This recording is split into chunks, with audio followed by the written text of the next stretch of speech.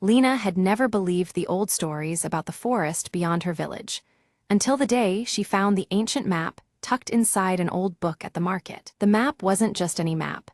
It shimmered faintly, as if alive, guiding her eyes to a hidden spot marked with a curious symbol, a twisted tree with roots like fingers. Without hesitation, Lena set off into the dense woods, her heart pounding with a mix of fear and excitement. The forest was alive with sounds and shadows, as if watching her every step.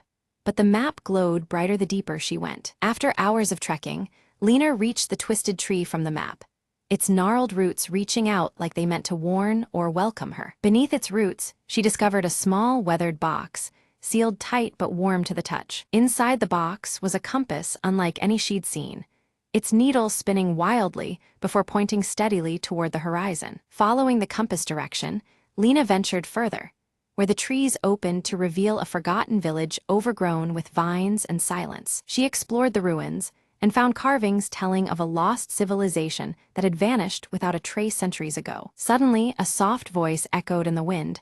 The path chosen, the secrets revealed, the past awakens with courage. Lena realized the map and compass were keys to uncovering stories buried by time, inviting her to be the new keeper of their memory. Determined, she took notes, sketches, and memories, preparing to share these wonders with her village. On her return journey, the compass's glow dimmed, resting now in harmony with her steady steps. Back home, the village gathered around as Lena unveiled tales of bravery, magic, and history hidden within the forest's heart. Eyebrows lifted and faces lit with wonder, Lena's stories rekindled a spark of adventure in every listener. From that day forward, the forest was no longer a place of fear, but a doorway to discovery, all thanks to Lena's courage. And the shimmering map?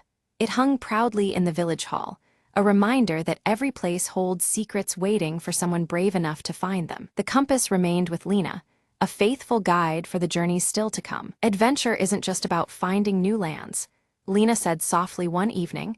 It's about seeing the magic in the unknown. With a smile, she looked toward the horizon, ready for the next whisper of the wild to call her name.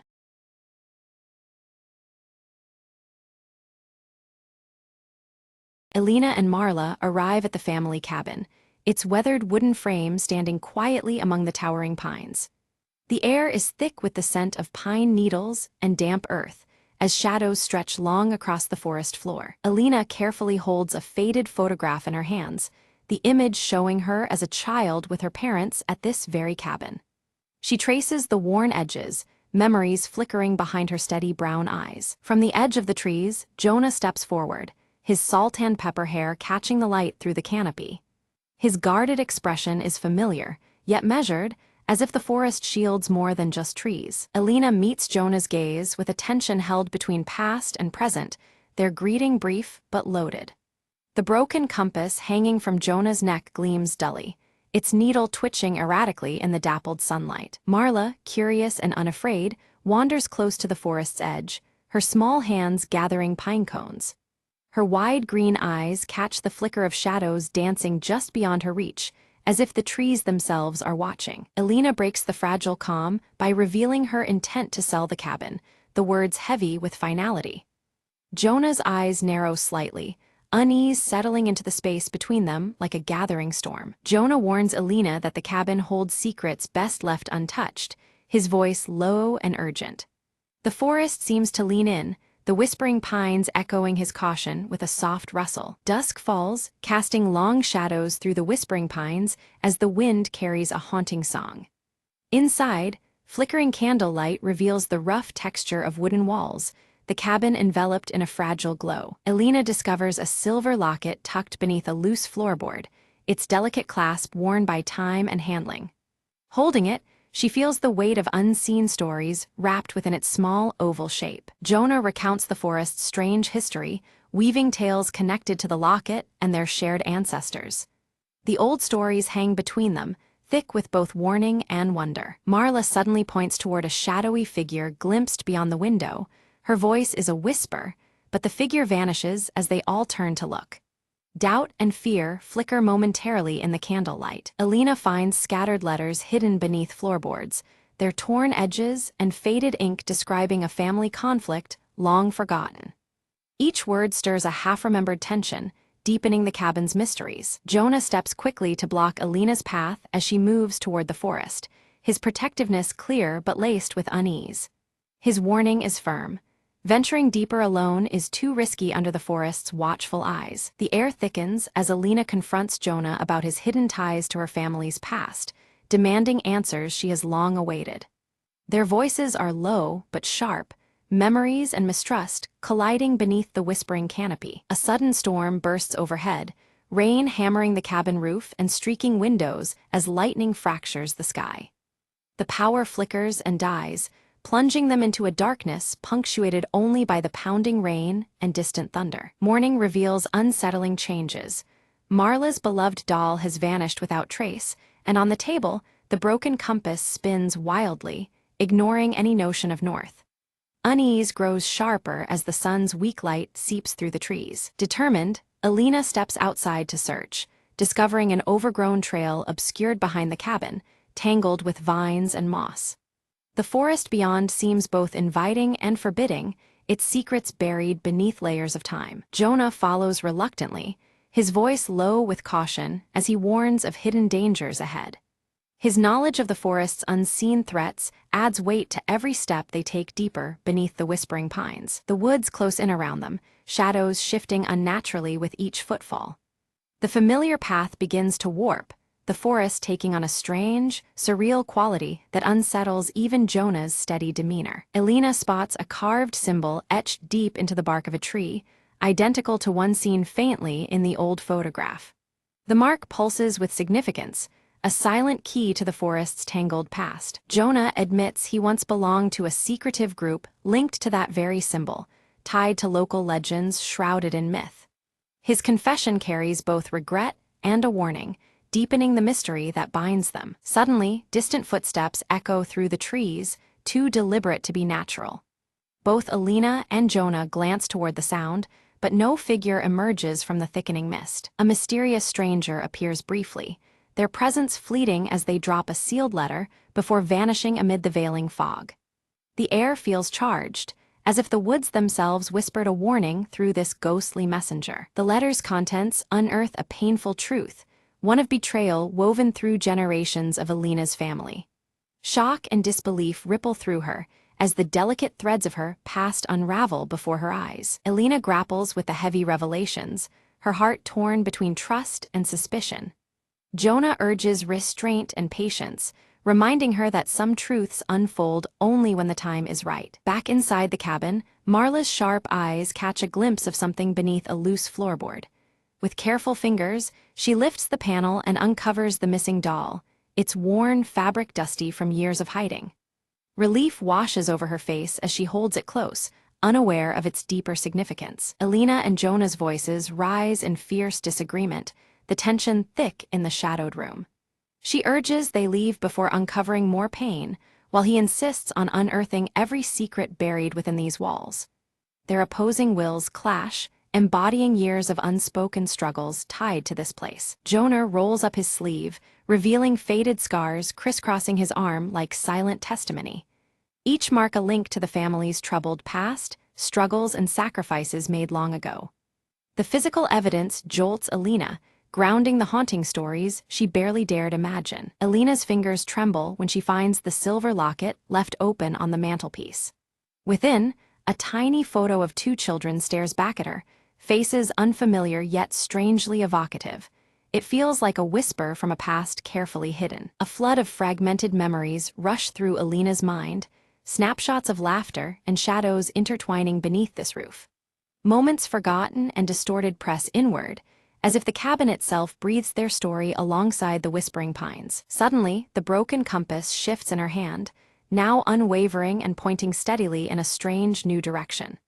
The change intrigues them, yet an undercurrent of unease follows, as if the device knows more than it reveals. They follow the compass's lead and discover a concealed door beneath a dusty rug, an ancient cellar hidden beneath the cabin's floor. The air around it hums with forgotten secrets, beckoning them closer with cautious anticipation. Inside the cellar, time seems suspended as they find relics and yellowed journals describing a secret pact sealed decades ago. The words speak of promises and burdens, weaving a tale intertwined with their own bloodline. Jonah's voice falters as he admits his family's oath to guard these secrets, a duty that demanded heavy cost. His revelation weighs on Alina, adding layers of complexity to the truth they both seek. Despite the sting of betrayal, Alina's resolve hardens. She must unravel the full story, no matter how painful. The strands of mystery bind her to Jonah and the cabin, pushing past doubt and fear. Outside, the forest thickens in twilight, the pines whispering warnings carried by rustling leaves. The boundary between safety and the unknown feels narrower with every passing moment. Near the cellar entrance, Marla lingers, eyes wide as if sensing a presence unseen. Her small figure is still, caught between curiosity and the intangible gaze that seems to watch her every move. Without warning, the earth trembles and a collapse seals Alina and Jonah inside the cellar. Darkness envelops them, walls pressing close, turning their exploration into a desperate struggle for breath and calm. In the suffocating stillness, Jonah sings a lullaby from his childhood, soft, haunting notes threading through the darkness. The familiar melody steadies Alina's racing heart, bridging the gap between fear and hope. As the earth settles, they find a narrow path to freedom, emerging into fading daylight. Their shared ordeal deepens a silent bond, forging a cautious trust amid the shadows of their pasts. Back upstairs, Alina studies the journals with fresh eyes, piecing together the true nature of the family pact. It was not just about secrets. It guarded a treasure hidden from the world's gaze. Jonah reveals that the treasure is no gold or jewels, but a secret with power to alter their family's destiny. The weight of this truth presses on them, promising upheaval alongside understanding. A final letter, yellowed and creased, warns that unveiling this secret demands a personal sacrifice.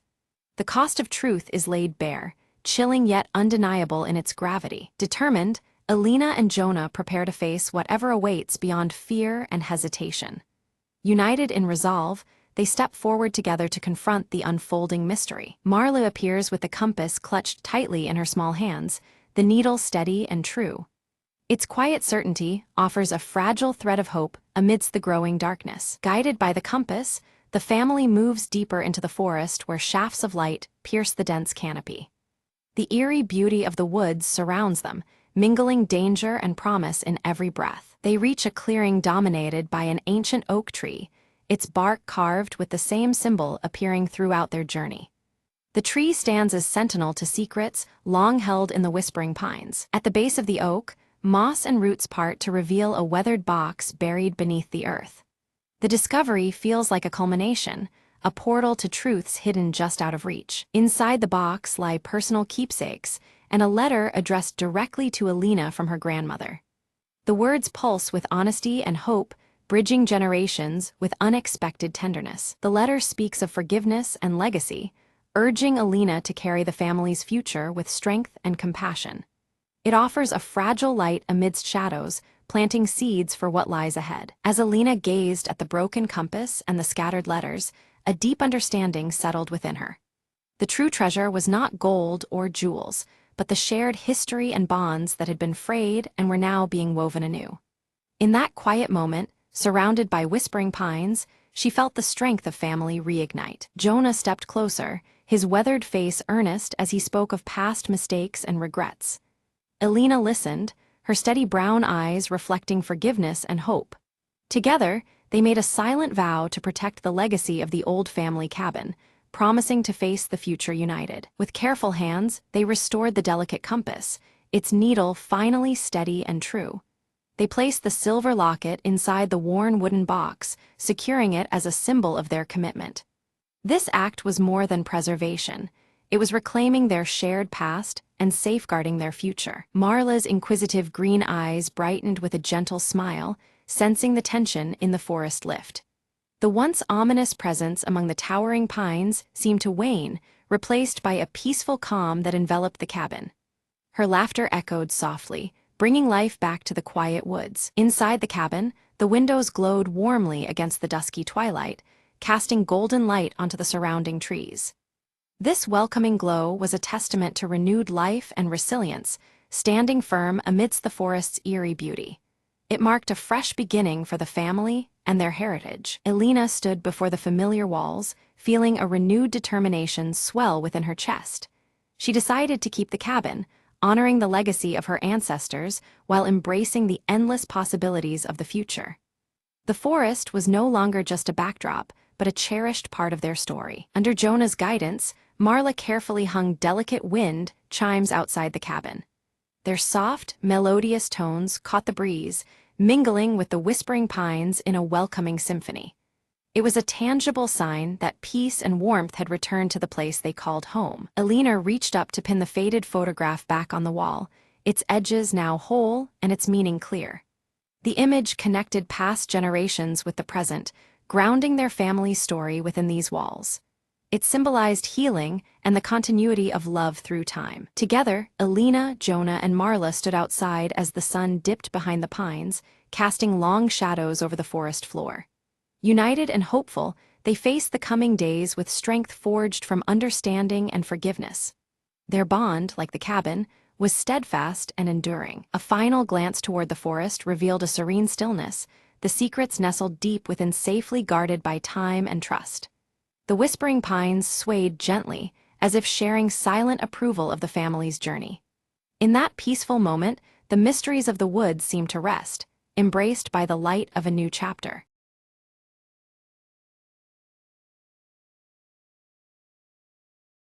Ella steps through the village boundary, her silver locket catching the fading light and reflecting a faint shimmer. The air feels heavier here, as if the land itself is holding its breath just before twilight. Near the ancient hollow oak, Rowan lifts his wooden whistle to his lips and plays a strange, haunting melody. The tune echoes softly, a call to something hidden just beyond sight among the gnarled branches and shadows. Old Man Garin approaches Ella with a grave look, his twisted walking stick tapping the ground.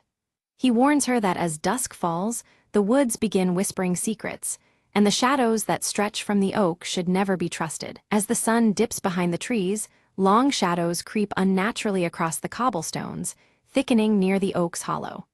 Darkness seems to ripple and stretch where no light should bend, unsettling the quiet village streets. Ella's silver locket suddenly chills against her skin, colder than the evening air. From the darkness, a faint, indecipherable whisper brushes past her ears, sending a shiver down her spine. Rowan rushes into the village square, breathless, reporting several village animals have vanished near the woods. A fearful hush spreads among the villagers, their eyes darting nervously toward the encroaching shadows. From deep within the village, the persistent ticking of an old clock grows louder, its echo filling the quiet night. The rhythmic talk strikes uneven beats, unease mounting with each distorted chime. Determined, Ella and Rowan prepare to confront the mystery of the hollow oak. Armed with a flashlight and Rowan's whistle, they step cautiously toward the boundary between safety and shadow. Just beyond the tree line, shadows flicker erratically, moving against the angles of natural light. Their dance is unnatural, unsettling, as if driven by some unknown will contrary to the day's fading rays. Suddenly, the warm night air chills unexpectedly, Ella's breath misting in front of her. Whispering shapes rise and circle around them, elusive and twisting like smoke on the wind. Old Man Garin's voice carries a warning as he recounts the legend of a shadowy being bound to the oak, sustained by the villagers' fear. His tale weaves dread through the night, making the darkness seem alive and watchful. Out of the shadows, dogs howl in terror before fleeing, their elongated shadows contorting grotesquely before fading into the night. Fear weighs heavier with each unnatural movement in the darkness. Rowan lifts his wooden whistle, blowing a sharp, piercing note that cuts through the gloom. The sound ripples outward, momentarily forcing the darkness to recoil and retreat from their immediate circle. Ella's silver locket begins to glow faintly, a soft light pulsing in response to the encroaching darkness. It seems attuned to the shadow's presence, reacting like a silent sentinel against the gloom. As midnight nears, nervous villagers barricade their doors and light candles, their flickering flames casting fragile halos against the growing black. The warm light serves as a fragile barrier, keeping the most malevolent shadows at bay. From the edge of the candlelight, Ella spots the shade, its form undulating with no fixed face, eyes glowing faintly like dying embers. It lurks just out of reach, watching and waiting for a moment to strike. In the darkness, Rowan panics as he discovers his wooden whistle is missing. The shadows creep closer in silence, and without his signal, fear starts to take deeper hold in their hearts. A sudden gust of cold wind sweeps through the village, snuffing out all the lit candles in an instant.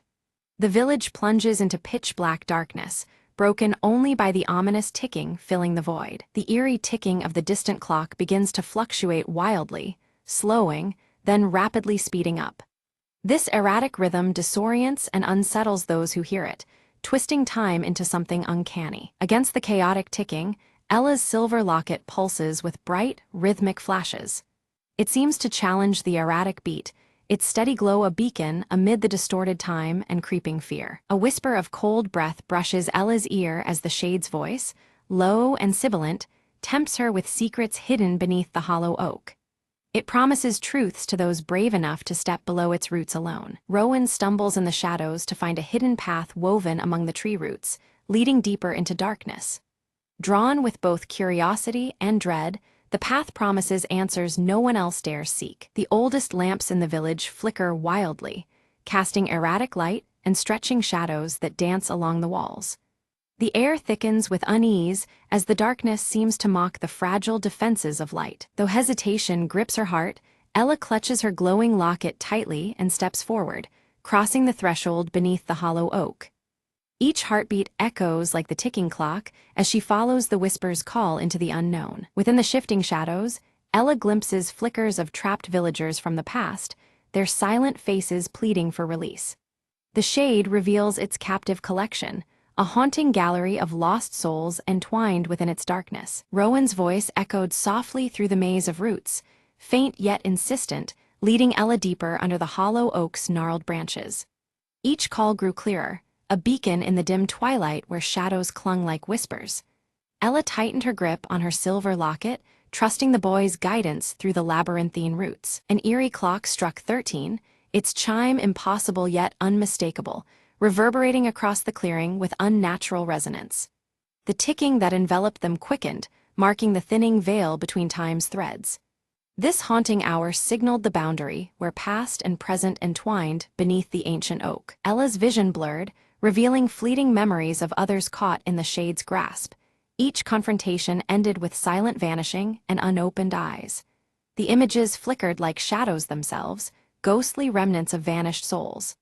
These past encounters whispered of fear and loss, locked within the tree's age-old roots. Rowan's fingers traced a carved symbol beneath layers of moss, its intricate design mirroring the emblem on Ella's silver locket. The hidden panel in the bark seemed almost alive beneath his touch, its meaning deep and urgent. This unexpected link promised a path, a shared secret binding their fates together. Around them, shadows stirred and bled into malformed faces, flickering with unstable life yet impossible to focus on fully. These ephemeral visages twisted and warped, like smoke caught in flickering candlelight, hinting at torment and despair.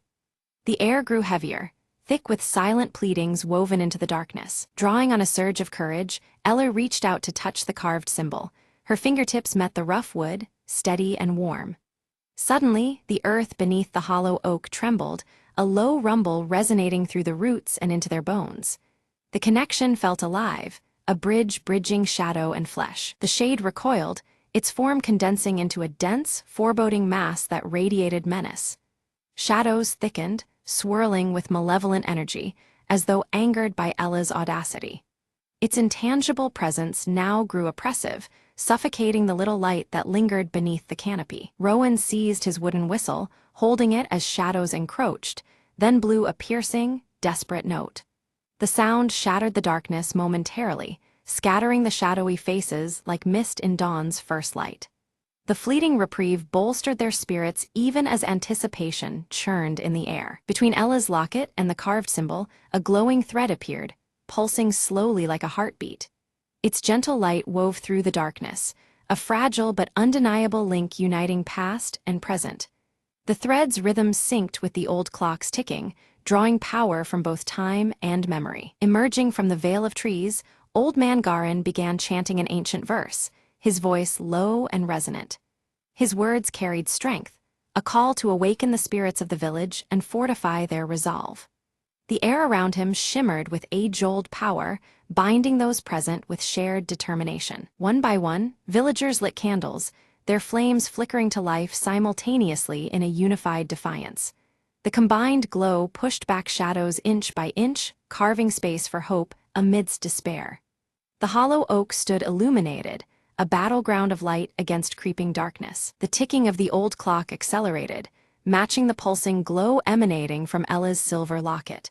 Time itself seemed to quicken, heartbeat and second hand entwined in urgent rhythm. This symphony of light and sound heralded a turning point beneath the ancient boughs. The shade lunged toward Rowan with desperate fury, its dark limbs grasping for the boy. But Rowan slipped away swiftly, darting into the village square where open light and life beckoned. The momentary breach left the shade agitated, its form writhing in shadowed frustration. Beneath the hollow oak, Ella faced the shade, her locket held aloft as a beacon of light. She stood steady in the dark, unyielding despite the fear gnawing within. The silver gleamed, casting sharp reflections that fractured the shadows around her. The shadows twisted before her eyes, revealing a memory warped by pain, a betrayal that bound the shade to this place. Faces contorted in anguish, a bond forged in sorrow and regret lingering beneath the gnarled roots. This revelation seeped like poison through the fractured darkness. Rowan and villagers formed a circle around the tree, hands joined and voices softly humming a steady, soothing melody. Their unity created a shield of warmth and light, reinforcing Ella's stand against the shadowy force. The harmony wove a protective barrier stronger than any single candle's glow. The shade's form flickered erratically, sorrow washing over its face before it began to fracture and dissolve. The fractured shadows splintered, losing coherence, as if the sorrow itself unraveled its dark essence. The force that once loomed threateningly now faltered, its presence fading like a dying breath. From Ella's locket burst a blinding light that pierced the darkness, scattering shadow and smoke alike. The sudden brilliance banished the lingering forms with fierce clarity, cleansing the hollow oak beneath which they had gathered. Light filled the space where fear and shadow had once dwelled. A profound silence followed, the incessant ticking ceasing abruptly as calm returned to the village. Moonlight bathed the clearing, serene and pure after the night's turmoil. The air felt lighter, charged with a peace that had seemed impossible just moments before. Exhausted, Ella collapsed, the silver locket resting warm against her chest once again. Dawn broke over the horizon, casting soft golden hues through the trees and promising a new beginning. Relief and weariness mingled in the quiet aftermath of their ordeal. Rowan knelt where the hollow oak had stood, discovering a small sprout glowing faintly with vibrant life. This fragile shoot seemed a symbol of renewal, the forest's promise of healing and hope reborn. Its gentle radiance breathed comfort into the cool morning air. One by one, villagers emerged from their homes, faces marked by relief yet touched by the terror of the night. Silent glances passed between them, a shared understanding of what had transpired beneath the ancient tree. Life would go on, forever altered but resilient. Old Man Garin approached Ella, a solemn nod acknowledging the closing of an ancient curse at last. His weathered eyes reflected respect and gratitude for her bravery. The twisted walking stick tapped softly against the earth, a rhythm steady as new beginnings. Ella's silver locket remained unbroken, now humming softly with a gentle, warm light. It shimmered faintly, a token of strength and hope preserved through darkness. The locket's glow promised protection and memory entwined beneath its silver face. Rowan clutched his wooden whistle, aware that though the danger had passed, its call might be needed again someday. Yet hope warmed his heart more than fear, a belief in peace restored for their village. The whistle hung quietly at his side as dawn painted the sky with promise. Ella held her silver locket up to the dim light, explaining how its glow sealed the shade's power by binding shadow and time together. This ancient magic ensured that the dark entity could no longer slip through the cracks of the ticking moments. The villagers listened intently, their eyes reflecting both wonder and relief. Vowing to keep the hollow ground sacred, the villagers agreed to protect it from any future encroachment of darkness. Their whispered promises mingled with the soft wind, each determined to guard the fragile balance that held peace in their home. The memory of the shade would remain, but only as a warning etched in their hearts. Rowan knelt at the village center, carefully planting a glowing sprout whose light pulsed gently against the twilight. This living symbol of rebirth and safety would remind everyone of the harmony they now preserved. The little shoot seemed to breathe new life into the weary earth beneath its roots. Ella, no longer gripped by fear, felt a lasting connection to the woods and the shadows they contained. She stood watchful and calm, anticipating any ripple in the natural order rather than recoiling from it. Her silver locket shimmered quietly, a beacon of steady strength. Old Man Garin gathered the villagers to recount tales of courage past and caution against the lure of fear's return. His voice, steady as his twisted walking stick, urged vigilance and unity. Through his stories, the community understood the importance of facing darkness together, not alone. The old clock in the village square chimed 12 times, its steady tick and reassuring strike restoring normalcy to the air. Each chime echoed like a heartbeat, affirming that the unnatural ticking was at last silenced. Time flowed without disturbance, comforting every listening soul. As night settled in, shadows folded into their natural shapes, behaving without menace or mystery.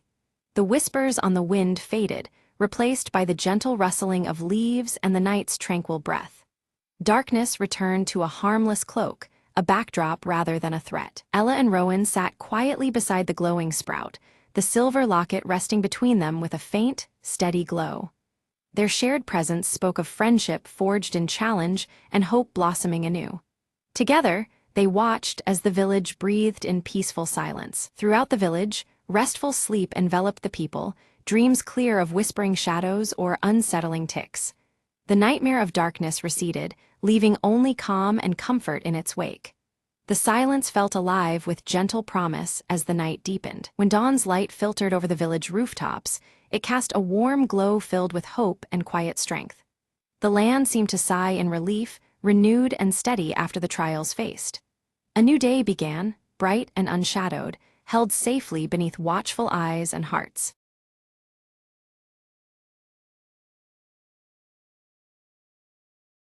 In the quiet village library, Ava studies an ancient map, the warm red light of sunset casting long shadows across the dusty pages. She carefully winds her bright red scarf around her neck, the fabric fluttering softly as a gentle breeze slips through the open window. At her feet, Keto, the mechanical fox with rusted bronze fur, twitches his ears with a spark of excitement. His glowing blue eyes shimmer as they fix on a peculiar marking revealed on the map, signaling a hidden path yet to be discovered. Elder Rowan approaches silently, steady with his carved wooden staff in hand. His silver hair catches the fading sun as he warns Ava in a low, grave tone about the perils that lie beyond the known horizon. Ava tightens her scarf resolutely, determination clear in her gaze. Keto circles protectively near her feet, his blue eyes glowing steadily, prepared to face whatever challenges may come. Suddenly, the sky-bound compass appears in Ava's palm, its soft, pulsing light matching the rhythm of her heartbeat. A breeze lifts strands of her hair while the crimson scarf ripples, as if charged by the compass's mysterious energy. With purposeful steps, Ava boards a small, weathered airship, the vessel creaking under her weight. From the deck, she waves goodbye to the village beneath a sky streaked with warm amber hues, the evening setting a hopeful yet somber tone. The airship ascends, drifting above clouds that puff like cotton below, and the village fades into a distant memory. Keto scans the endless horizon with glowing eyes, alert to any sign of danger or discovery. Suddenly, silhouettes of sky pirates' airships loom in the distance, their familiar outlines dark against the sky. Their leather goggles catch the sunlight, flashing menacingly as they close in with a chorus of raucous shouts. The pirates swiftly surround Ava's fragile craft, their patchwork coats billowing in the rising wind. They demand the glowing skybound compass, their voices harsh and commanding, eager to seize its power. Ava clutches the compass tightly against her chest, feeling its warmth against her palm. Keto growls low, his blue eyes intensifying to a fierce glow, signaling his readiness to defend. A fast-paced dogfight erupts, with clouds swirling wildly around them. The pirates weave aggressively through the sky, their ships threading close to Ava's airship in a dangerous dance of chase and evasion. The airship shudders as it takes damage, Ava's scarf catches briefly on a jagged edge of the railing, but she rips free, her grip unwavering. Despite the broken parts, she maneuvers adroitly to escape capture, heart-pounding. Inside the battered cabin, Ava spots a faded symbol on the map, an ancient floating island glowing faintly with mystical light. Legend says it holds answers about the skybound compass's true power and origin. Ignoring Elder Rowan's warnings echoing in her memories, Ava sets course toward the mysterious island. The compass's pulsing light grows stronger, its glow intensifying with every mile she travels closer. Elder Rowan's cautionary words resound within her. Opening the island's secrets could unleash unknown dangers. Yet her resolve hardens, knowing the risks but driven by a deeper purpose. As the airship nears the island, turbulent clouds whip violently around them, buffeting the vessel.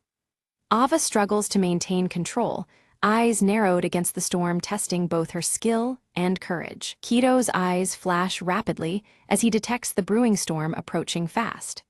The sky darkens ominously, with the first rumbles of thunder rolling like distant drums. Lightning strikes illuminate the island's towering ruins, casting eerie shadows against roiling dark clouds. The jagged structures seem alive, silhouetted sharply, promising ancient secrets and lurking peril. The compass spins wildly in Ava's hand, its bright glow revealing intricate symbols etched across the ship's dashboard. The mysterious instruments seem to awaken, reacting to the island's energy. Suddenly, a hidden mechanism on the airship activates, revealing a secret passageway descending toward the island below.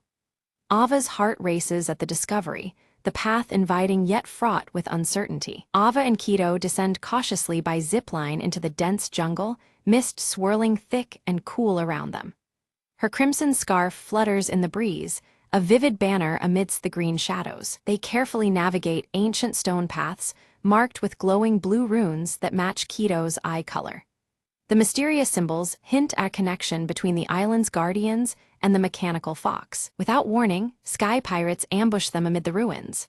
Ava narrowly escapes through twisting corridors, her scarf snagged but holding firm, a symbol of her unyielding spirit. Keto uses his mechanical abilities to disable traps set by the pirates, his blue eyes scanning relentlessly for hidden dangers. Every encounter sharpens their bond and quickens their determination. Deeper in the heart of the ruins, Ava discovers murals depicting the skybound compass as a legendary key. The art tells of hidden skies far beyond their world, a secret waiting to be unlocked by the worthy. Ava hesitated at the threshold, the weight of Elder Rowan's warning pressing heavily on her. The words about awakening powers beyond understanding echoed in her mind, making her question the path ahead. Meanwhile, the sky pirates regrouped with renewed vigor, their leader's eyes burning with greed. They vowed to seize the island's secrets, no matter the cost, their ragtag crew sharpening their resolve under leather goggles and patchwork coats. Clutching the glowing skybound compass, Ava traced its light to a hidden mechanism that unlocked a radiant door. Beyond it lay a chamber filled with ancient flying machines, their forms bathed in ethereal light. Keto's glowing blue eyes flickered as he activated panels that began to hum softly, their pulses matching the compass's glow. Together, they bridged the gap between past ingenuity and present discovery. Suddenly, the cave groaned, a violent collapse severed Ava and Keto from the pursuing pirates. Dust filled the air, heightening the tension as they found themselves isolated within the island's depths. Among the flying machines, Ava found a weathered journal, its pages chronicling Elder Rowan's youth. The Elder's deep connection and pact with the skies unfolded beneath her fingers. Through the Elder's words, Ava learned to channel the compass's energy cautiously, mastering the art of safe navigation through uncharted skies. Each lesson illuminated the way forward, balancing courage with respect. Outside the chamber, the pirates began dismantling the island's ancient machinery recklessly. Their greed risked not only the ruins' collapse, but the loss of the island's secrets forever. Determined, Ava sprinted through the crumbling halls, her crimson scarf fluttering wildly behind her. Time was slipping away as she raced to halt the destruction. Keto, ever resourceful, conjured mechanical illusions that danced and flickered, drawing the pirates' attention away. Confused by the ethereal mirages, the outlaws faltered in their advance. Following the compass's steady pulse and Keto's glowing eyes, Ava reached the chamber's core controls. The ancient mechanism awaited activation, humming in harmony with the duo's resolve. Suddenly, the pirate captain burst into the chamber, his grip tight on his weapon.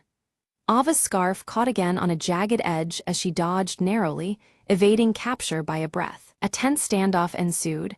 Ava stood grounded, the skybound compass blazing fiercely in her hand. Her gaze locked with the captain's, unflinching as the chamber's glow bathed them both. In a swift move, Keto leapt onto the captain, delivering a precise mechanical strike that disabled his weapon temporarily. The delicate balance tipped, giving Ava the upper hand. Seizing the moment, Ava activated the chamber's ancient machinery.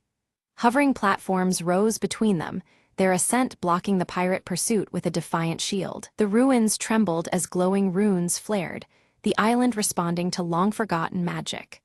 Slowly, the entire landmass began to lift, defying gravity to rise into the sky. The pirates scrambled to regroup, their skyships darting after the floating island with growing desperation.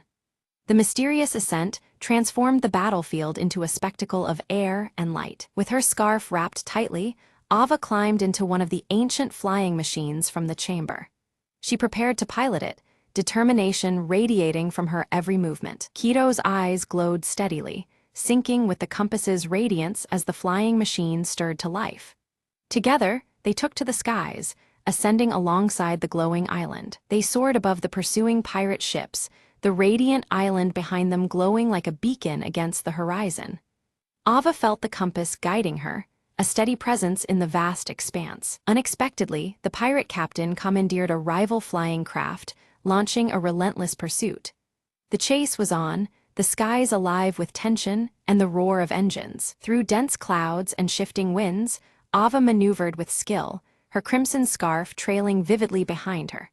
The engines hummed loudly as the chase unfolded in a dance of agility and resolve. With eyes fixed on the compass's steady glow, Ava navigated tight gaps with precision.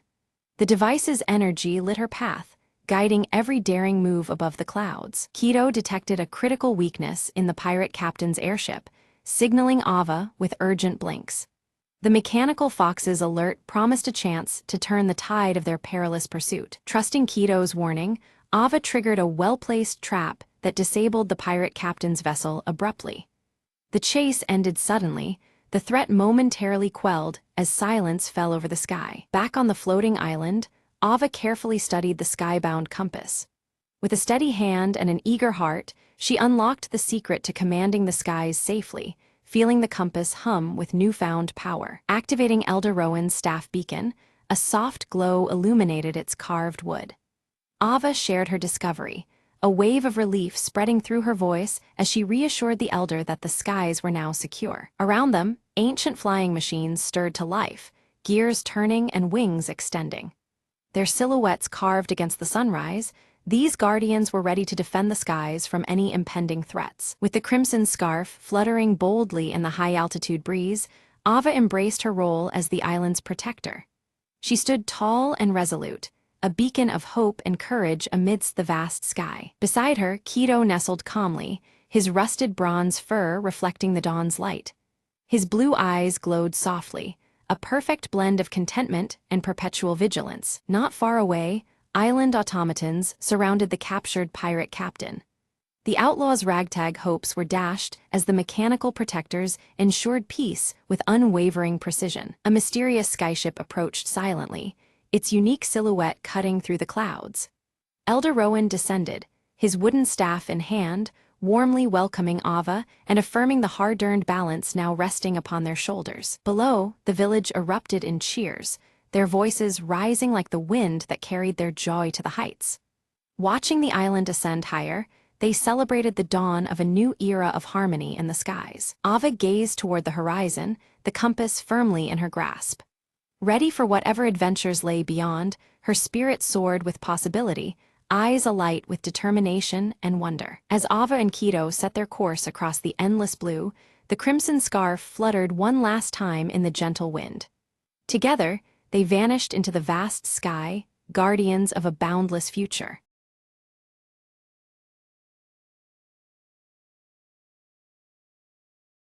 Maya stood in the buzzing station, clutching a crumpled train ticket in her palm. The arrival board flickered.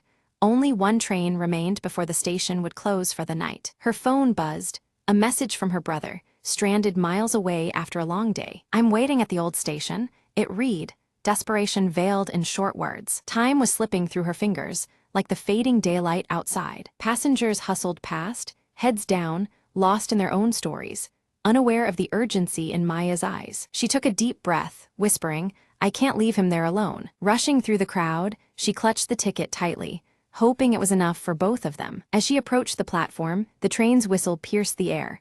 A final call, a last chance. Maya spotted him on the opposite platform, waving frantically, his face a mix of relief and fear. But the gate began to close, barriers descending like silent judges. Without thinking, she called out, "Hold on," and dashed forward, heart pounding. A station attendant called after her, but she paid no mind, focused only on the one who needed her. With a last leap, she squeezed through, just as the gates clanged shut behind her. Breathless, she reached him, clasped his hand, their eyes locking in shared relief. The train doors opened, welcoming them aboard, two souls reunited against the ticking clock. Settling into their seats, the rhythm of the tracks beneath was a quiet celebration of their escape. Maya leaned back, voice soft. "Sometimes, the smallest ticket holds the biggest hope." Outside the window, the night stretched endlessly, but inside, a light glowed bright, a bond unbroken. And as the train carried them forward, Maya knew this was just the beginning of a new journey together.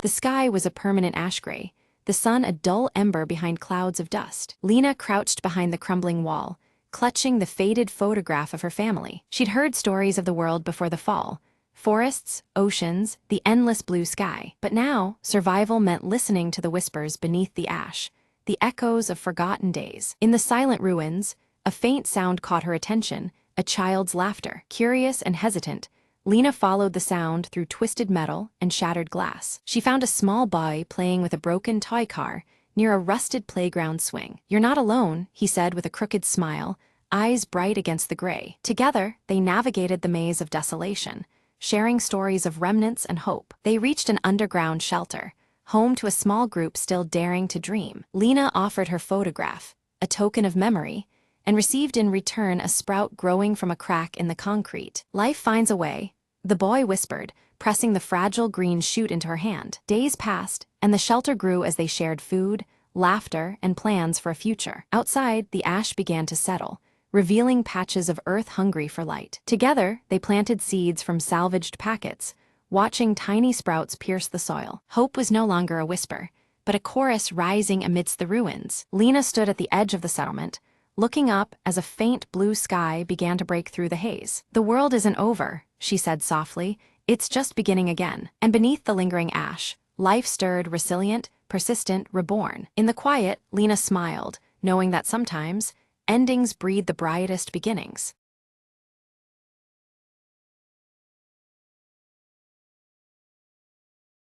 In the village of Elderglen, where magic was a whispered legend, a hollow tree stood forgotten at the edge of the Mistuad. One cold morning, Mira, a curious child with eyes full of wonder, found a glowing key lodged in the tree's bark. The key pulsed softly, beckoning her to follow an unseen path deep into the forest. Whispers in the wind guided her steps until she reached a shimmering door hidden among ancient roots. Mira hesitated, then inserted the key, feeling it warm beneath her fingertips as the door creaked open. Beyond the threshold lay a realm of twilight shadows and silver light, where time seemed to dance. A figure emerged, a small, elusive creature with eyes like stars and a voice like the rustling leaves. "Welcome, Seeker," it said. "You've unlocked the hollow tree's secret, a sanctuary of forgotten magic." Mira listened as the creature spoke of a time when the village thrived on enchantments, now lost to fear and doubt. "You carry the hope to revive the magic," it whispered, handing her a glowing seed. Mira promised to plant it in Elderglen,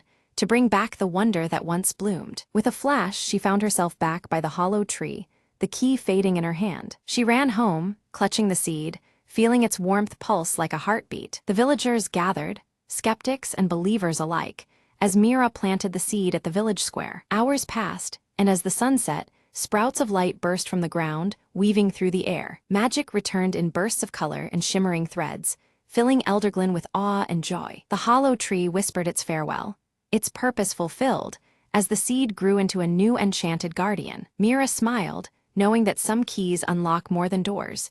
They unlock the spirit of a place. From that day forward, Elderglin thrived, its magic alive in the hearts of all who believed. And beneath the stars, Mira often heard the softest whisper, "Thank you, Keeper of the Light."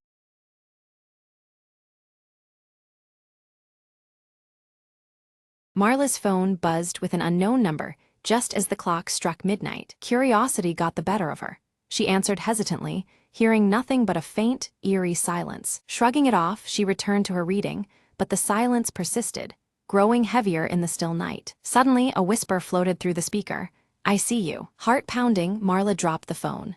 The screen fractured, yet the whisper continued, now coming from everywhere around her. She rose, trembling, and tried to escape the oppressive quiet that had now turned into a deafening echo. In the dim hallway, portraits seemed to watch her with hollow eyes, their shadows lengthening unnaturally. Each step she took echoed back distorted cries, as if the house itself mourned in agony. Reaching the main door, she found it sealed shut, her panic swelling with the realization she was trapped. The whisper morphed into a chilling chant, repeating her name over and over. Desperately, Marla searched for another way out, her breath visible in the suddenly cold air. In the corner, a cracked mirror shimmered. Her reflection stared back, but its mouth moved independently, mouthing words she couldn't hear. Frozen, she backed away, but the reflection beckoned, dragging her gaze deeper into its inky depths. A snatch of a forgotten memory flooded her mind, a warning from a childhood dream. Summoning all her courage, Marla focused on the old grandfather clock in the hall, its pendulum swinging sluggishly. "Time to end this," she whispered, smashing the clock's glass with a chair leg. The house groaned, the shadows retreating as the oppressive silence shattered into 1,000 shards of sound. The front door creaked open slowly, revealing the faint blush of dawn outside. With a final glance back, Marla stepped out, the whisper fading into nothingness behind her. She heard the narrator's voice softly intone, "Some silences are better left unbroken."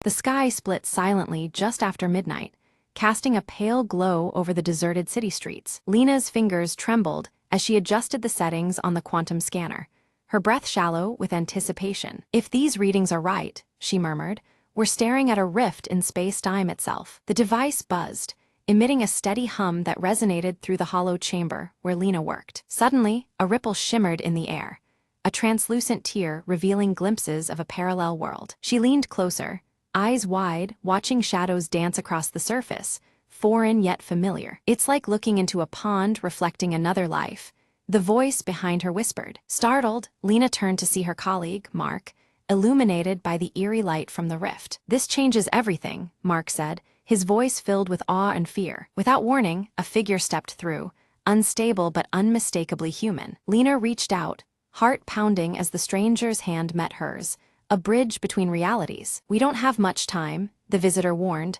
"The rift is tearing us apart." Together, they raced against the clock, calibrating the scanner to stabilize the breach. Alarms blared as devices overloaded, and the rift pulsed with increasing intensity. Lena whispered a desperate plea, "Hold on just a little longer." With a final surge, the rift blinked, its chaos settling into a steady glow. The stranger smiled faintly. "You saved us all today." As the rift sealed, peace returned, leaving only the hum of possibilities in its wake. Lena exhaled, knowing the boundary between worlds was no longer a barrier, but a bridge. And in the quiet aftermath, she smiled, ready for whatever might step through next.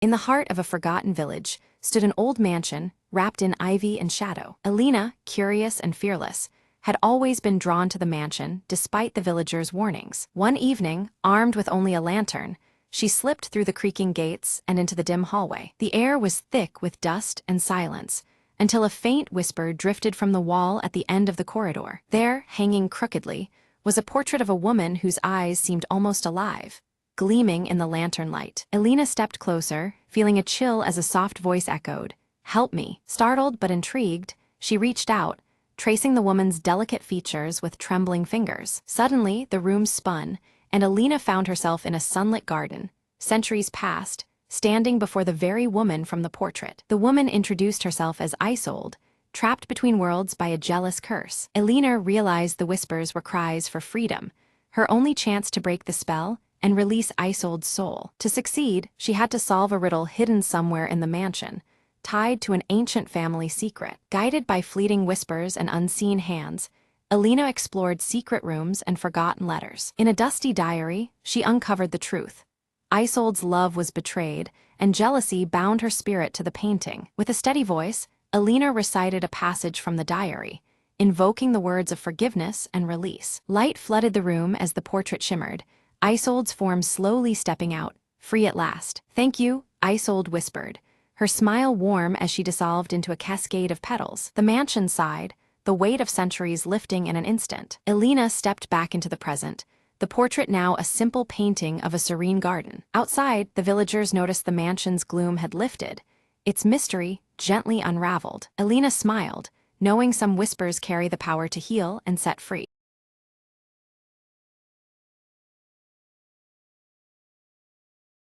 Late at night, Mia heard faint coughing coming from the attic above her bedroom. She told herself it was just the house settling, but the sound didn't stop. It grew heavier, almost like breathing. Curiosity pulling at her, Mia grabbed a flashlight and climbed the narrow stairs, each creak feeding her growing dread. At the top, the door was slightly ajar. A shadow flickered inside as if waiting. She pushed it open and shone her light into the small, dusty space, filled with forgotten antiques and old trunks. There was no one there, just silence and a chill that crawled up her spine. Suddenly, the flashlight flickered and went dark, leaving her in almost complete darkness. A cold whisper brushed past her ear. "Why did you come?" Mia's heart pounded as the door slammed shut behind her, plunging her into absolute blackness. She fumbled for her phone, its screen casting a dim glow, revealing a small, ancient doll sitting on a box. The doll's glass eyes gleamed, reflecting a strange, knowing smile. "I've been waiting." The whisper came again, now right beside her. Fear paralyzed her, but then a memory surfaced, her grandmother warning about a family curse bound to the attic's past. Recalling the old words, Mia whispered, "I release you from this place." The room shuddered, the air lightened, and the door creaked open slowly, as if an unseen weight lifted. She dashed down the stairs, feeling the cold breath fade behind her. Outside, under the moonlight, she stopped and swore never to return. The next morning, the attic door was sealed firmly with fresh nails and a faded note. "Rest now." Mia smiled faintly, the burden finally lifted, and the house felt peaceful for the first time in years. As she walked away, a faint coughing echoed from deep within, but this time it was just the wind.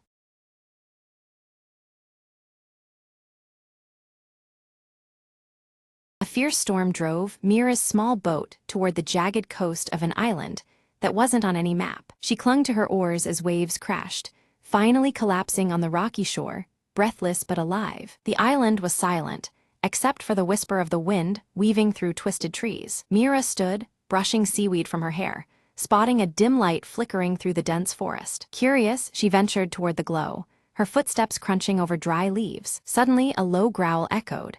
A shadow slipped between the trees, eyes gleaming. Heart pounding, Mira remembered the stories her grandfather told.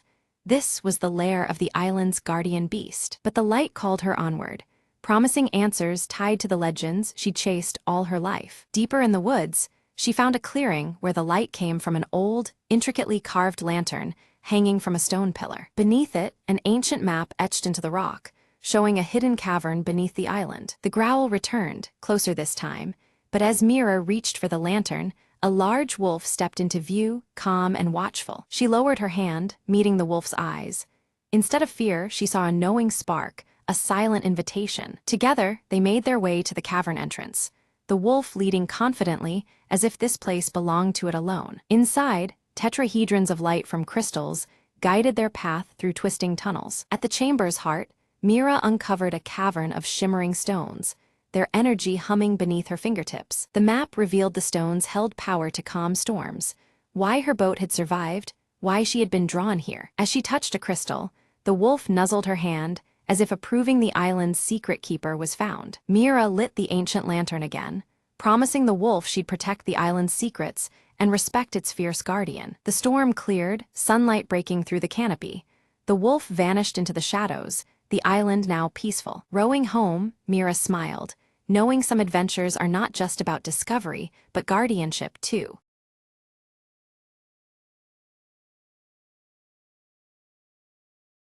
Emma found the puzzle box in the attic, dusty and forgotten. She dumped the pieces on the kitchen table and began sorting them by color and edge shapes. Her younger brother, Max, wandered in, curious about the sudden mess. "Need a hand?" he offered, sitting cross-legged beside her. Together, they formed the puzzle's border, chatting about school and weekend plans. The afternoon slipped by as more sections came together. A bright blue sky, a patch of green grass. When they reached the final piece, it was nowhere to be found. Emma frowned, searching around the table and floor, but it was gone. Max shrugged, suggesting they weren't meant to finish it today. At dinner, their mom asked about their day, and Emma confessed about the missing piece. Her mom smiled, pulling a small box from her bag. "Found this cleaning the car," she said, holding up the puzzle's lost piece. That evening, Emma and Max completed the picture together, a perfect ending. "See, sometimes it just takes a little luck," Emma said, proud and content. Max laughed, or a good mom. The puzzle sat completed on the table as the house grew quiet and the siblings tidied up. With the puzzle done, Emma felt a small sense of accomplishment and calm. She promised to look for more puzzles to solve with Max on weekends. Before bed, Emma glanced at the finished puzzle, feeling grateful for the simple moments. And just like that, a day of patience and teamwork became a cherished memory.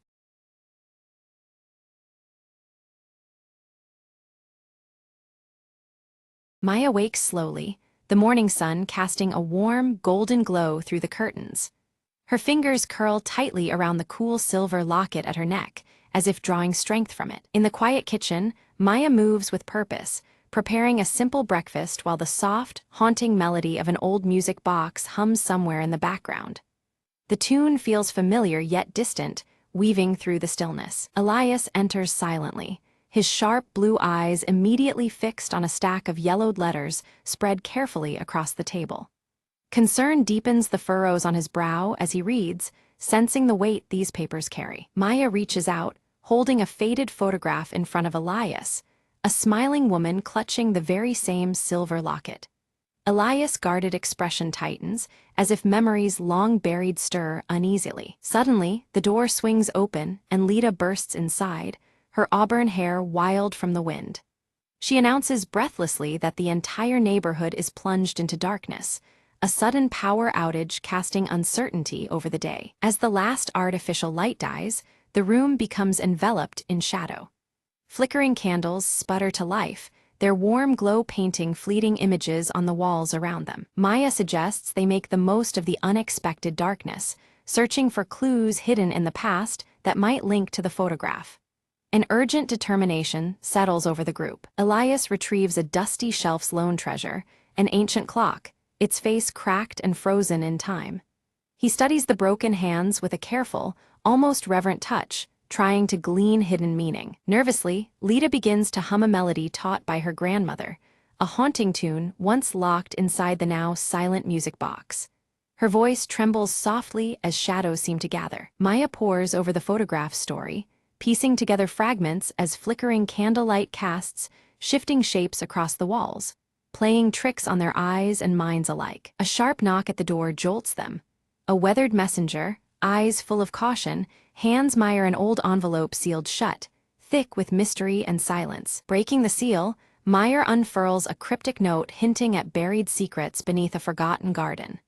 Each word seems steeped in shadow, beckoning them onward despite unseen dangers. With exchanged wary glances, the trio silently agrees to follow the lead, tension thick in the air, as uncertainty creeps forward with every heartbeat. They ready themselves with flashlights and warm coats, a protective barrier against the cold, and the unknown looming beyond their threshold. As Maya steps into the cool night, the silver locket catches a sliver of moonlight, glinting like a beacon of hope and determination on her chest. Cautiously, they tread toward the overgrown garden marked on the note, where long shadows stretch and twist beneath the dark sky. Lita's foot strikes something hard. She kneels and finds a shattered clock face half buried in the dirt, mirroring the broken one inside their home. Elias crouches beside her, tracing the jagged hands frozen at a precise time. His brows knit tighter, the weight of this discovery deepening their unease. The faint wind carries Lita's melody anew, now more urgent, almost ghostly.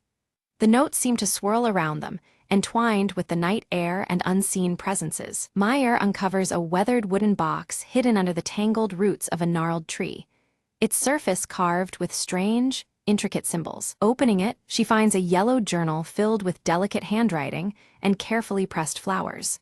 The fragile pages whisper secrets long kept beneath the earth. As Maya reads aloud, Elias notices the fading photograph clenched in her hand beginning to shimmer faintly, as if awakening from a long slumber. Suddenly, the ground beneath their feet trembles slightly, sending a ripple of fear through the group and testing their resolve. Lita suddenly points toward a figure lurking at the edge of the tree line. Its features are lost in shadow, but its watchful presence unmistakable. The figure vanishes as a gust of wind sweeps through, scattering dry leaves across the soil and wrapping them in a chill that reaches deep into their bones. Maya's voice trembles with resolve as she reads aloud the journal's entries, revealing stories of lost promises and wounds that time has failed to heal. Each word echoes in the quiet room, stirring a heaviness that hangs in the air. The pages seem to carry the weight of sorrow and unresolved pain. As Elias carefully flips through the fragile journal, his sharp eyes catch a torn piece of paper tucked between the pages, marked with the same cryptic symbols etched on the wooden box. His furrowed brow deepens, sensing a connection that beckons deeper investigation. The enigmatic markings hint at secrets yet uncovered. In the dimness, Lita's voice falters as the persistent melody grows louder, its haunting notes seemingly reverberating off unseen walls around them. The music envelops the space, weaving through shadows and stirring an uneasy sense of anticipation. The atmosphere thickens with each passing moment. Clutching the silver locket tightly, Maya finds strength in its familiar weight against her palm. It anchors her amid swirling doubt and a rising tide of fear, its cold metal a reminder of the stakes they face. The locket pulses softly, as if responding to the growing tension. Their discovery beneath the garden floor sends a thrill through the group, a hidden door partially concealed by earth and winding roots. The secret entrance feels like a gateway to truths long buried. They exchange determined looks, ready to uncover what lies beyond. Elias hesitates momentarily, but soon joins the effort, carefully digging away soil to expose cold stone steps leading downward. Each unearthed root and clod reveals the passage deeper into mystery. Despite his reservations, he feels compelled forward by the pull of the unknown. Descending the stairs, their flashlights flicker as the melody shifts into a somber tune, echoing softly against the damp walls. The changing music mirrors their cautious steps, casting an emotional shadow over their journey. Every creak and whisper heightens their awareness. Maya's eyes lock onto faded murals along the underground walls, depicting moments from the photographs past with haunting clarity. The images tell fragmented stories, each stroke hinting at memories suspended in time. She traces the scenes silently, feeling history's touch. Elias uncovers a cracked mirror embedded in the stone, its fractured surface reflecting distorted images back at them. The broken shards symbolize hidden truths yet to be revealed. He studies the reflections, sensing the mirror as both barrier and revelation. Lita reaches out tentatively to touch the mural, her fingers brushing a loose stone that unexpectedly shifts aside. This movement reveals a small, hidden compartment nestled within the wall, inviting discovery. Excitement and curiosity flicker across her face. Inside the compartment rests a delicate music box, its surface intricately adorned with the same carvings as the mysterious wooden box. The craftsmanship speaks of care and significance, linking past and present. They exchange looks, realizing its importance. Maya wins the music box with reverent hands, unleashing the melody that floods the chamber once more. Emotions long kept beneath the surface rise, with the haunting tune, stirring memories and unspoken feelings. The music binds them in a shared moment of vulnerability. As the melody swells, shadows within the chamber coalesce into a faint, ethereal figure resembling the woman from the photograph. She reaches out silently, an apparition woven from memory and longing. The group stands still, caught between disbelief and awe. Elias steps forward, his sharp blue eyes reflecting memories and regrets etched deep within his gaze. Confronting this spectral presence challenges his reserve, revealing the depth of his personal connection.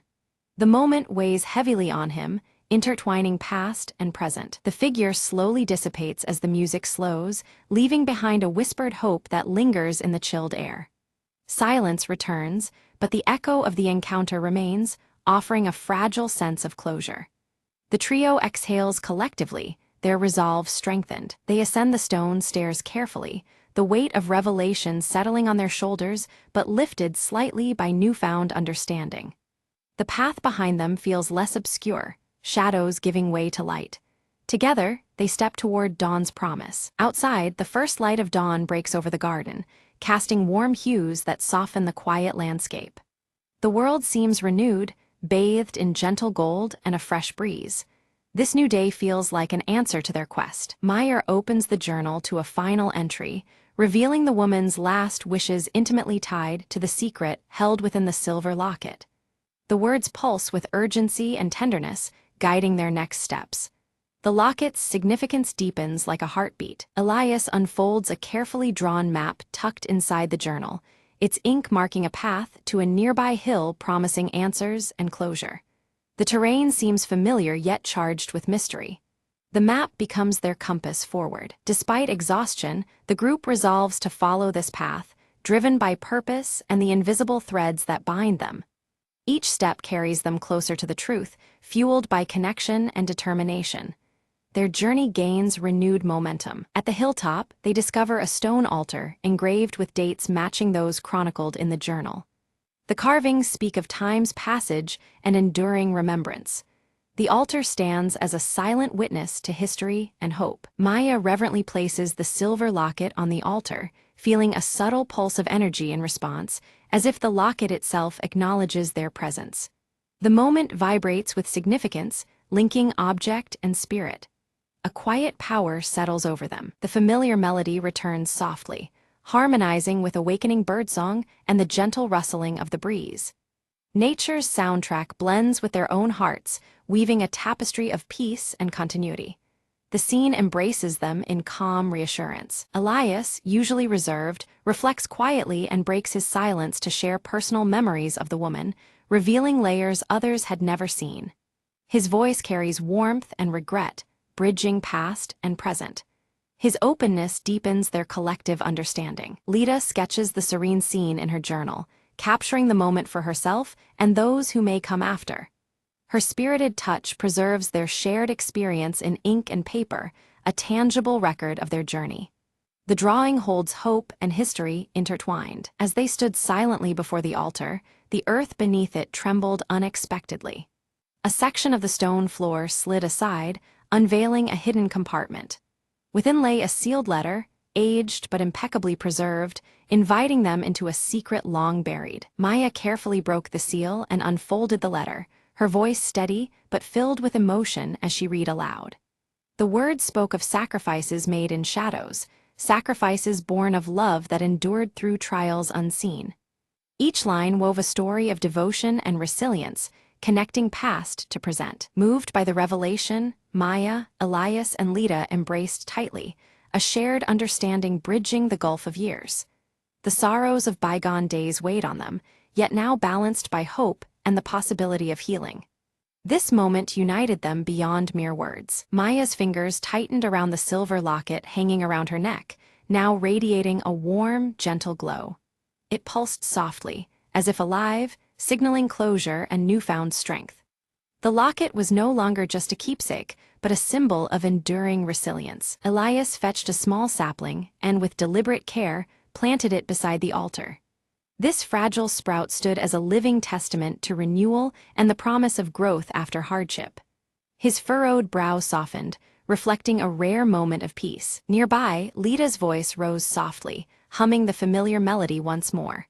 Her mischievous smile, now transformed into one of genuine hope, brightened the morning air. The tune intertwined with the warmth around them, stitching their spirits closer. The trio settled together, watching the first light of dawn pierce the horizon. Shadows that had lingered retreated slowly, replaced by a gentle glow that spoke of new beginnings. Time seemed to pause, honoring the quiet strength of the moment. Around the altar, the once broken clocks were gathered in a circle, their hands restored by unseen forces. Each ticking second echoed symbolically, marking repair not just of timepieces, but of fractured histories. The melody hummed once more, tying past and future seamlessly. Maya's gaze fixed firmly on the horizon, her resolve clear and unwavering. She pledged silently to carry forward the legacy that had been uncovered, honoring those who came before. The silver locket warmed against her chest, a steady heartbeat of determination. As the camera pulled back, the trio leaned gently on one another, united by shared journeys and newfound hope. The persistent melody threaded through the dawn's light, weaving together the strands of their intertwined stories. Together, they stepped into a future bright with promise.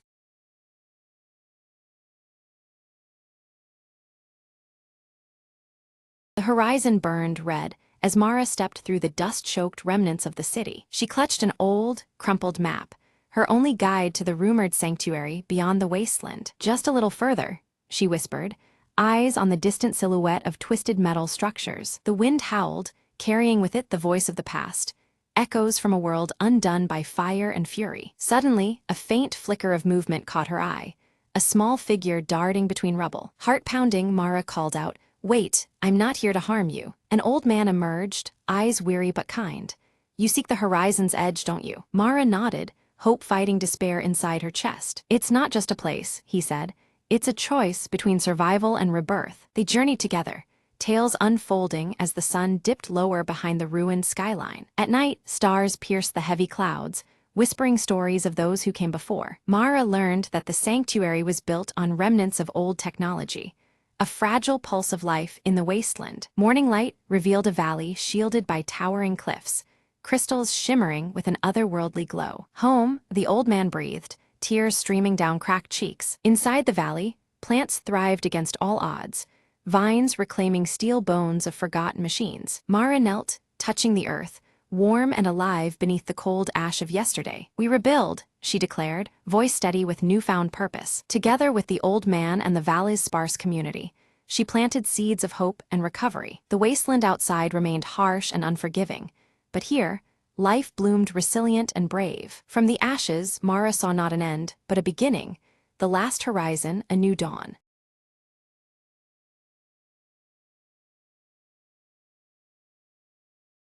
At midnight, under the flickering street lamp, Lana slipped the tiny black card into her jacket pocket. The vault was said to be impenetrable, but Lana had something no one else did, a whisper on the wind and nerves made of silk. She checked her watch. 5 minutes until the museum's security system looped the same footage again. Perfect timing. Inside, the silence was a different kind, heavy, expectant, like the air itself was holding its breath. She moved with precision, avoiding laser grids, as if dancing to music only she could hear. At the heart of the room, the ancient artifact glowed faintly behind bulletproof glass. It was beautiful, almost alive. Lana's fingers worked quickly, disabling the alarm with a hacked signal she'd crafted over weeks. A soft click and the glass slid open, the treasure now within her grasp. But then a shadow shifted. Someone else was there. Not security, but a rival, her own mirror image in ambition. Their eyes locked. Lana whispered, "I guess this is the part where they say may the best thief win." Words were needless as they darted and weaved, each trying to outsmart the other in a silent battle of wits. Lana's hand closed around the artifact just as footsteps neared.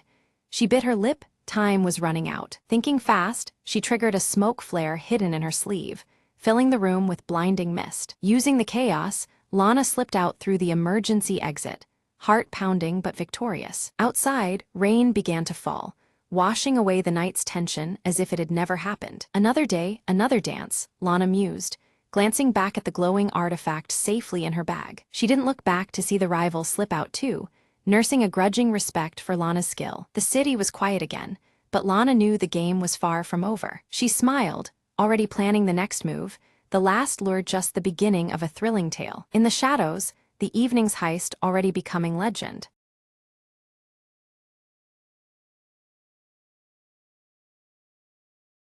In the heart of Riverton, an old bank stood untouched for decades, its vault rumored to hold secrets worth millions. Mara, a sharp and fearless planner, gathered a small team for one last job before vanishing for good. "This isn't about money," Mara said, eyes gleaming. "It's about the truth locked inside that vault." The team studied blueprints and security shifts, memorizing every detail with laser focus. On a foggy Friday night, they slipped through shadows into the building, their movements synchronized like a well-rehearsed dance. Inside, alarms and cameras seemed dormant, almost welcoming their presence. Reaching the vault door, Ethan, the tech expert, disabled the electronic lock with practiced ease. With a heavy click, the massive door creaked open, revealing a dusty chest and an old, tarnished ledger. Mara brushed off the dust, flipping through pages filled with names, dates, and unimaginable secrets. Suddenly, footsteps echoed in the corridor. The bank manager was making his nightly rounds early. "Time to go," Mara whispered, slipping the ledger into a satchel. They retraced their steps, heartbeats pounding, until fresh air greeted them outside. Under the streetlights, they spread out the ledger's contents, revealing records of corruption hidden for years. "This will bring down the corrupt," Mara smiled. "Not a payday, but justice is worth more." The team parted ways, each knowing their lives had changed forever. News stations buzzed the next day as evidence surfaced, shaking Riverton to its core. Mara watched the chaos unfold from a cafe, her mission complete. The thrill of the heist was nothing compared to the satisfaction of unveiling truth. "Not all treasures are gold," she mused, sipping her coffee. And so, under the fading city lights, she disappeared, leaving behind a restless city and a story untold.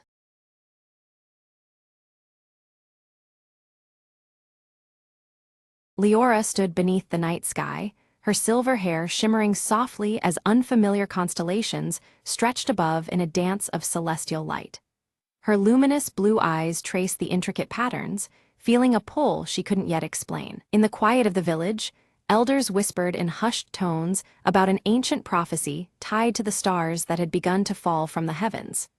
Their voices carried a mix of fear and hope, hinting at destinies intertwined with the cosmos. Near the roots of a massive ancient oak, Leora discovered a pendant glowing softly with a pulsating light. The silver pendant matched one she had always worn, but this new glow seemed alive, responding to her touch. Kalen arrived just as the firelight flickered against his flame-red hair and bronze skin. With a serious tone, he warned of a looming shadow threatening to engulf their world, his gaze heavy with urgency. In the village square, the Starborn amulet suddenly emerged, casting a radiant blue light that danced over the cobblestones. The glow was mesmerizing, illuminating the faces of onlookers with hope and dread. From the depths of the dark woods, Mara silently watched, her violet eyes reflecting the amulet's shimmering light. Cloaked in shadows, her presence was both ominous and unseen by the villagers. An uneasy silence fell as the night sky dimmed, stars vanishing one after another till only darkness remained. The villagers felt a growing unrest, as if the world's balance was slipping away with each fading star. Seeking answers, Leora approached Kalen, her voice trembling with uncertainty. He reluctantly revealed her connection to a celestial lineage that was beginning to vanish from existence, deepening the weight of her destiny. Under Kalen's stern guidance, Leora began to harness the power of her pendant, the surrounding stars flickering in response to her awakening abilities. Each lesson strengthened her bond with the cosmos, yet the challenges ahead loomed large. Mara unleashed shadowy creatures from the darkness, their forms twisting and creeping as they surged toward the amulet. Chaos erupted as villagers scrambled, the tranquility of the night shattered by the assault. Together, Leora and Kalen fought fiercely to protect the amulet, but with every strike, its radiant glow weakened. The amulet's dimming light cast doubt over their struggle, making victory seem more distant than ever. Suddenly, the celestial mirror flickered to life, revealing a cryptic message etched in glowing runes that hinted at a realm beyond the stars. The mysterious script beckoned them toward an otherworldly journey. Compelled by the message, Leora touched the mirror's surface, triggering a shimmering portal that revealed an ethereal landscape bathed in starlight. The realm beyond was both breathtaking and unsettling in its shifting beauty. Kalen insisted they step through the portal together, knowing the fate of their world depended on restoring the stars that were fading. Despite the dangers ahead, their determination was unwavering. As they crossed the threshold, Mara's distant laugh echoed through the star realm, a chilling reminder that their trials were only beginning. Her promise of challenge hung heavy in the celestial air. The star realm unfolded with shifting skies and impossible terrain, each moment testing Leora's resolve and adaptability. The very landscape seemed alive, its challenges crafted to probe her strength and spirit. Leora's silver pendant began to glow brighter, its light pulsing in response to hidden celestial paths that revealed themselves only to her. This newfound guidance was a beacon amidst the realm's perplexing shifts. Kalen confronted illusions conjured by Mara, his flame-red hair blazing fiercely as his fire met their intensity. Each battle was a test of will, his flames pushing back the consuming shadows. Together, they discovered ancient runes carved into celestial stones, indicating the Starborn amulet must be recharged at the heart of stars. This revelation set their course deeper into the realm's mysteries. An unexpected alliance formed as Starborn creatures emerged, their forms radiant and ethereal, offering guidance through the perilous landscape. Their presence brought hope and new knowledge on the path ahead. Suddenly, Mara's shadowy figure appeared once more, disrupting the traveler's path and shattering a section of the celestial bridge they needed to cross. The obstacle threatened to sever their progress abruptly. Drawing on the strength of her celestial lineage, Leora used her pendant's light to mend the fractured bridge. Her connection to the stars pulsed stronger than ever, enabling her to restore the path with care and resolve. They soon faced a harrowing trial where Leora was forced to confront her deepest fears, each reflection cast in shimmering starlight. This intimate challenge tested her courage and inner strength beyond physical battles. By overcoming her doubt and fear, Leora unlocked a new level of power, her pendant now radiating with pure, unwavering light. This luminous transformation marked a turning point in their quest. In a final act of sacrifice, Kalen extinguished his fiery flame to illuminate a hidden cavern leading closer to the heart of stars. His fading light carved a path through darkness, underscoring the gravity of their mission. Mara raised her arms, summoning a starless storm that swallowed the night sky in utter darkness. The winds howled with abyssal force, threatening to consume Leora and Kalen in its relentless void. Celestial stars vanished as the glowing runes dimmed, and the shifting realms trembled under the threat. Seeking refuge, Leora and Kalen found shelter within a cavern adorned with ancient murals illuminated by faint rune light. The walls depicted the birth of their world's stars, weaving a story etched in glowing symbols and shimmering celestial patterns. The night sky outside remained cloaked in deep shadows. As they traced the murals, they uncovered the tale of Mara's fall, once a revered star guardian engulfed by darkness. Her radiant form had twisted into shadow, consumed by despair and regret. This revelation cast a solemn light on the storm they now faced. Leora, her silver pendant catching a subtle glow, reached out with heartfelt empathy toward the darkness that held Mara captive. Her gentle voice carried through the shifting atmosphere, planting a fragile seed of doubt within Mara's resolve. The amulet pulsed faintly with this hopeful energy. Mara's shadow wavered, flickering between vicious rage and hesitant sorrow. The internal conflict stirred as Leora's words touched the core beneath the darkness. For a moment, the storm's fury softened, and stars began to faintly shimmer once more. Patches of stars re-emerged along their path, guiding them closer to the heart of stars. The celestial forge radiated with pulsating cosmic energy, suffusing the air with a mix of hope and lingering tension. The realms shifted subtly, the atmosphere alive with anticipation. Without warning, Mara's minions ambushed them, shadows darting amidst the stars like dark meteors. In the narrow escape, Kalen sustained a wound that dimmed his fiery glow. Despite the chaos, they pressed onward, shadows closing behind them. Leora knelt beside Kalen, her luminous blue eyes steady as she channeled gentle light to stabilize his weakened flame. Their bond deepened, each heartbeat syncing with the glow of her silver pendant and his flickering fire. The cosmic energy around them responded to their unified strength. They arrived at the heart of stars, a celestial forge bathed in raw cosmic power.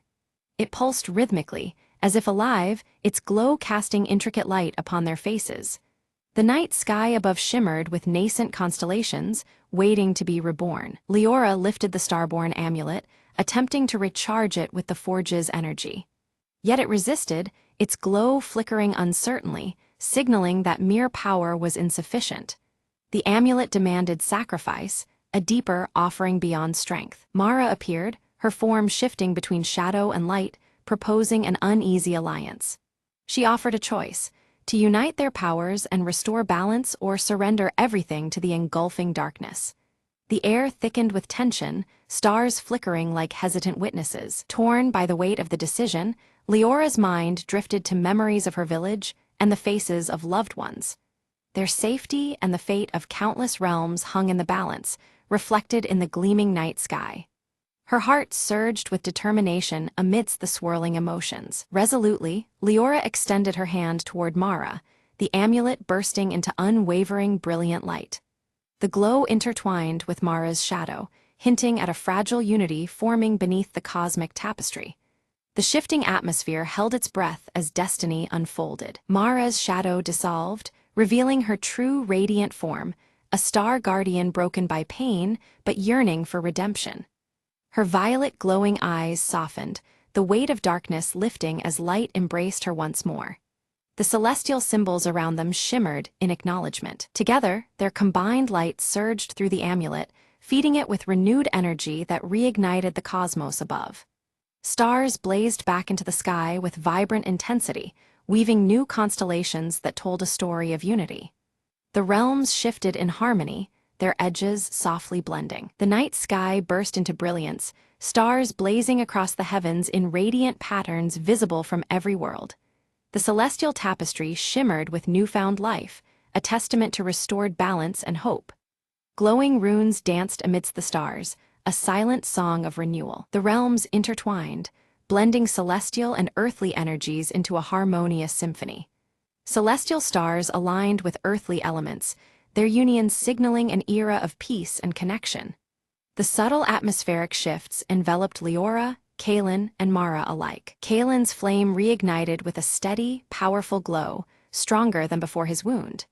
His bronze skin shimmered under the celestial light, reflecting the new harmony within him. Together, they embodied the reforged bond between realms and guardianship. Leora vowed to protect both realms, her silver pendant glowing softly as their destinies merged. Her gaze held firm commitment as the celestial forces swirled around them.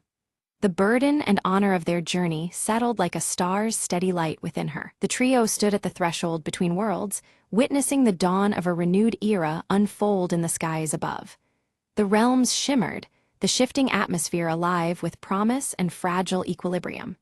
Stars traced new paths as the night embraced the first light of hope. Back in the village, the night sky exploded into radiant starlight, illuminating faces turned upward with wonder. Hearts filled with hope as the celestial tapestry told the story of salvation. The silver pendant on Leora's neck glowed faintly, a beacon to all. Leora's pendant pulsed softly, a glowing reminder of their perilous journey and the bonds forged through light and shadow. Its steady radiance mirrored the harmony now restored between the realms. The stars above twinkled as if acknowledging the promise it represented. Mara, restored and radiant, silently watched over the realms once more as a vigilant guardian. Her violet eyes held quiet strength beneath the night sky, adorned with new constellations. The shifting realms settled into balanced serenity, embraced by her newfound purpose. Kaelin trained new protectors beneath the celestial glow, sharing the wisdom of harmony born from trials. Flames danced steady on their skin, reflecting the unity of earth and starborn power. The village thrived under the careful watch of its guardians. Villagers gathered beneath the glowing celestial tapestry, retelling the tale that had saved their world. Stars shimmered overhead, guiding stories woven with light, shadow, and sacrifice.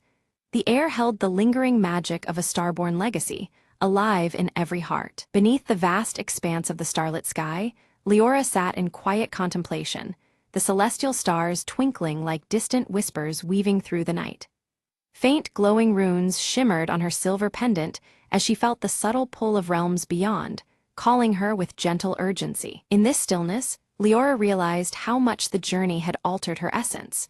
She was no longer just a guardian, but a vital bridge uniting the heavens above with the world below. Her heart carried the weight and wonder of this newfound destiny, a living link between stars and earth. A soft, celestial glow wove through her silver hair, casting ripples of shimmering light around her, a radiant symbol of the role she was now destined to play. The strands seemed alive, echoing the delicate harmony of the shifting realms she had come to understand. A gentle breeze stirred, carrying with it the faintest song of a distant star, an ethereal melody full of promise and adventure. It whispered of journeys still to come, horizons yet to be explored beyond the veil of the present night. With renewed purpose, Leora climbed the gentle hill overlooking her village, the patchwork of rooftops resting quietly beneath a blanket of twinkling stars. The night sky stretched endlessly above, rich and alive, echoing the quiet resilience of the world she protected. From the shadows emerged Kalen, his flame-red hair catching the starlight as he approached with a warm, assured smile. Together, their presence spoke of shared strength and unspoken readiness to face whatever destiny awaited. Silently, Mara appeared beside them, her dark robes merging with the night, eyes glowing violet with a newfound peace. Her presence, once shadowed by mystery, now stood as a testament to redemption and the fragile unity forged through trials. Together, the three raised the starborn amulet skyward, its radiant light pulsing in sync with the heartbeat of the cosmos. The glow danced upon their faces, weaving their fates with the eternal rhythm of the universe around them. The night sky responded in kind, swirling with renewed brilliance as the celestial stars painted a living canvas of hope, memory, and endless possibility. It shimmered with the luminous rune's gentle glow, reflecting the harmony born from their combined strength. As dawn's first light brushed the horizon, Leora, Kalen, and Mara stood united beneath the fading stars, guardians of a world reborn under the veil of the starborn. In this new era, their bond shone brighter than ever, a promise that the realms would forever remain intertwined in balance and light.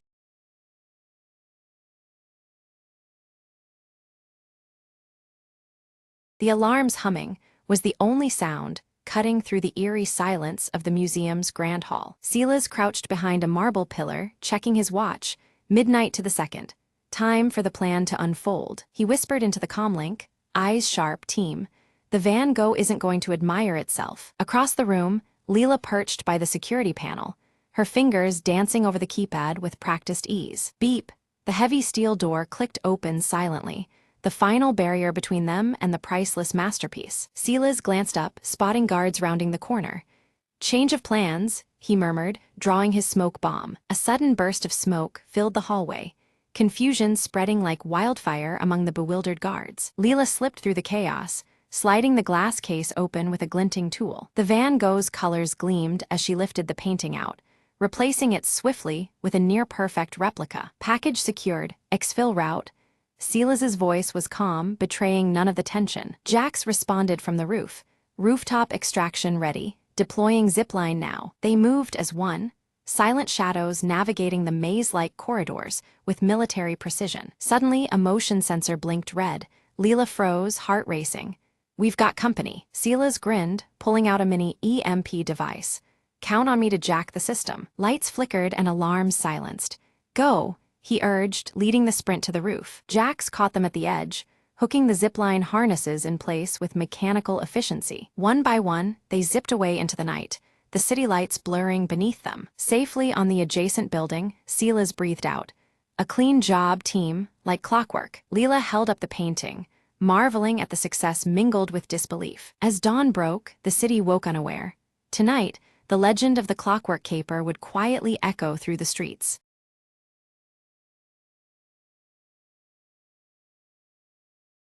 Lena raced against the clock, the Monday morning sun sneaking through her cluttered studio window. Her sketchbook, filled with ideas for the art show tonight, was nowhere to be found. "Where did I put it?"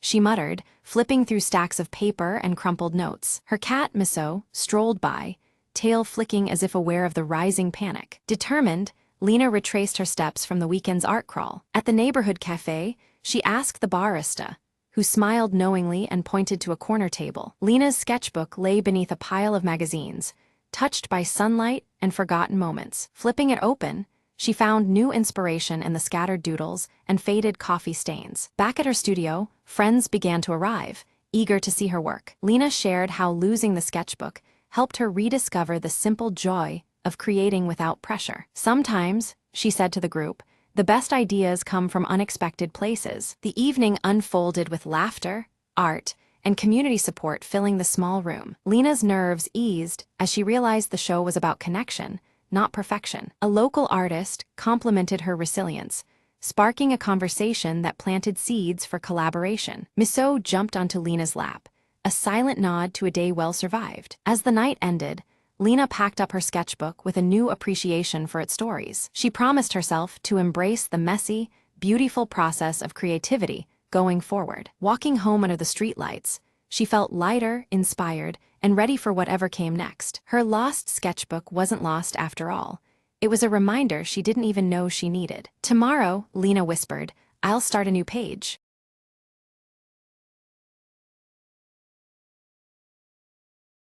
The rain slashed against the cracked neon sign outside Jack's office, casting flickering shadows on the damp pavement. Inside, Jack Marlowe lit a cigarette, the smoke curling around his face as he scanned the case file he'd been nursing all week. A sudden knock at the door broke the silence. Before he could answer, she slipped in, her heels clicking with purpose. Her name was Evelyn, a dame with secrets buried deep beneath those emerald eyes. "I need your help," she said, voice trembling like delicate glass ready to shatter. Jack studied her, noting the fear that clung to her like a second skin and the hint of urgency in her plea. She told him about a missing ledger, a document that could topple powerful men and ruin lives. No one else would touch it, but Jack was no stranger to diving into the murky depths where shadows breathed. He agreed, the flicker of former pride lighting his gaze. This was the game he once played, now reluctantly called back. The city at night was a maze of whispers, and every alleyway held a watchful eye. Jack traced the ledger's trail from smoky jazz bars to empty warehouses where danger waited in silence. A brush with a hired gun left Jack nursing wounds, but more determined than ever to see this through. Evelyn reappeared, her facade cracking to reveal a woman cornered by past mistakes and hard choices. Together they plotted their next move, understanding that trust was a currency neither had enough of. The climax came in an abandoned dock, where shadows lengthened and gunfire shattered the night's stillness. Jack moved like a ghost, every step calculated, every breath controlled as he faced those who wanted the ledger, and Evelyn silenced. In the aftermath, the ledger was recovered, its contents exposing the truth beneath layers of lies and corruption. Evelyn vanished as mysteriously as she came, leaving Jack with a silent promise and an empty whiskey glass. Jack stood by the rain-soaked window, smoke spiraling upwards, contemplating the city's endless cycle of deceit and survival. Another night, another secret, he murmured, extinguishing his cigarette and slipping back into the shadows of Marlowe Street.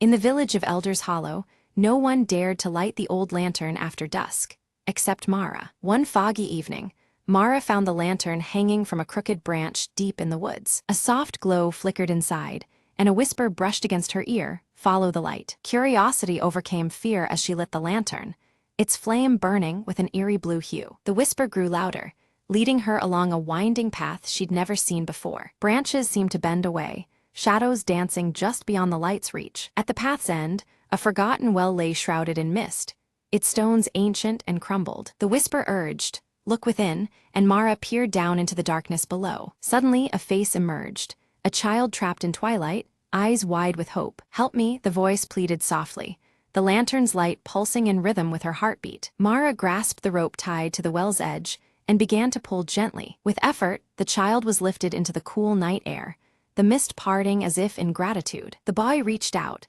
and as their hands touched, the lantern's flame turned warm and golden. "Thank you," he whispered, before fading into the glow and disappearing into the night. The village suddenly felt alive, the air lighter, as if a long-held sadness had lifted. Mara returned to the hollow, the lantern now dim but peaceful in her hands. The next morning, villagers found the old well sealed and the forest calm. The lantern brought back the lost, Mara told them quietly, her eyes shining with wonder. From that day on, the village no longer feared the woods at night, knowing light could chase even the deepest shadows. And sometimes, when the wind was just right, a soft whisper reminded them that hope lingers where the light shines.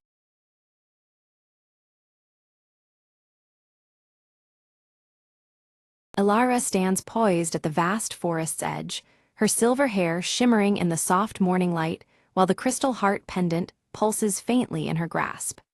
The pendant's gentle glow reflects her determination as she prepares to venture into the unknown. A whispering wind stirs the leaves, carrying faint, ethereal voices that echo from deep within the forest.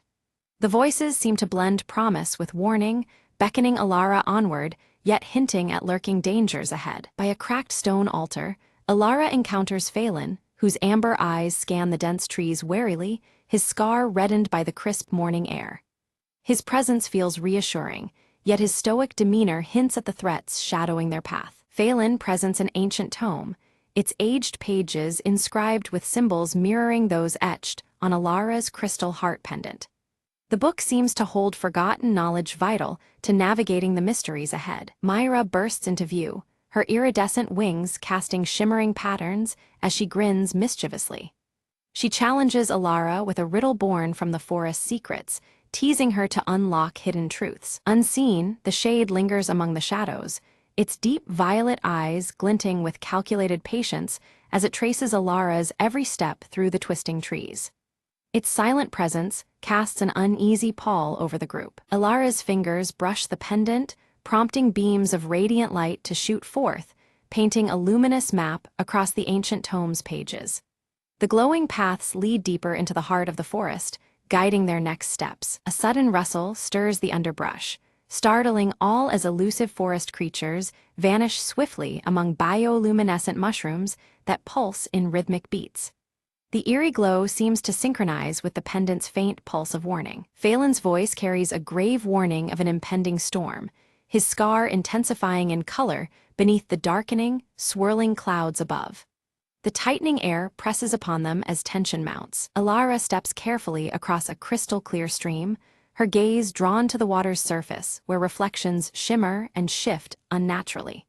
The warped images hint at hidden enchantments manipulating reality around them. Guided by Myra's fluttering light, they reach an ancient tree with serpentine roots twisting wildly and ancient symbols carved deep into its bark, symbols matching those in the tome.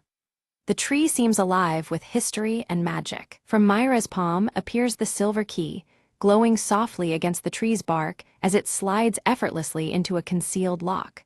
A silent mechanism stirs, unlocking passage to secrets guarded for centuries. A hollow within the tree opens to reveal a passage glittering with multicolored crystals.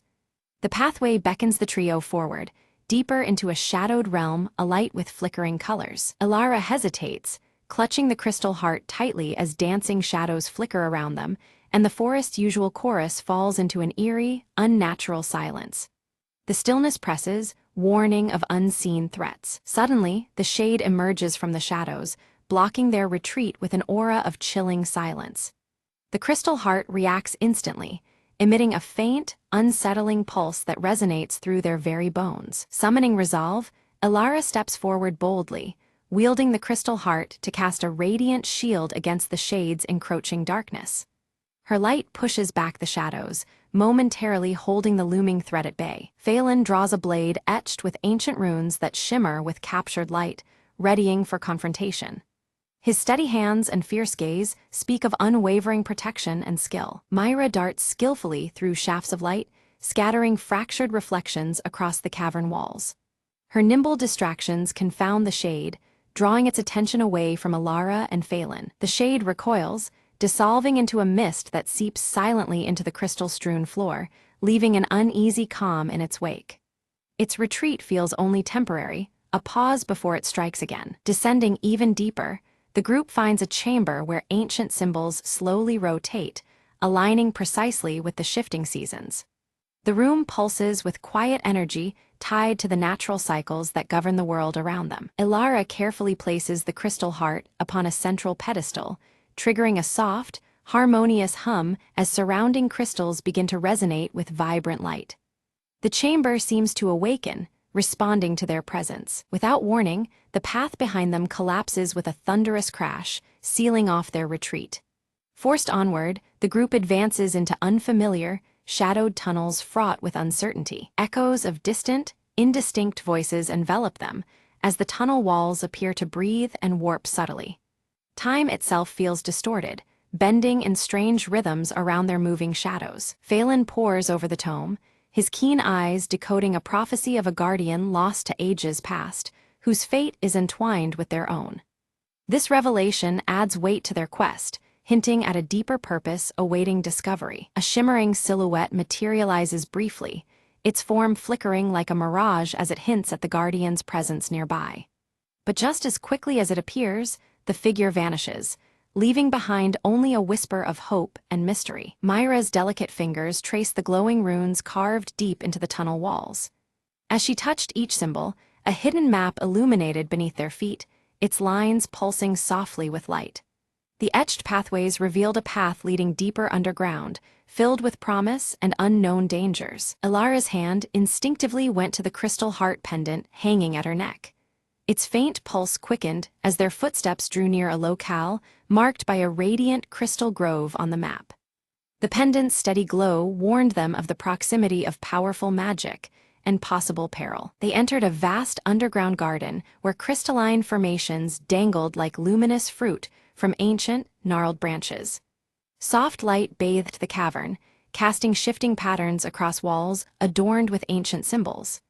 The stillness of the grove was almost sacred, touching something deep within them all. Without warning, the shade emerged, more solid than ever, shadows twisting around his form like living darkness. His presence blighted the shimmering crystals, causing them to dull and fade under his corrupting influence. A cold chill fell over the grove as the battle for light and shadow reignited. Ilara gripped the crystal heart pendant tightly, channeling its subtle energy into the gleaming crystals. One by one, they shattered the shadows that the shade wielded, turning malevolence into harmless sparkles of light. The radiant bursts weakened the figure, forcing it to stagger back into the gloom. While the shade recoiled, Phelan's sharp eyes caught an outline behind the crystal canopy, a hidden door carved into the stone. The lock bore ancient symbols correlating with the turning seasons, their mechanisms delicate and complex. It became clear this door guarded secrets long forgotten. Myra sprinkled her sparkling dust over the lock's intricate gears, watching as they shimmered and began to move. Slowly, the latch slipped, accompanied by flickering light that danced across the door's surface. With careful patience, she coaxed the mechanism open, revealing what lay beyond. The door creaked open onto a chamber filled with swirling mist, an ethereal collection of forgotten memories and whispers of the past. The air was heavy with echoes that twisted and turned, as if the very walls wished to tell their story. The trio stepped forward, drawn into this timeless space. Ilara moved deeper into the chamber, visions unfolding around her of a past guardian's ultimate sacrifice. The images painted a lineage linked by duty and sacrifice, a lineage to which Ilara herself belonged. Her connection to the ancient guardianship was undeniable, settling like a steady fire within her. Suddenly, the shade lunged again, desperate to halt the truths from surfacing. But Ilara's newfound resolve hardened her stance, and she met his attack without flinching. The revelations within had strengthened her spirit more than any weapon could alone. Phelan came to her side, his scarred cheek set in determined silence as he raised his glowing blade. Years of guarding the forest had honed his skill, and with steady strikes, he deflected the shade's shadowy assaults. Together, they formed an unbreakable front against the encroaching darkness. The crystal heart pendant flared brightly, casting a warm radiance that carved a path of light across the chamber. This luminous trail led them to a crystalline altar crowned with ancient carvings. It beckoned them closer, a silent invitation toward revelation and hope. Ilara inserted the silver key into the altar's ancient lock, feeling the cool metal turn with a satisfying click. A radiant beam of pure light shot upward, piercing the chamber's darkness and bathing the room in clarity. The air vibrated with power, signaling a turning point in their journey. From the light emerged a spectral figure, the guardian of ages past, who extended a solemn hand toward Ilara. His eyes held wisdom beyond words and a silent blessing that echoed through the soul. This ethereal presence validated the path Ilara had chosen to walk. The shade emitted a shriek of fury as the guardian's light weakened its form. Shadows began to loosen and disperse into harmless motes, drifting away like smoke on the breeze. Its hold on the grove faltered, nearing the end of its dark reign. With the shade vanquished, the crystal grove blossomed into radiant life, colors vibrant and light pure. The forest itself seemed to breathe anew, the ancient balance restored. Every crystal shone with a brilliance that promised renewal and protection for seasons to come. Phelan explained that the cycle of seasons and light must remain in harmony to keep shadows at bay. This eternal balance was the key to sustaining peace and preventing the shade's return. Understanding this duty deepened Alara's commitment to her newfound role. Alara stood tall, her emerald eyes shining fiercely with determination and hope. She fully embraced her role as the guardian, a protector woven into the forest's very essence. The weight of responsibility settled comfortably on her shoulders, a mantle she was ready to bear. Myra flitted back toward the high canopy, her iridescent wings catching the light as she laughed gently. She promised to watch over the forest's secrets, the mischievous sprite forever entwined with the grove's magic. Her presence was a joyful reminder that even in darkness, light could be found. Outside, the storm clouds parted to reveal a sky brilliant and clear. The forest vibrated with renewed energy, every leaf and branch alive with possibility. The changing seasons whispered of new chapters, of growth and healing just beginning. Alara and Phelan stood together at the edge of the blooming grove, the crystal heart pendant glowing with a steady, calming pulse. Its gentle rhythm echoed the quiet strength of the land they now protected. Side by side, they watched as light and life intertwined in endless cycles. They uncovered an ancient mural depicting generations of guardians intertwined with the forest's destiny. The images showed eternal duty, sacrifice, and the delicate balance of nature and magic. Each painted figure bore symbols that felt deeply familiar, connecting past and present. Alara studied the mural carefully, realizing that every choice made would echo through future seasons like turning a page in a living book. The weight of their decisions stretched beyond the moment, rippling out over time. This understanding brought clarity and caution to her heart. Phelan shared stories of past challenges faced by guardians before her, reminding Alara of the strength found in unity and unwavering trust. These tales of perseverance reinforced the partnership they had forged. Together, they would face whatever trials lay ahead. The pair began setting protective wards around the crystal grove, using knowledge from the ancient tome and the pendant's power. Each ward hummed with light and magic, a barrier against future threats. Their collaboration marked the beginning of a vigilant and hopeful era for the forest. Alara carefully flipped through the ancient tome, her fingers trembling as she discovered a hidden compartment nestled between the worn pages. Inside, a delicate parchment glowed faintly, revealing a message left by the original guardian, filled with words of hope and guidance. The ink shimmered with an ethereal light, echoing the path that lay ahead. The message spoke of belief and courage as the greatest powers to overcome the darkness lurking beyond the forest's protective borders.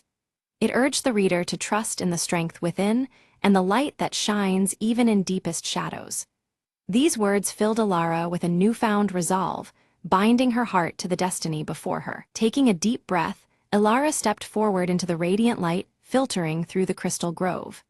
The glowing crystals pulsed softly around her, welcoming her presence as she embraced her role as protector and guide of this sacred place.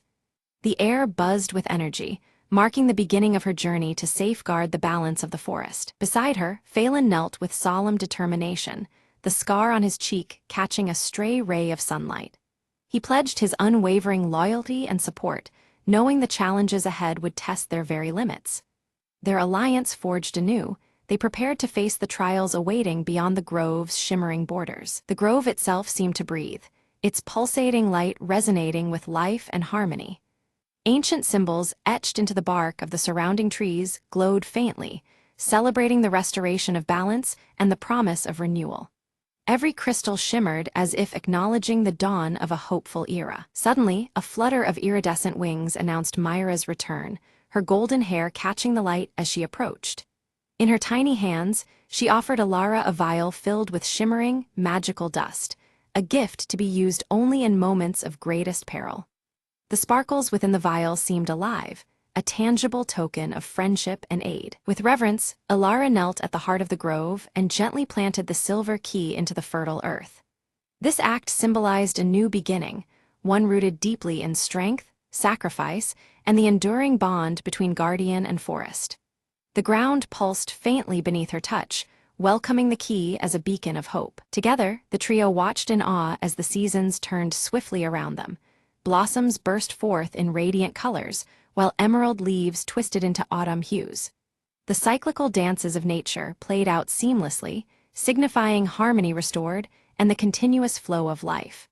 Their eyes reflected the timeless rhythm of the world's heartbeat. Bathed in the golden light of the afternoon sun, Ilara's silver hair shone with renewed brilliance. The crystal heart pendant resting against her chest emitted a soft, comforting glow, a steadfast symbol of protection that would endure through all trials. In that moment, she embodied the forest's enduring spirit and strength. As twilight descended, the crystal grove sparkled under a canopy of twinkling stars, its gentle glow casting a serene beacon across the land. It stood as a testament to hope, resilience, and the courage to face the unknown for all who sought sanctuary. Quiet and steadfast, the grove promised that light would always prevail even in the darkest times.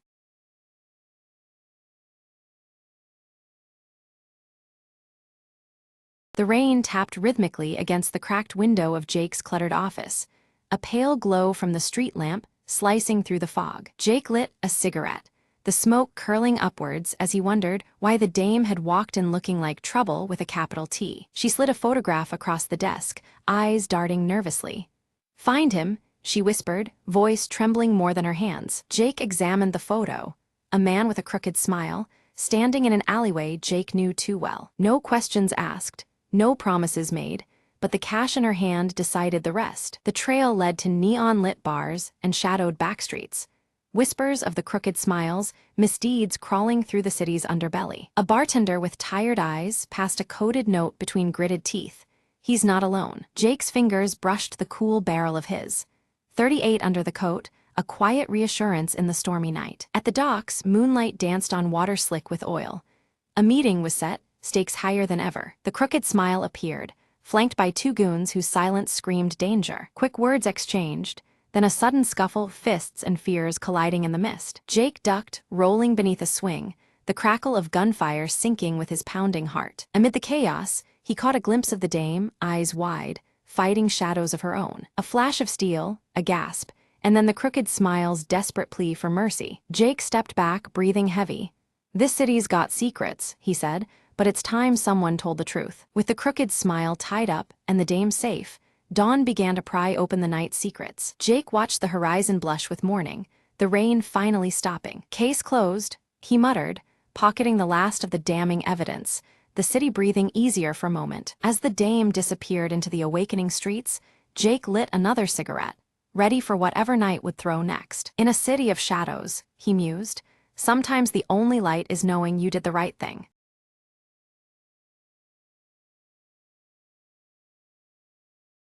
The village stirred beneath a sky where faint circular star patterns traced ancient constellations.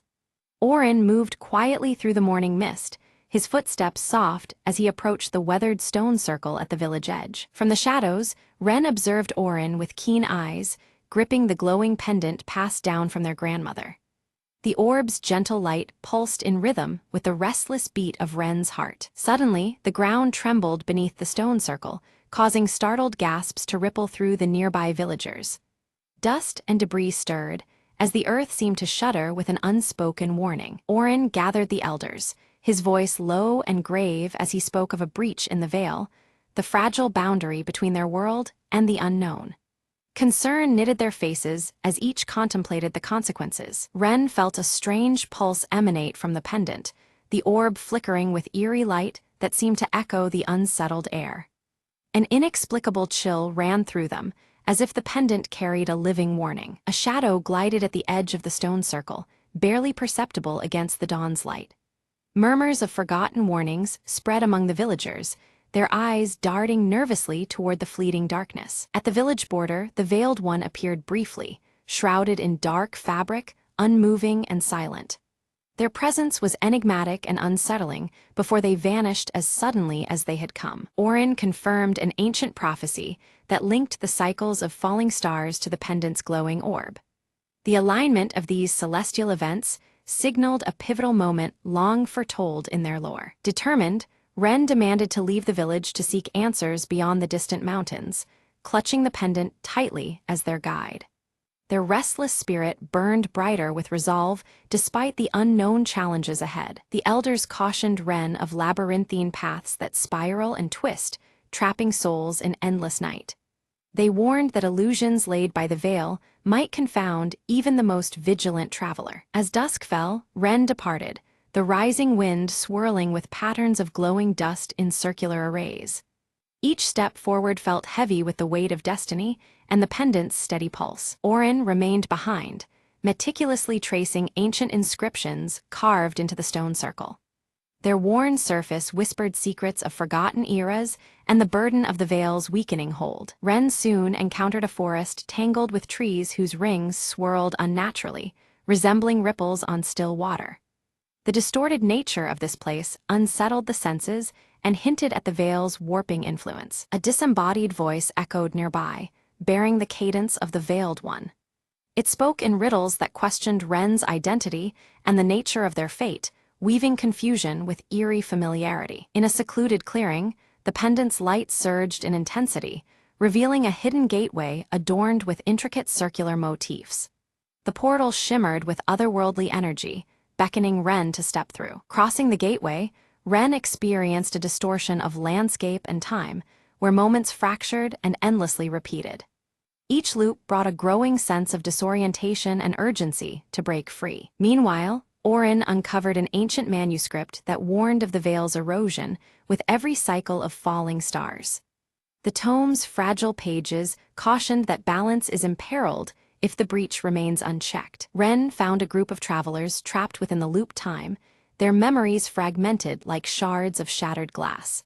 Their despair and confusion mirrored the peril of the endless spiral closing in. The Veiled One appeared briefly beside Ren, whispering cryptic truths about the intricate weave of destiny.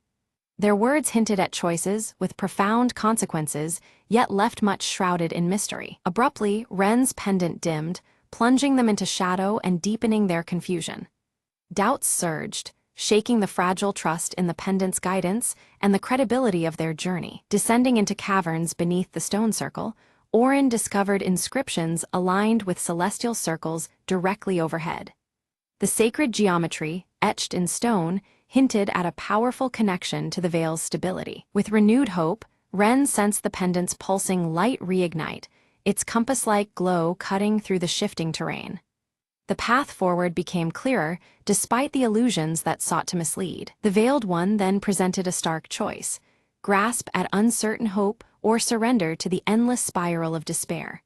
Their voice echoed softly, tempting yet haunting in its quiet inevitability. Refusing to yield, Ren wielded the pendant to reveal hidden symbols etched in glowing circles on the forest floor. These marks formed a secret map, offering guidance amidst the twisting maze of illusions. Back at the village, Orin deciphered that the pendant's glowing orb contained a trapped essence vital for restoring balance. This revelation deepened the importance of the pendant and foreshadowed the trials ahead. Ren stumbled upon a still pool nestled in the shadowed grove, its surface shimmering with reflections not of the world around, but of multiple versions of themselves. Each circular ripple seemed to capture a different possible path their restless spirit might take, weaving a tapestry of choices that danced in the quiet water. From the edges of shadow, the Veiled One's presence grew more tangible, their silhouette expanding and twisting, distorting the space between reality and illusion. The gentle echo of their voice melded with swirling mists, seeding doubt and turning certainty into a fragile veil. Beneath the descending stars, Orin knelt before a ring inscribed with circular runes, arranging the ancient symbols with deliberate care. His silver-streaked black hair shimmered faintly under the pale light as he prepared the ritual that might steady the unraveling threads between worlds. Ren hesitated, then chose to diverge from the reflections in the pool, stepping boldly into a shadow that twisted and unfurled into glowing spirals. The darkness did not consume but transformed, each luminous circle illuminating new facets of a path unforeseen. As Orin began intoning the ritual's chant, a voice rose from the ancient manuscript laid before him, blending with his words and weaving harmony. This primal resonance caused the orb in his grasp to pulsate, its glow stretching and deepening beyond mortal reach. Lost within shifting scenes, Ren found themselves wandering a village that never was, streets bending and buildings reshaping, a haunting mirage of what might have been. The line between memory and deception blurred, each circle marking a fractured truth or veil's wily trickery. Oren's ritual pulse cracked open the earth beneath the solitary stone circle, revealing a hidden chamber. Inside, circular mirrors lined the walls, each reflecting infinite skies that shimmered with the promise of worlds beyond comprehension. From shadow materialized a spectral form, mirroring Ren's own fears as flickering circles splintered in the air between them. Each confrontation smashed another ring of light, a relentless cycle of challenge and resilience under the restless gaze of the moon. Amongst scattered fragments, Oren discovered a piece of the orb's lost counterpart, a small, etched sphere bearing concentric rings. This fragment throbbed quietly, hinting it was the key needed to unlock the pendant's full power. With a steady hand, Ren harnessed the pendant's renewed glow, sweeping away illusions like mist scattered before dawn.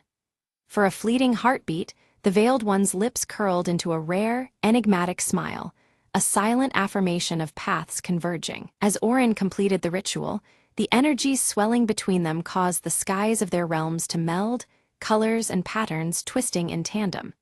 Though apart in body, their journey now intertwined metaphorically, bound by the glowing orb's inexorable pulse. The ancient stone circle erupted with luminous energy, its concentric rings ascending like tethered stars against the night's velvet canvas. Circles of light spiraled higher, a heartbeat in the darkness signaling awakening. Within the wavering form of the Veiled One, glimpses of a face emerged, marked by intricate circular tattoos identical to those etched on village stones. The fleeting reveal carried a weight of forgotten histories and silent vows. Ren's restless heart paused with understanding. The Veiled One was no adversary, but a guardian bound by eternal cycles. This keeper upheld balance, weaving the fragile threads between veils seen and unseen. Through the burgeoning brilliance of the glowing orb, Oren and Ren shared visions, fragments of insight and understanding flowing freely between them. Words became unnecessary as a deeper bond formed, tethered by circles of light and shadow alike. A fierce storm roared into being, winds swirling in violent circular torrents aimed at unraveling the stone circle's power. Their faith and resolve trembled under the tempest's assault, the cycle's stability put to its fiercest test yet. Amidst the chaos, Ren raised the pendant's light, turning it into a beacon that cut through the wrathful night. Guided by this luminous pulse, villagers found sanctuary within the protective embrace of the stone circle. Oren's hands moved with finality, placing both orb fragments into the circle's heart, where light met shadow. The fusion sparked a surge, melding power with grace, and the ancient magic whispered of renewal and unity. Stepping fully into the luminous embrace, the Veiled One unveiled a serene face, timeless and calm. Their presence declared a balance restored, a cycle completed without fracture or loss. As the sky cleared, the patterns of circular stars pulsed rhythmically once more, their glow weaving the fabric of the mended veil. This celestial dance marked the completion of a sacred cycle, echoing through both night and dawn. Bathed in dawn's golden, circular glow, Oren and Ren stood before the village, embodiments of hope and renewal. Their journey reflected in their eyes was one of unity between realms and the promise of what lay ahead. The pendant, now whole and radiant, was shared equally between them, a symbol of unity bridging earthly and mystical realms. Its glow a testament to their intertwined fates and shared guardianship. Villagers gathered, hands crafting new tokens, adorned with circular motifs that shimmered with inherited power. These creations commemorated the cycle's renewal, binding community with ancient legacy. Oren imparted to Ren the songs and stories woven into the circular patterns, melodies and tales that held the wisdom of many generations. In this transfer, legacy was ensured, and their bond deepened through shared purpose. Without a word, the Veiled One departed quietly into the mists, leaving behind a single circular feather resting upon the village stones. This token stood as a silent promise of guarded peace and the eternal watch kept over the circle's ward. As the pendant pulsates softly in Oren's hand, a concealed vision unfolds before them, revealing the eternal nature of the cycles. Shadows and light dance together, showing the pendant's glow fading and rekindling with each passing night in an endless loop. Ren's restless gaze steadies, a quiet understanding dawning as they accept the perpetual journey ahead. Alongside Orin, they embrace their role as keepers who guard the fragile balance through countless circles yet to come. The villagers gather at dawn, crafting a new stone circle in the heart of their home. At its center, they embed the pendant's twin glowing orbs, a powerful talisman fashioned to protect and honor what has been passed down. The final scene shifts beyond the village, where circles emerge in natural wonders worldwide. Ripples in water, rings of trees, and wind-carved patterns in stone, connecting this small place's fate to the vast world beyond. Orin stands quietly beneath a spreading oak, their eyes tracing the delicate circles traced in earth and bark. In these patterns, they see the balance between the visible world and the mysteries lurking just out of sight, always entwined. Ren turns their gaze upward to the stars, the pendant warm against their chest. The glow feels like a silent vow, a steady promise to remain vigilant against any unraveling of the delicate weave they protect. Night deepens, but this time the stars above swirl gracefully in perfect circles.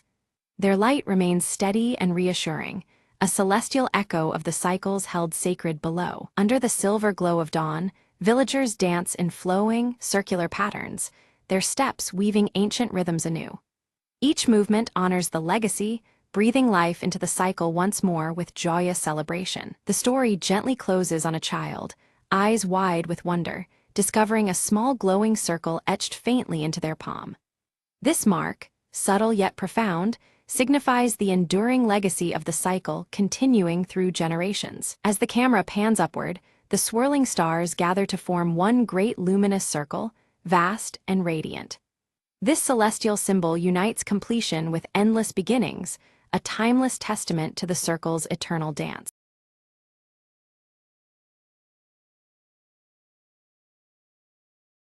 In the stillness of the village bathed by the full moon, Ilara's silver crescent birthmark softly glowed, its light pulsing gently with the lunar glow. Her piercing green eyes reflected the moonlight as she traced the familiar mark on her skin, sensing a quiet resonance with the night. At the forest's edge, Ilara noticed a shimmering, ethereal ribbon of light weaving silently among the ancient trees. The veil flickered subtly under the moonlight, its silvery hues shifting and fluttering like a living thread of light. She reached out cautiously toward the veil, her fingers trembling as the ethereal ribbon rippled briefly at her touch. A faint whisper echoed on the night breeze, unintelligible yet filled with a mysterious urgency. From the shadows stepped Kale, his storm-gray hair tousled by the night air. His weathered cloak seemed to merge with the darkness as his steady gaze reflected the haunting light of the veil. Kale warned Ilara about the veil's power, his voice low and grave, hinting at dangers tied closely to the cycles of the moon. He spoke of forces that could not be easily controlled, and the peril hidden within the shimmering light. Ilara held up her silver crescent pendant, watching it resonate faintly as the veil's light brushed against it. The pendant's subtle glow mirrored the birthmark on her skin, linking her to the mystery unfolding before them. A flashback took her to childhood, when she first discovered the crescent birthmark. Even then, she had been inexplicably drawn to moonlit nights, feeling an unspoken connection to their shifting phases. The village elders gathered in whispered tones, recounting the veil's curse that had loomed over their people for generations. Their stories spoke of restless shadows and the heavy price of past recklessness under the moon. Disturbances grew. Shadows began to move on their own, and villagers reported hearing chilling whispers in solitude. Fear threaded through the village as the unnatural phenomena escalated beyond whispers and glances. Determined, Ilara knelt by a calm pond under the bright moon, tracing the veil's path through the reflections. The silver light twisted fluidly across the water's surface, guiding her gaze deeper into the mystery. In a rare moment of vulnerability, Kale confessed he had tracked the veil for years. His quest to uncover its source was driven by the hope of mastering or perhaps ending its haunting influence. The veil thickened, pulsing rhythmically as ghostly shapes emerged, mimicking villagers' deepest fears with unsettling clarity. The ethereal light warped into haunting forms that tightened its grip on the frightened souls nearby. Ilara's pendant glowed with unexpected intensity, revealing hidden runes etched beneath its surface that had gone unnoticed before. The runes shimmered against the moonlit silver, suggesting a link to ancient wisdom. Suddenly, a fierce gust snuffed out every lantern, plunging the village into deeper shadow. Only the moon remained to illuminate the Vale's mesmerizing, yet terrifying, dance in the night. Resolute, Alara chose to venture into the forest to confront the Vale's enigma, with Kale reluctantly binding himself to her. Together, they stepped into the shadows where the moonlight barely pierced the dense canopy. Deeper within the forest, they discovered ancient stones arranged in a crescent shape, faintly glowing beneath the moon's silvery light. The stones hummed with a subtle energy, resonating with the veil that now encircled them. The veil wrapped around the stones, growing more tangible as its whispers rose into haunting melodies that wove through the trees. The silver light pulsed like a living heartbeat, intensifying the eerie atmosphere. Alara stumbled, and from the shimmer emerged a shadowy figure eerily resembling her own reflection. It reached out, trying to pull her into the Vale's radiant but unnerving light, challenging her grip on reality. Kale reacted swiftly, chanting incantations from his ancient journal inscribed with cryptic runes. His voice cut through the night, momentarily dispersing the shadow and soothing the restless Vale's turmoil. Their eyes caught a hidden inscription on one of the crescent stones, referencing an ancient ritual designed to bind or control the Vale's potent power. The markings hinted at a fragile balance between light and shadow, old as the moon itself. As the night deepened, the Vale became tempestuous, tugging fiercely at Alara's pendant and the birthmark pulsing beneath her skin. The lunar energy strained against her, threatening to overwhelm her senses. Visions assaulted Alara, moonlit battles between ethereal guardians and Vale spirits trapped between worlds. The spectral clashes echoed through her mind, revealing a long-hidden conflict intertwined with her own destiny. Kale disclosed that he had once been a guardian, bound by a curse to roam until the Vale's balance was restored. His storm-gray hair and weathered cloak marked years of wandering in search of redemption and renewal. The forest shifted around them. Ancient trees whispered dire warnings as the path back to the village faded into obscurity. Shadows thickened, and the boundary between reality and Vale blurred dangerously. A sudden change in the moon's phase warped the Vale's form, stretching it like molten silver encasing them. The light's fluid motion intensified, binding Alara and Kale in its shimmering grasp as the night deepened. Alara and Kale finally reached the ancient altar, its surface worn smooth by time but still radiating a strange energy. The crescent-shaped indentation in the stone calls to Alara's pendant, which fits perfectly as if made for the place. The moment the pendant settles, a faint hum vibrates through the air, heightening the tension around them. As Alara presses the pendant deeper into the altar, a sudden burst of blinding light erupts, flooding the clearing with silvery luminescence. The Vale responds violently, thrashing like a living current before enveloping them in its shifting folds. Both find themselves swept away, pulled through an otherworldly vortex that warps the very fabric of their surroundings. They emerge in a liminal realm where the skies glow with a cold silver hue, and the land is draped in long shadows cast by an unseen moon. This ethereal place seems bound by lunar light, both beautiful and haunting, its edges blurred and constantly shifting like a dream. All around, reflective surfaces ripple oddly, mirroring more than just their images. From the shadows flicker faint, sorrowful figures, lost villagers caught in the Vale's unyielding curse. They approach silently, their eyes pleading for release though no words escape their lips. The air is thick with a heavy grief that weighs on Alara's heart, deepening her resolve. Suddenly, Alara's silver crescent birthmark glows with intense light, casting a gentle beacon that reaches out to the fragmented souls. The spectral villagers respond, their forms stabilizing as a faint connection is formed between their trapped essence and the waking world. This luminous link offers a fragile hope for their salvation. Kale studies the cryptic runes inscribed within his ancient journal, muttering translations under his breath. He reveals that the Vale was originally created as a shield to protect the realm from outside harm, but the magic became twisted over time. The intended guardian became a curse, feeding on the fears of those it was meant to defend. They are soon met by a spectral guardian, an imposing figure woven from light and shadow. The guardian warns them solemnly that interfering with the Vale is perilous, threatening to collapse both the liminal realm and the physical world. Its tone is grave, underscoring the fragile balance at stake. Torn between duty and fear, Elara wrestles with whether to sever the veil's corrupt power completely or try to restore its original protective nature. The weight of her people's fate presses heavily on her as the moonlight continues to shift all around them. Kale watches closely, understanding this choice could alter everything. In vision-like echoes, they witness scenes from centuries past, a ritual interrupted and mistakes made that bound the veil's power improperly. Shadows flicker with ancient sorrow, revealing how the once sacred ceremony turned source of torment. This glimpse into history deepens their understanding of the veil's dark transformation. The veil's once gentle shimmer now feeds on fear and despair, distorting the village's destiny under each changing moon phase. The shadows writhe unnaturally, as if alive with malice, and the villagers' suffering becomes a continuous cycle of anguish. This sinister evolution curses the land with dread and hopelessness. Kale confesses that he fled the village long ago, overwhelmed by guilt after failing to stop the curse from spreading. His weathered face reflects years of regret, and his voice carries a somber tone as he admits his past mistakes. Elara's resolve only hardens upon hearing his confession. Determined, Elara pledges to confront the root of the corruption, vowing to free both her people and the trapped souls from the veil's grasp. Her birthmark pulses softly, as if lending its strength to her conviction. Kale nods, ready to stand by her side through whatever trials lie ahead. Back at the altar in the forest realm, Elara and Kale begin a ritual drawn from the ancient runes and guided by the pendant's radiant glow.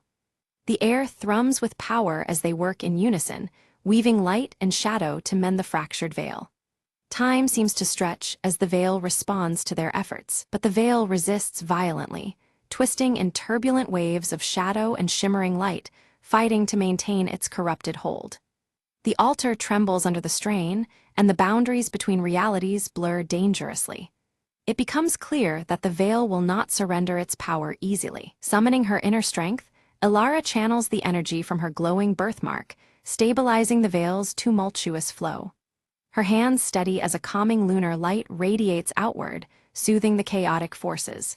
Slowly, the balance begins to shift, giving hope that the ritual will succeed. One by one, the trapped souls start to dissolve into serene moonlight, their expressions peaceful, as if finally freed from torment.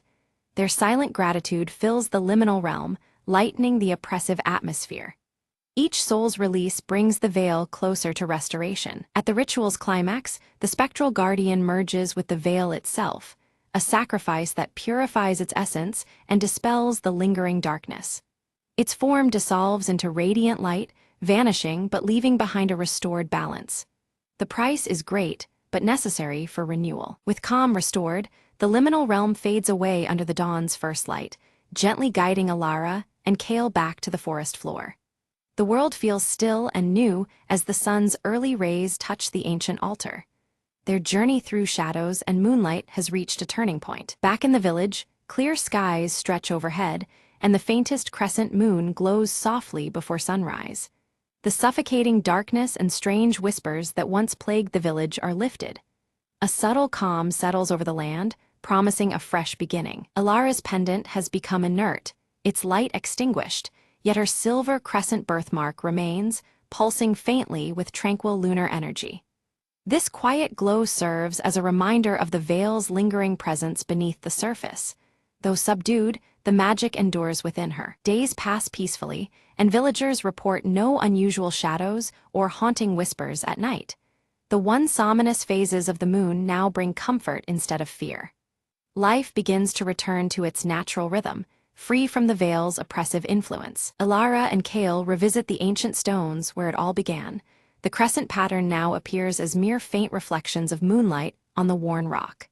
The altar's power seems dormant, transformed from feared relic into quiet monument.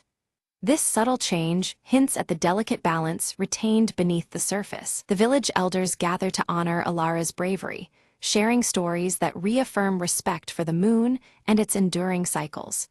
Their words weave tradition with newfound hope, reminding all of the lessons learned from the veil. Ceremony and reverence bind the community in healing. Prepared to leave the village behind, Elara and Kale share a quiet moment, their bond strengthened by the trials endured together. Mutual respect and understanding pass between them as they ready themselves for the journey ahead. Though the path forward is uncertain, it is faced united. Before departing, Alara conceals the pendant within a secret hollow beneath the oldest tree, guarding the veil's lingering secret with quiet solemnity. The pendant rests there, hidden from prying eyes yet still connected to the moonlit power they confronted. Its silence speaks of mysteries yet to unfold. Suddenly, a soft shimmer returns to the air, subtle and benign, weaving gently through the silvered shadows.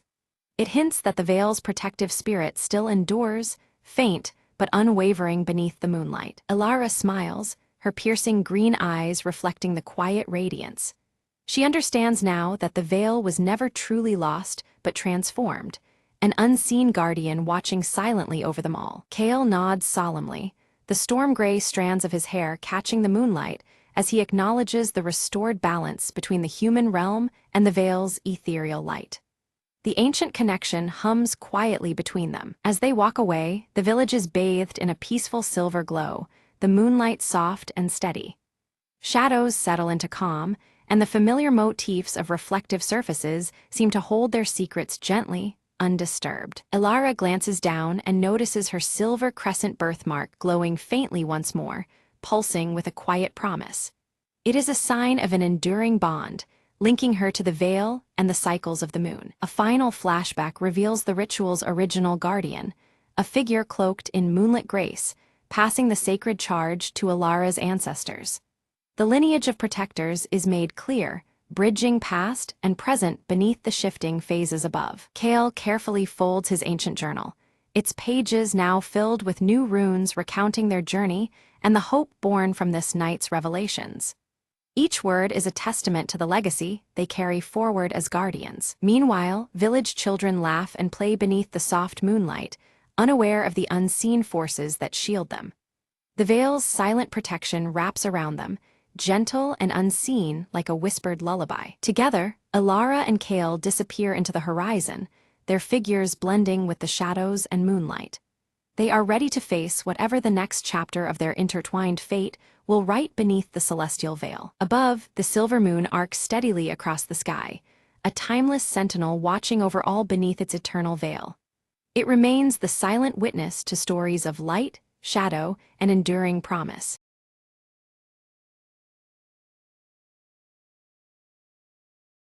The static on the radio crackled louder than usual, slicing through the midnight silence. Mara's fingers trembled as she adjusted the dial, searching desperately for a clear frequency. "Come in, Delta 7, she whispered, her voice barely audible over the interference. Suddenly, a faint voice emerged, distorted but unmistakable. "Code broken, seek the shadow before it's too late." The line went dead.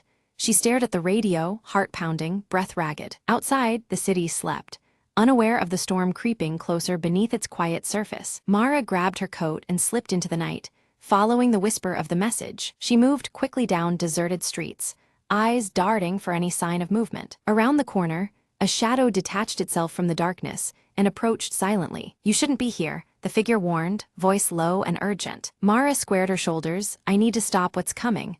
Help me." The figure hesitated, then handed her a small, encrypted device. "This holds the key.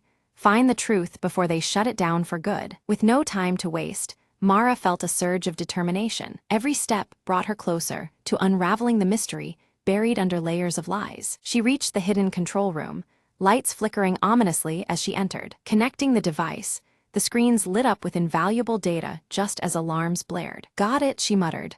"Now to escape before they find me." Bursting into the cold night air, Mara vanished into the shadows, clutching the last hope for truth.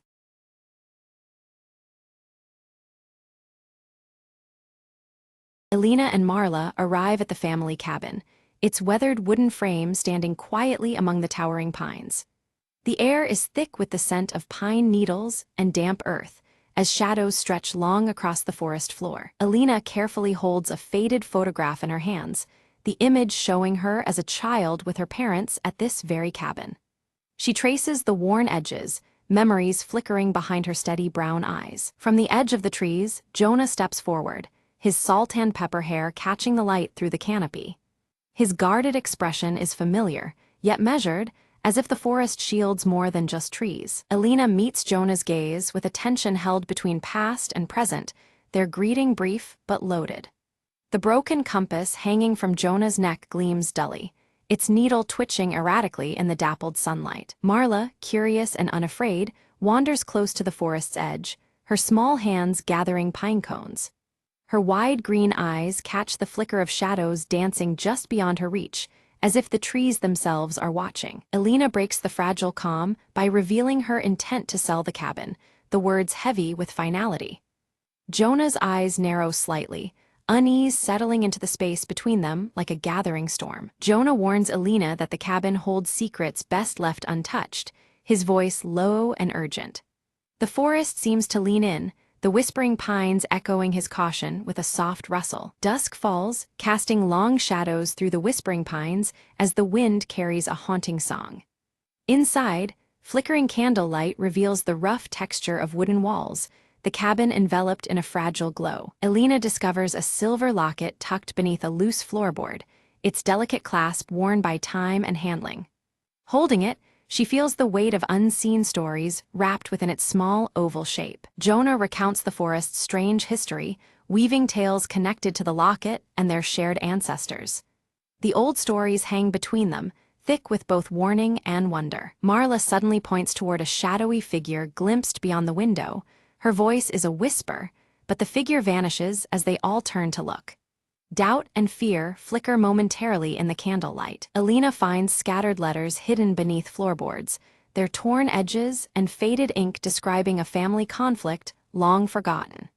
Each word stirs a half-remembered tension, deepening the cabin's mysteries. Jonah steps quickly to block Alina's path as she moves toward the forest, his protectiveness clear but laced with unease. His warning is firm. Venturing deeper alone is too risky under the forest's watchful eyes. The air thickens as Alina confronts Jonah about his hidden ties to her family's past, demanding answers she has long awaited. Their voices are low but sharp, memories and mistrust colliding beneath the whispering canopy. A sudden storm bursts overhead, rain hammering the cabin roof and streaking windows as lightning fractures the sky. The power flickers and dies, plunging them into a darkness punctuated only by the pounding rain and distant thunder. Morning reveals unsettling changes. Marla's beloved doll has vanished without trace, and on the table, the broken compass spins wildly, ignoring any notion of north. Unease grows sharper as the sun's weak light seeps through the trees. Determined, Alina steps outside to search, discovering an overgrown trail obscured behind the cabin, tangled with vines and moss. The forest beyond seems both inviting and forbidding, its secrets buried beneath layers of time. Jonah follows reluctantly, his voice low with caution as he warns of hidden dangers ahead. His knowledge of the forest's unseen threats adds weight to every step they take deeper beneath the whispering pines. The woods close in around them, shadows shifting unnaturally with each footfall. The familiar path begins to warp, the forest taking on a strange, surreal quality that unsettles even Jonah's steady demeanor. Alina spots a carved symbol etched deep into the bark of a tree, identical to one seen faintly in the old photograph. The mark pulses with significance, a silent key to the forest's tangled past. Jonah admits he once belonged to a secretive group linked to that very symbol, tied to local legends shrouded in myth. His confession carries both regret and a warning, deepening the mystery that binds them. Suddenly, distant footsteps echo through the trees, too deliberate to be natural. Both Alina and Jonah glance toward the sound, but no figure emerges from the thickening mist. A mysterious stranger appears briefly, their presence fleeting as they drop a sealed letter before vanishing amid the veiling fog. The air feels charged, as if the woods themselves whispered a warning through this ghostly messenger. The letter's contents unearth a painful truth, one of betrayal woven through generations of Alina's family. Shock and disbelief ripple through her, as the delicate threads of her past unravel before her eyes. Alina grapples with the heavy revelations, her heart torn between trust and suspicion. Jonah urges restraint and patience, reminding her that some truths unfold only when the time is right. Back inside the cabin, Marla's sharp eyes catch a glimpse of something beneath a loose floorboard. With careful fingers, she lifts the panel and uncovers the missing doll, its worn fabric dusty from years of hiding. Relief washes over her face as she holds it close, unaware of its deeper significance. Elena and Jonah's voices rise in fierce disagreement, the tension thick in the shadowed room. She urges they leave before uncovering more pain, while he insists on unearthing every secret buried within these walls. Their opposing wills clash, embodying years of unspoken struggles tied to this place. Jonah rolls up his sleeve, revealing faded scars crisscrossing his arm like silent testimony. Each mark a link to the family's troubled past, struggles and sacrifices made long ago. The physical evidence jolts Elena, grounding the haunting stories she barely dared imagine. Elena's fingers tremble when she finds the silver locket left open on the mantelpiece.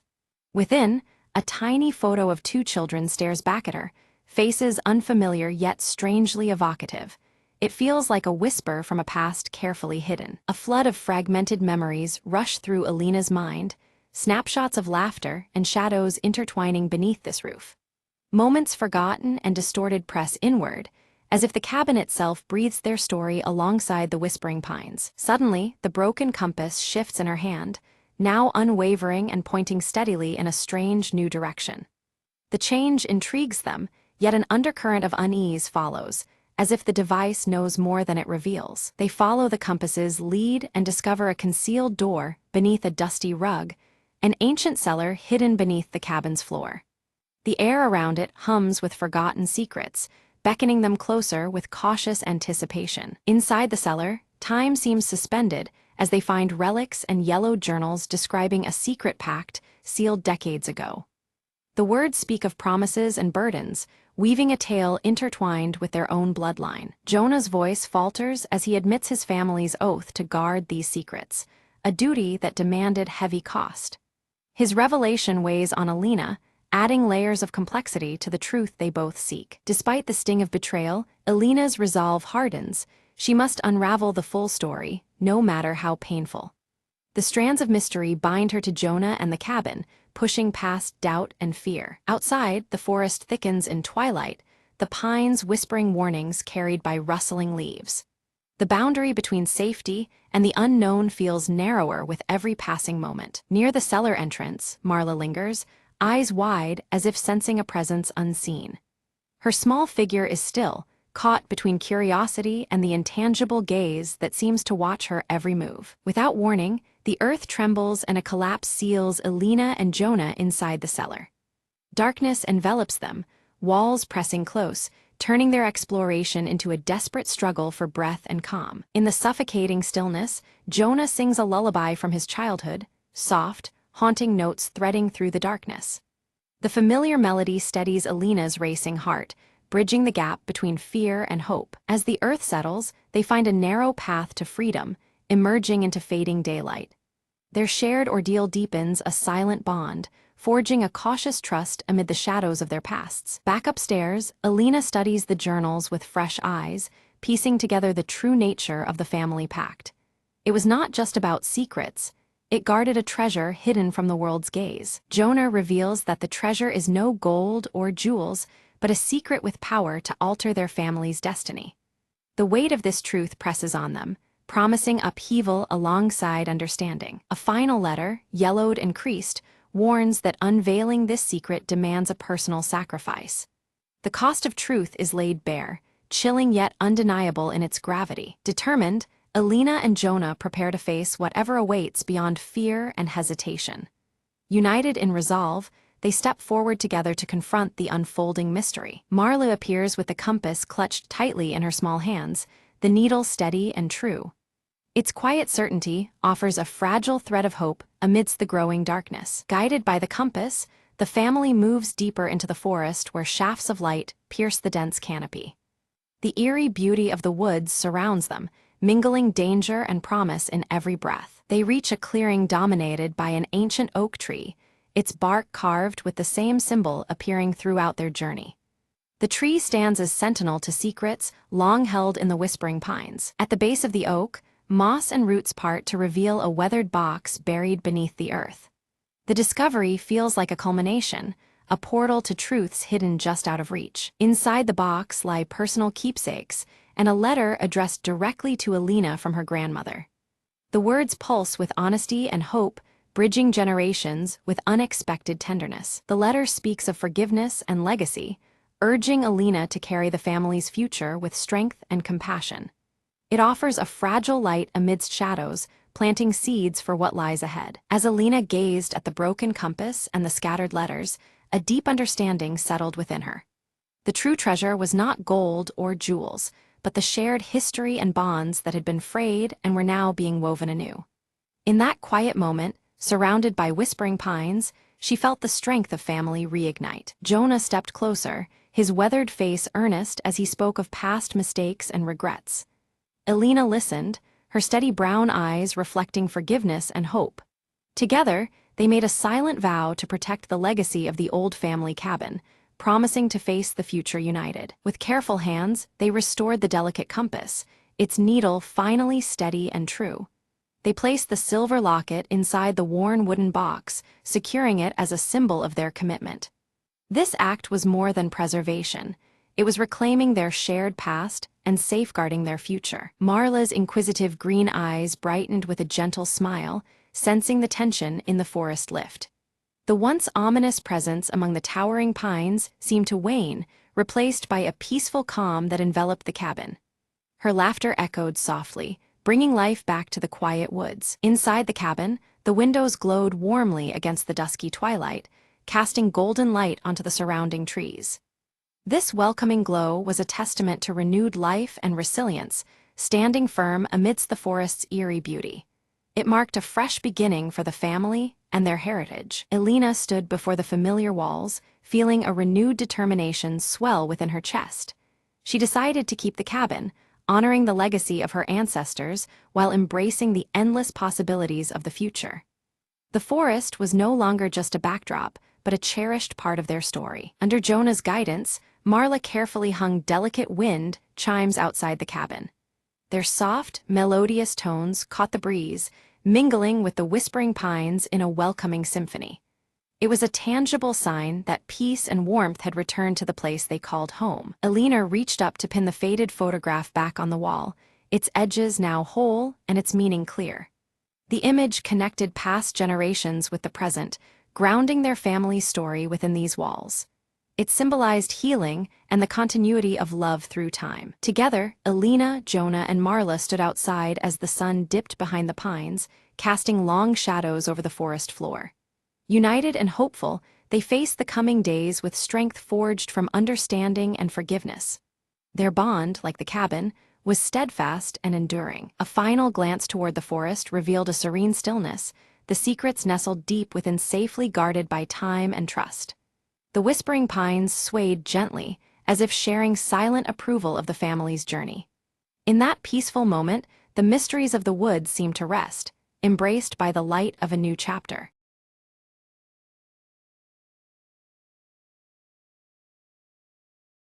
Lyra moves carefully through the desolate cityscape, ashes swirling around her silver-streaked hair as she clutches the cracked compass her mother once owned. The ruins around her whisper stories of a forgotten past, the flickering embers of distant fires casting long shadows. From behind a collapsed building, Merrick's scarred face emerges, his weathered cloak blending with the grayness of the crumbled surroundings. His steady amber gaze watches Lyra silently, weighing the dangers that lie ahead. Tala slips through the ruined streets, her piercing blue eyes scanning every corner with razor focus. Silent as the drifting ashes, she moves like a ghost, alert for unseen threats in the broken world. At the shattered fountain, Lyra meets Merrick, their eyes meeting in a tense nod of acknowledgement. The mechanical raven on Lyra's shoulder flickers its rusty wings, its soft clicks echoing faintly amid the desolation. Lyra unfolds the faded map, trembling fingers tracing a precarious route toward a safe haven marked long ago. Merrick watches thoughtfully, the weight of their uncertain path heavy between them. A distant rumble shakes the cracked streets as dust falls from shattered windows. A massive convoy of scavengers, armed and ruthless, approaches, casting long, ominous shadows over the ruins. Quickly, the trio smothers their small campfire, smudging the glowing embers as the scavengers' silhouettes stretch closer. The fragile warmth and light vanish, swallowed by the encroaching menace. Tala catches sight of the scavenger leader, a towering figure wielding a crude spear. With a swift, silent gesture, she signals danger, her piercing blue eyes fierce as the shadows tighten. Lyra clutches the cracked compass tightly, her gaze stealing against the gray sky. Determined, she vows to protect the map's secret at all costs, knowing it could mean salvation or destruction. Merk loads his improvised crossbow, every motion practiced but tense. His amber eyes survey the uneven streets, seeking the best defensive position amid the jagged ruins. The mechanical raven takes flight from Lyra's shoulder, its rusty wings beating hurriedly as it circles above. With soft mechanical clicks, it distracts the scavengers, buying precious moments for the group to reposition. Lyra, Merk, and Tala slip silently into narrow alleys, their footsteps muffled on the cracked pavement. Shadows of ruins envelop them as they evade the scavengers' ever-closer patrols. Suddenly, a clatter breaks the silence. A loose metal pipe tumbles wildly across the ground. The group freezes, hearts pounding as scavengers turn sharply toward their trail, voices rough and rising. The scavengers spread out aggressively, scouring the ruins with echoing shouts that bounce off cracked walls. The air thickens with tension, dust swirling like whispers of danger. In a hushed tone, Lyra whispers of the map's secret, a rumored haven with untouched resources that could change everything. But now, with predators closing in, that secret is at grave risk. To confuse their pursuers, the group briefly splits, each taking shadowed paths through narrow passages. Tala leads with swift, silent movements, a ghost weaving through the remnants of the old world. Merk narrowly escapes a deadly encounter, ducking behind collapsed rubble just as a scavenger's spear shatters stone inches away. His breath hitches, the close call fueling his resolve. Guided by the cracked compass, Lyra finds the entrance to an underground tunnel faintly marked on the faded map.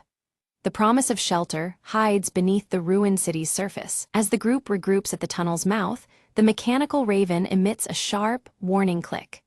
The scavengers are closing in fast, their harsh voices growing nearer, echoing across the desolation. Inside the tunnel, the trio navigates dim, crumbling corridors filled with dust and stale memories. The flickers of faint light reveal relics of a lost world mingling hope with decay. Suddenly, the passage collapses behind them with a thunderous crash, sealing the scavengers outside, but blocking their escape. The heavy silence that follows tightens like a cage around them. Soft green bioluminescent fungi cast an eerie glow along the underground path, illuminating forgotten life that persists beneath the ruinous earth. The delicate light dances on worn metallic relics scattered by time. Tensions flare as dwindling supplies press heavily. Merk shares stories of the world before, voices low and steady. Around a smoldering shard of fire, flickers of hope ignite in the darkness. A hidden door creaks open silently on the tunnel wall, revealing symbols that match those on the map. A tentative beacon of hope advances, the promise of discovery barely contained in the still air. Within the chamber, ancient machinery hums faintly, its brittle data cubes glowing with a partial preservation by time. The air pulses with forgotten knowledge, fragile and flickering like the fires outside. Lyra studies the intricate symbols carved into the chamber walls, her fingers tracing the faded markings. She realizes they describe the safe haven not just as a refuge, but as a naturally sealed vault that once contained a devastating experiment gone wrong. The clues hint that the sanctuary's safety comes with a hidden danger lurking beneath the surface. Without warning, ancient machinery sputters to life, sparks cascading as a spectral blue light floods the underground chamber. The mechanical raven emits a sharp clicking sound, its eyes reflecting the eerie glow. Shadows twist and dance as long-dormant defenses awaken with a mechanical groan. Alarms clang and whir as mechanical defenses surge forward, energy pulses streaking through the air. Merk ducks behind a shattered pillar while Tala dives aside, narrowly avoiding a shifting wall. Lyra clutches her cracked compass, eyes scanning rapidly for a safe path amidst the chaos. Tala's quick fingers find a hidden switch concealed beneath rusted panels. With a click, the relentless machinery ceases, the hum of power fading into silence. A newly revealed passage yawns open deeper into the vault, promising answers but demanding courage. Carefully, they descend into a cavernous vault where ancient technology hums softly. Rows of preserved seed banks stand alongside water filtration units, and at the vault's heart, a pulsating energy core glows steady blue. The remnants of a lost world offer fragile hope amid the ruins. Hope flickers in Lyra's eyes, but her gaze lingers on cryptic warnings etched into the machinery's surface. The inscriptions speak of contamination risks, remnants of a toxic past that could poison the sanctuary itself. The delicate balance between salvation and danger weighs heavily on them all. Merrick crouches by the energy core, inspecting glowing conduits and faded schematics. Despite his rugged experience, the complexity baffles him as he puzzles over methods to safely harness its power above ground. The weight of survival presses down as he considers the risks and rewards. Suddenly, a distant tremor shakes the vault, dust falling from overhead beams. An explosion echoes from above. Scavengers have discovered an alternate entrance.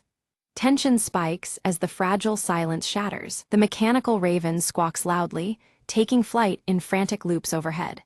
Its metallic wings catch the blue light as it circles wildly. Lyra tenses, signaling the group to prepare for an approaching confrontation at the sanctuary's threshold. Outside the heavy vault doors, shadows clash with flashes of sparking metal. Makeshift weapons swing, and the air fills with the harsh sounds of struggle. Each side fights fiercely, a desperate battle for control over the precious safe haven. Lyra steps into the fray, her voice steady as she negotiates with the scavenger leader. She offers a tentative truce, emphasizing their shared need to survive the harsh ash-covered world.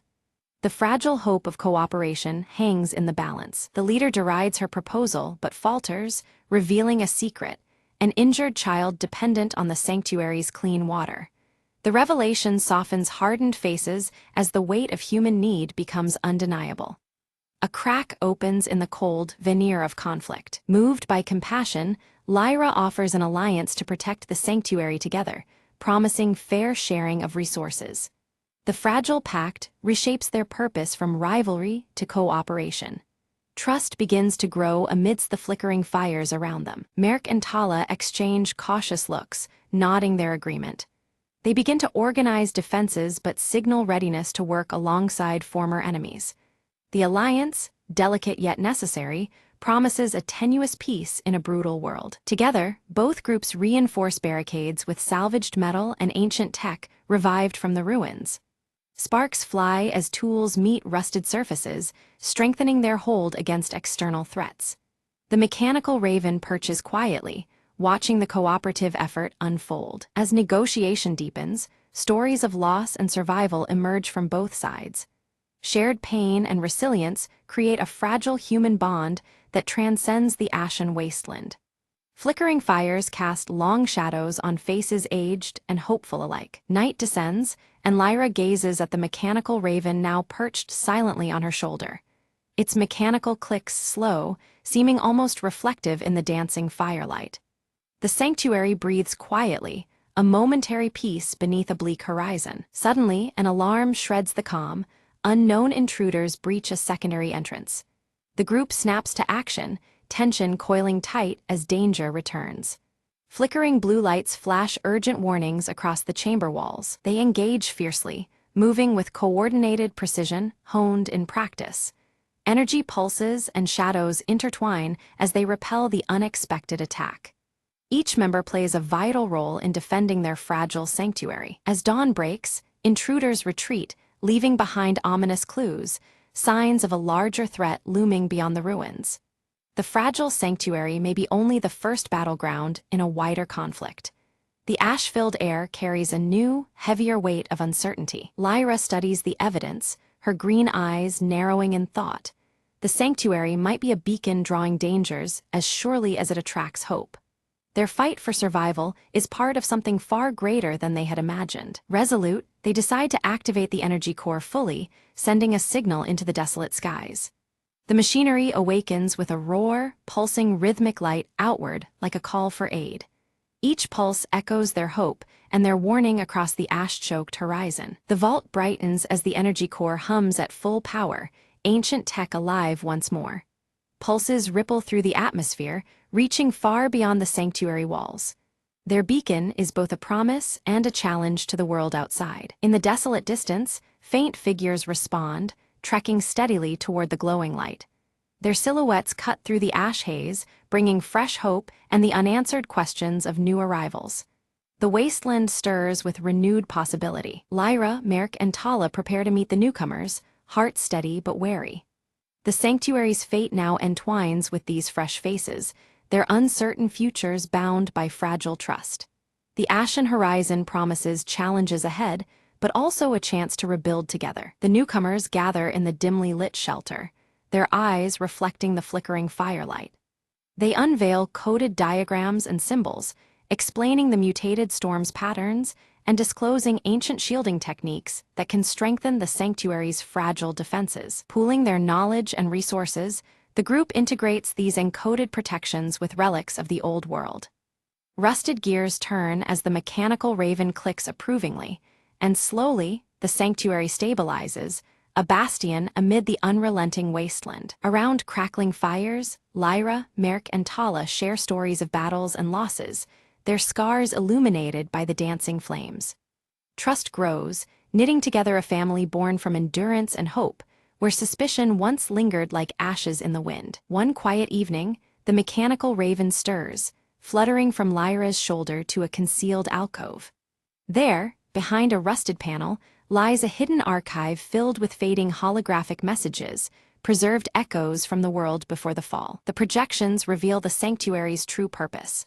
More than mere survival, it was crafted to ignite renewal and unity among scattered survivors.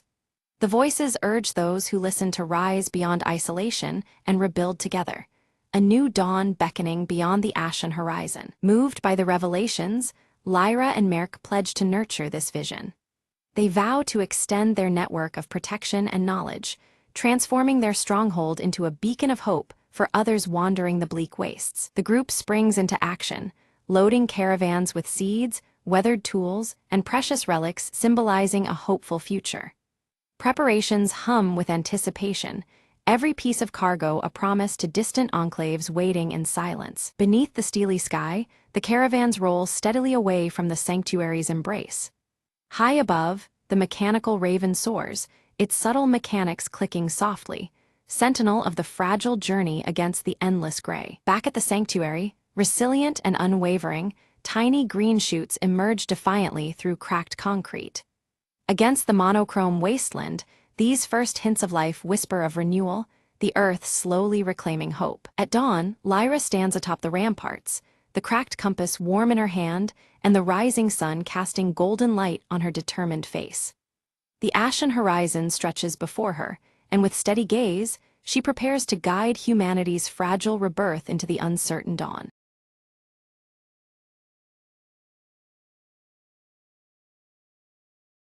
The city never sleeps, especially under a curtain of rain that smears neon signs into ghostly whispers. Detective Marlowe lit a cigarette, the flame flickering as he stared down the glistening pavement. Another night, another case, he muttered, the smell of smoke and wet asphalt filling the air. A mysterious woman in a red coat appeared through the mist, her heels clicking a rhythm of urgency. "I need your help," she said, voice trembling just enough to catch his attention. Her brother was missing, vanished without a trace from the dimly lit jazz club downtown. Marlowe agreed, drawn to the case by more than just curiosity.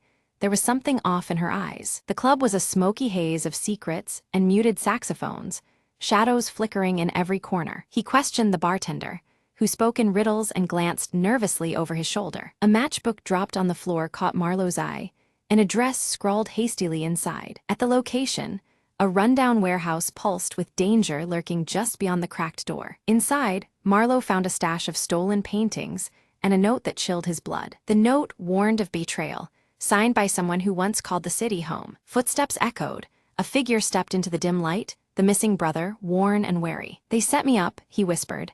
"I was the fall guy for a bigger scheme." Marlowe's instincts kicked in time to untangle lies from truth before dawn. They devised a plan to confront the real mastermind, meeting back at the jazz club when the clock struck midnight. Under the watchful eyes of faded portraits and mournful melodies, the culprit revealed themselves, the bartender. With a quick draw and steady aim, Marlowe ended the night's deadly game, the truth finally clear. As the rain eased, Marlowe lit another cigarette, the city waking up, secrets buried once more beneath the morning light.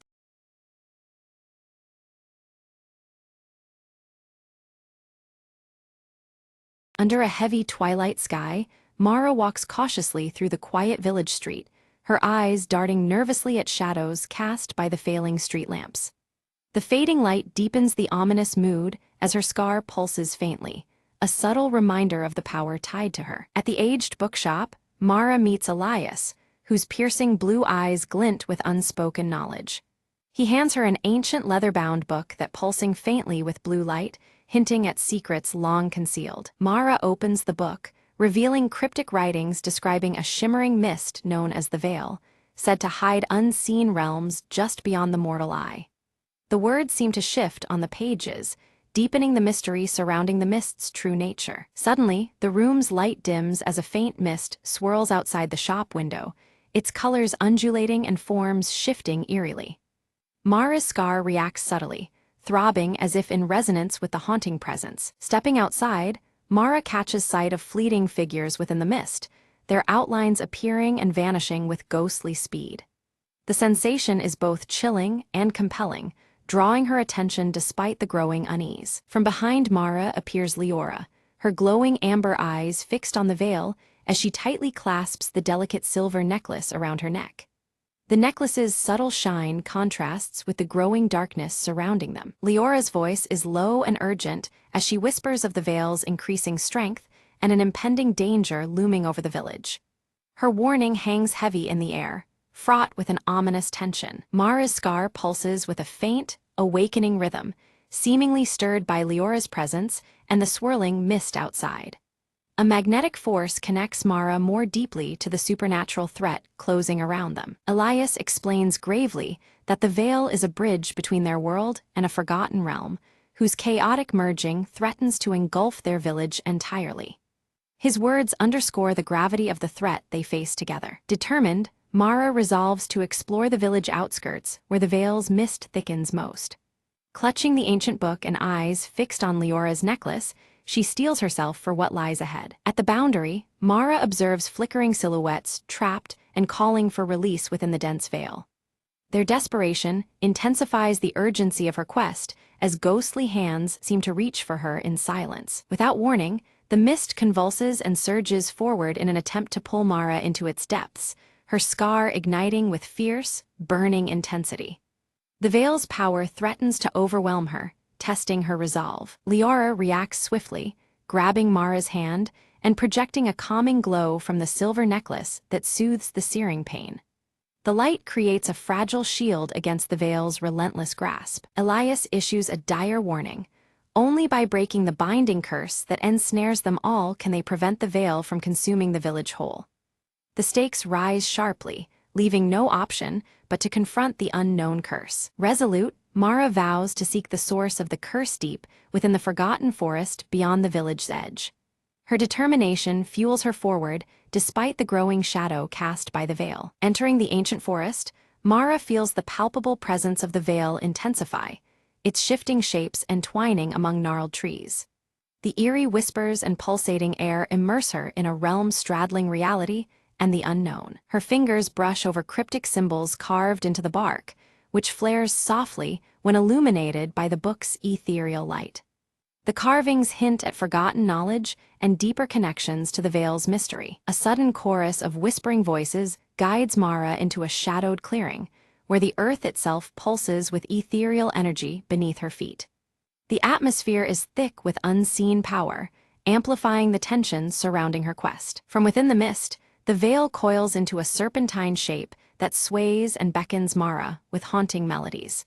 Its hypnotic lure threatens to draw her deeper into a perilous and unknown domain. Struggling against the allure, Mara summons Elias's counsel, focusing on the steady pulse of her scar as a tether to her own reality. This fragile anchor steadies her amidst the mist's deceptive embrace. Leora emerges again, revealing she can harness partial control over the veil through the power of her silver necklace. Together, they forge a cautious alliance to navigate the treacherous mist. The trio follows twisting tendrils of the veil to an ancient stone altar half engulfed by creeping roots, a relic long forgotten by time. Its presence signifies a possible key to unraveling the curse binding them. Carved into the altar's worn surface is an inscription recounting a forgotten pact between the villagers and a realm beyond the veil. The weight of history presses upon them as Mara prepares to read aloud. As Mara recites the ancient words, a surge pulses through the clearing, causing the scar on her cheek to glow with radiant intensity. The veil's mist thickens suddenly, its shape erupting with newfound fury. In an instant, the mist separates Mara from her companions, engulfing her in a cold, suffocating embrace. She is left isolated within the veil's grasp, the true danger and mystery deepening around her. Inside the veil, Mara's surroundings shift, revealing ghostly figures tethered by shadows of fear and sorrow. Each trapped spirit flickers with fragments of their past lives, their faces etched with despair and longing. The air hums with the weight of memories bound by an ancient curse that holds them captive. As Mara's gaze settles, she recognizes some faces among the trapped souls, including a young woman whose features mirror Leora's in a time long gone. This spectral resemblance deepens the mystery and hints at a connection spanning generations. The silver necklace glimmers faintly, resonating with the vision. Desperate to reach them, Mara strains to communicate through the swirling mist, her voice barely a whisper against the veil's murmurs. She seeks a thread of hope, any sign that the spirits can be freed from their eternal prison. Each attempt shakes the veil, revealing fragile glimpses of forgotten trust. Meanwhile, Elias pores over the ancient leather-bound book beneath the clearing's wan light. His eyes scan arcane scripts until he uncovers a vital truth. The curse can only be undone by rekindling the forgotten trust that once bound the living and the spirits. The knowledge brings both hope and urgency to the moment. Leora steps forward, holding her silver necklace tightly as it emits a delicate, luminous beacon that pierces the veil's dense folds. The soft light guides Mara, pulling her back from the abyss toward the safety of the clearing. The necklace's glow becomes a fragile lifeline amid the encompassing mist. Emerging once more, Mara carries with her a fierce determination, the weight of both realms pressing on her. She resolves to unite the living villagers and the forgotten souls trapped within the veil. This newfound purpose ignites a spark of hope against the encroaching darkness. Gathered beneath the ancient altar, Mara, Elias, and Leora commence a ritual invoking the sacred pact that once protected both worlds. But as their voices rise, the veil reacts unpredictably, the energies surging uncontrollably.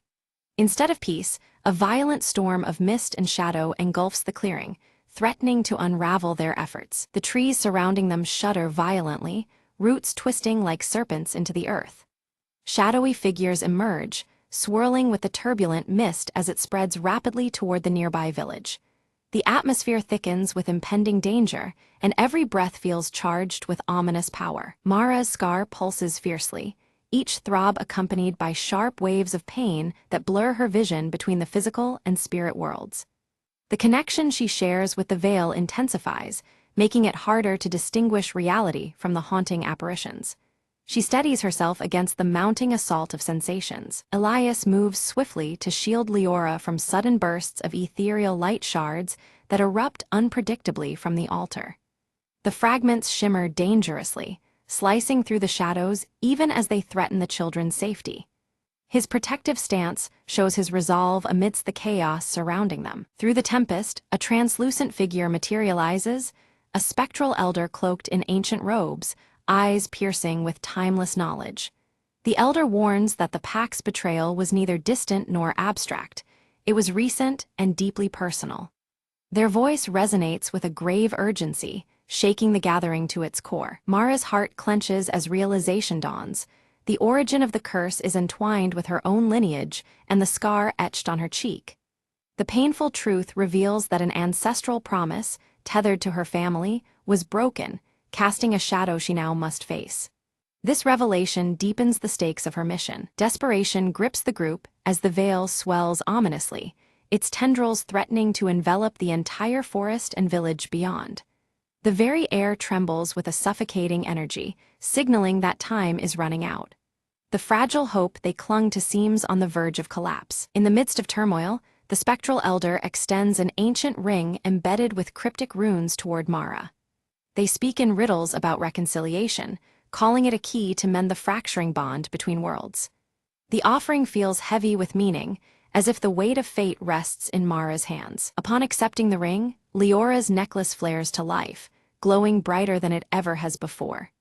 The combined light from the two relics casts intricate patterns that ripple through the veil's mist. This harmonious reaction hints at a powerful union of forces forming within their grasp. Armed with the ring upon her finger and Leora's necklace around the child's neck, Mara returns to the altar. Her resolve is steely, ready to amend the broken vow that haunted her bloodline. The air buzzes with anticipation as they prepare for the next attempt at the ritual. As the ritual commences anew, opposing energies surge and clash violently. Mara's scar becomes a glowing conduit, channeling power that radiates through her very being. The struggle between darkness and light manifests physically, the veil writhing in response to the escalating forces. Mara confronts a torrent of painful memories tied to her heritage and the consequences of past betrayals.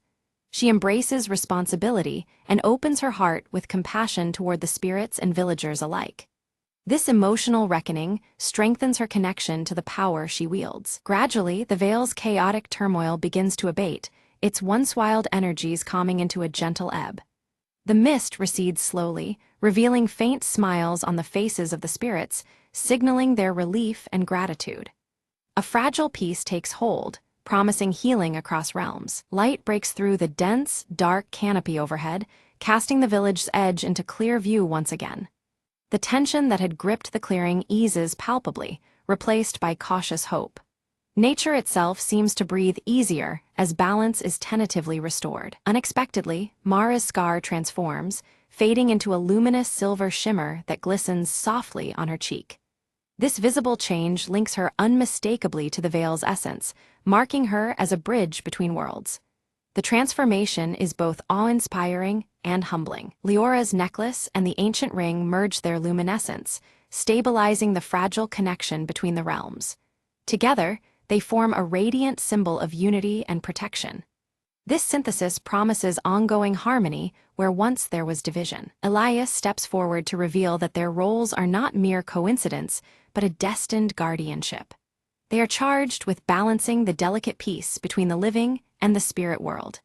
His words underscore the profound responsibility that has been entrusted to them all. Mara feels a profound bond deepen with the freed spirits, now released from torment, yet choosing to linger as vigilant watchers over the village. Their presence is no longer a threat but a blessing, a shared guardianship born from mutual trust. She embraces her new role with quiet strength. The surrounding forest seems to inhale a new breath, alive with a gentle, shimmering mist that no longer menaces but protects.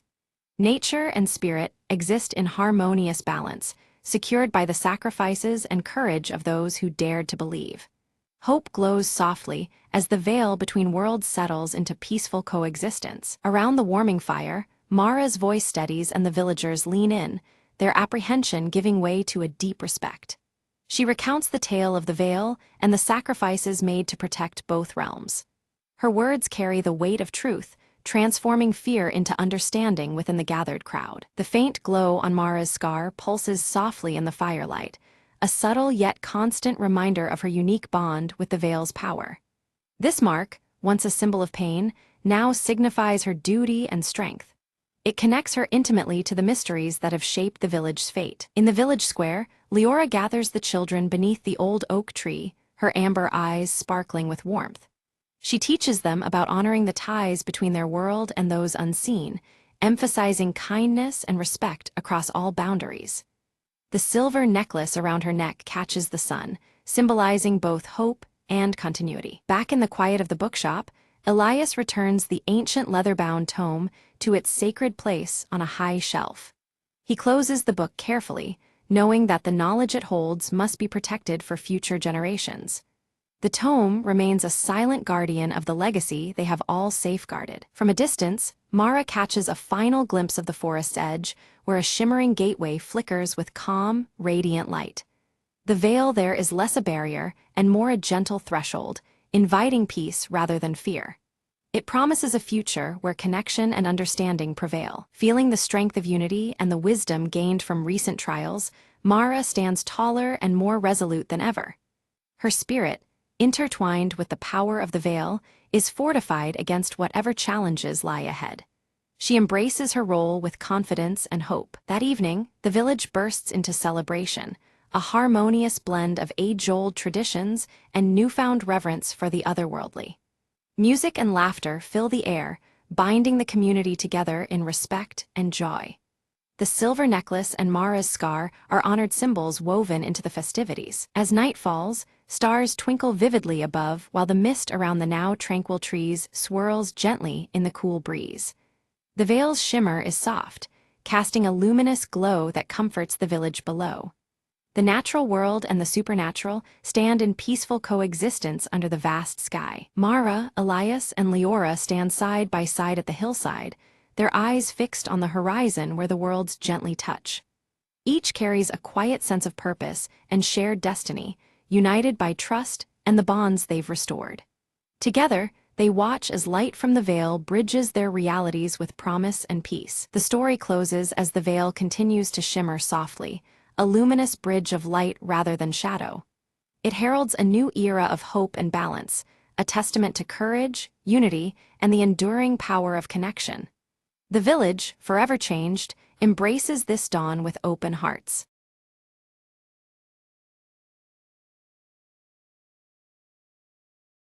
Late at night, Emma heard the faintest whisper coming from the attic above her new apartment. She told herself it was just the wind, but curiosity pulled her up the narrow stairs. Each step creaked underfoot, shadows dancing on peeling wallpaper as the whispers grew clearer. Reaching the attic, she found an old trunk, covered in dust and cobwebs, oddly warm to the touch. The whispers turned into soft pleading voices, begging to be freed from the locked chest. Emma's hands trembled as she lifted the rusted latch and cracked open the trunk's heavy lid. A cold breath escaped, and inside lay a faded diary, its pages fluttering despite still air. Flipping it open, Emma read about a forgotten tragedy, a family lost within these walls decades ago. Suddenly, the attic door slammed shut, trapping her with the restless spirits lingering within the room. She felt a chill crawl down her spine. The whispers grew desperate, pleading for release. Emma clutched the diary and spoke softly, "I will help you find peace." Following clues in the diary, she noticed a hidden compartment beneath the floorboards. Inside lay a locket and a faded photograph of the family smiling in happier times. As she held the items, the shadows softened, and the voices whispered thanks instead of fear. The attic lights flickered, then steadied, as a warm glow filled the small space. Emma placed the locket and photo back carefully, feeling a calm settle over the room. The door creaked open slowly, inviting her to leave the attic with a gentle breeze. Downstairs, the apartment felt lighter, the oppressive atmosphere lifted at last. Emma whispered to herself, "Sometimes, to silence the past, you just have to listen." She smiled faintly, knowing the voices would finally rest, and she was no longer alone.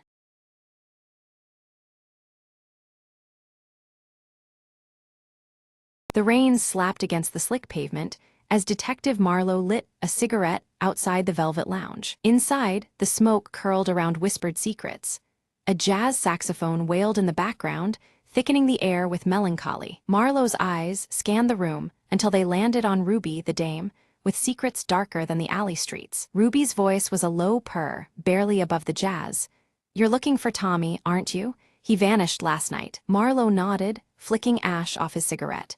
"Yeah, and I think the answers are buried somewhere between the music and the shadows." She leaned closer, eyes gleaming. "Follow me if you want to find him, but be careful.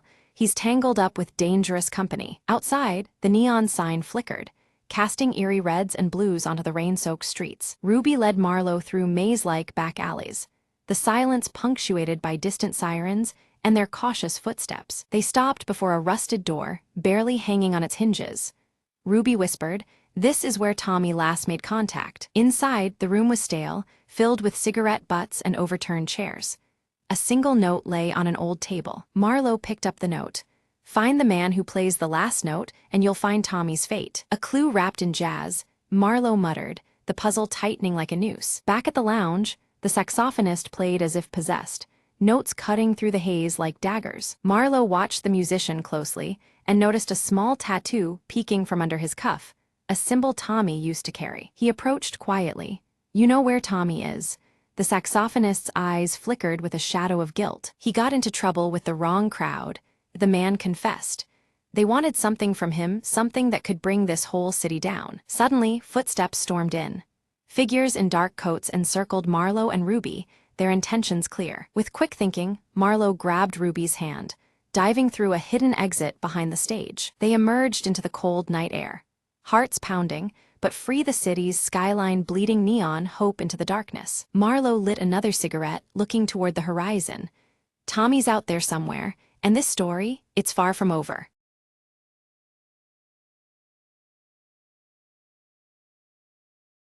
The clock struck midnight as Emma sat alone by the window, clutching a worn envelope. She hesitated, fingers trembling, then unfolded the brittle paper inside. "If you're reading this," the letter began, "it means I never made it back." Her heart pounded. It was her brother, Alex, lost at sea months ago. He wrote of regrets, dreams, and a secret he had kept about their childhood. Emma's eyes filled with tears, but she kept reading, drawn into his words. "I've hidden something in the old oak tree by the river.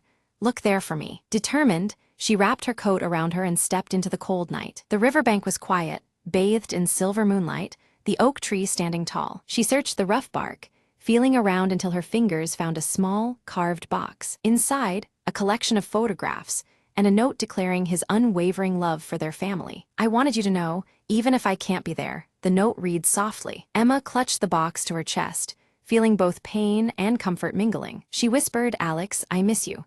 But now, I have a part of you to hold on to." As dawn approached, Emma sat beneath the oak tree, the weight in her heart beginning to lift. The letter had given her closure she never thought possible, a final connection. Slowly, she smiled through tears, ready to face the days ahead with newfound strength. "Goodbye for now," she murmured, "and thank you for the memories." The sun rose, casting warm light over the river, a new day beginning for Emma. She stood, carrying her brother's love with her, finally at peace.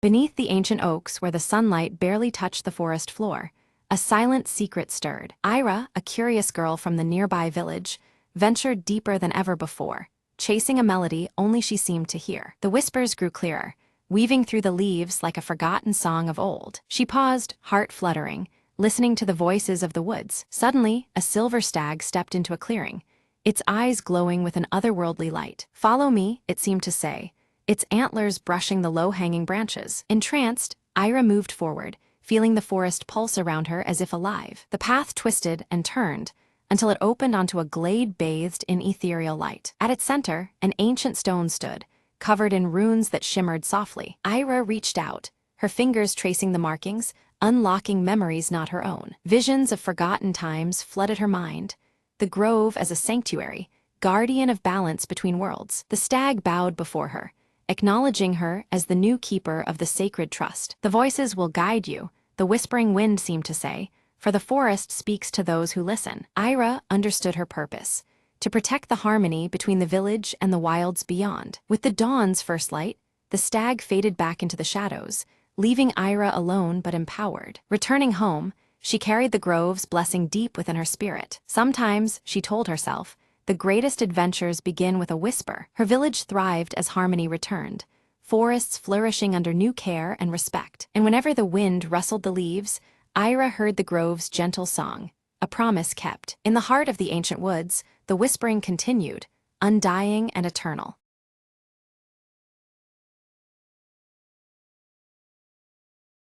In the heart of the ancient forest stood the whispering oak, its vast branches swaying even when the air was still. Elara, a young mapmaker from the nearby village, ventured to the tree, drawn by tales of its mysterious murmurs. She reached the tree just as twilight painted the sky in purple hues, the whispers growing louder in the fading light. Leaning close, she could make out words woven with stories of lost lands and forgotten magic. Intrigued, Elara pressed her ear to the bark, and a sudden warmth spread through her fingertips. The tree revealed a secret map etched within its rings, visible only to those who listened with an open heart. Elara traced the delicate lines, and suddenly the map shimmered, unfolding a path to a hidden glade. Determined, she set off along the trail, leaves crunching underfoot, guided by the oak's gentle whispers. The forest seemed alive, shadows dancing and stars peeking through the canopy above. After crossing a silver stream and climbing mossy stones, Ilara arrived at the glade bathed in moonlight. At its center stood a stone pedestal bearing an ancient key,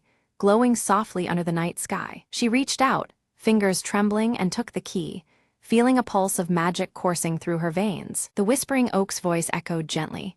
"With this, you unlock more than doors, you unlock destinies." Ilara smiled, understanding the journey was just beginning, but the mapmaker's curiosity was her true compass. Returning home at dawn, the forest alive with morning light, she held the key close, ready for the next adventure. Villagers noticed a new spark in her eyes, tales spreading about the girl who spoke to trees and followed whispers. Ilara knew the oak's secret was safe with her, a bridge between worlds waiting to be crossed again. And every so often, when the breeze stirred just right, the whispering oak called to her once more. "Remember," it would say softly, "the greatest maps are drawn with courage and heart." With a newfound purpose, Ilara set her quill to parchment, ready to chart the wonders hidden beyond the known world.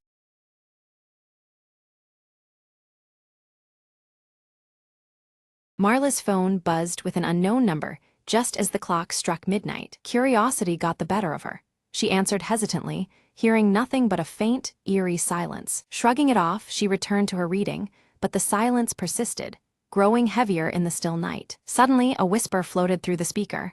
"I see you." Heart pounding, Marla dropped the phone. The screen fractured, yet the whisper continued, now coming from everywhere around her. She rose, trembling, and tried to escape the oppressive quiet that had now turned into a deafening echo. In the dim hallway, portraits seemed to watch her with hollow eyes, their shadows lengthening unnaturally. Each step she took echoed back distorted cries, as if the house itself mourned in agony. Reaching the main door, she found it sealed shut, her panic swelling with the realization she was trapped. The whisper morphed into a chilling chant, repeating her name over and over. Desperately, Marla searched for another way out, her breath visible in the suddenly cold air. In the corner, a cracked mirror shimmered. Her reflection stared back, but its mouth moved independently, mouthing words she couldn't hear. Frozen, she backed away, but the reflection beckoned, dragging her gaze deeper into its inky depths. A snatch of a forgotten memory flooded her mind, a warning from a childhood dream. Summoning all her courage, Marla focused on the old grandfather clock in the hall, its pendulum swinging sluggishly. "Time to end this," she whispered, smashing the clock's glass with a chair leg. The house groaned, the shadows retreating as the oppressive silence shattered into 1,000 shards of sound. The front door creaked open slowly, revealing the faint blush of dawn outside. With a final glance back, Marla stepped out, the whisper fading into nothingness behind her. She heard the narrator's voice softly in tone. "Some silences are better left unbroken."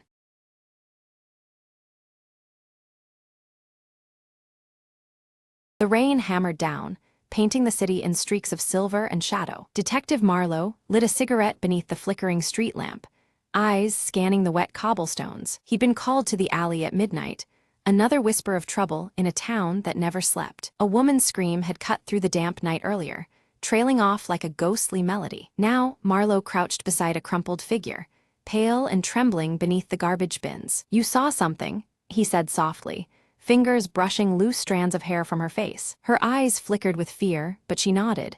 "They come when the clock strikes one." He checked his watch, 12:55. Time was running thin, and the city held its breath. Suddenly, footsteps echoed from the shadowed end of the alley, slow and deliberate. Marlowe pressed his back against the wet brick, heart hammering under the rain's rhythm. A figure stepped forward, coat collar up, face obscured beneath a fedora. "Looking for trouble, detective." The voice was low, a rasp of menace and challenge. Marlowe cracked a half-smile. "Only the kind that sells in the city." The stranger lunged, a flash of steel glinting in the dim light. Instinct took over. Marlowe twisted, grabbing the attacker's wrist, forcing the knife away. They tumbled, rain mixing with grit and desperation. A flicker of recognition crossed Marlowe's mind, the scar beneath the stranger's eye. "Back off, Kane," Marlowe growled, pushing him against the wall. Kane sneered, then vanished into the labyrinth of alleys, leaving a promise and a warning. Marlowe lit a fresh cigarette, watching the smoke curl upward.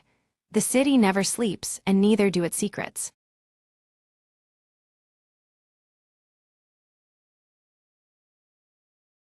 At dawn, Ira trains beneath towering stone arches, their surfaces carved with ancient runes that pulse faintly under the early light. Her piercing emerald eyes mirror the shimmering veil overhead, its translucent threads weaving subtly in the morning breeze. Kalen approaches quietly, the gravity of his expression deepening the early serenity. He bears dire news about the veil's weakening threads, warning that the very balance of their world teeters on the edge. Together before the ancient veil, Ira and Kalen observe faint tears forming along its delicate surface. A soft, almost mournful hum vibrates through the air, signaling the veil's distress. From the mist, Silas emerges silently, his ash-gray hair catching the pale light. His piercing eyes sweep the horizon with a tension that speaks of unseen dangers lurking beyond sight. Ira clutches the Everlight amulet near her heart, feeling its glow shift from calm blue to an urgent crimson. The shifting light echoes the rising peril coursing through her veins. Suddenly, a vision blazes before her.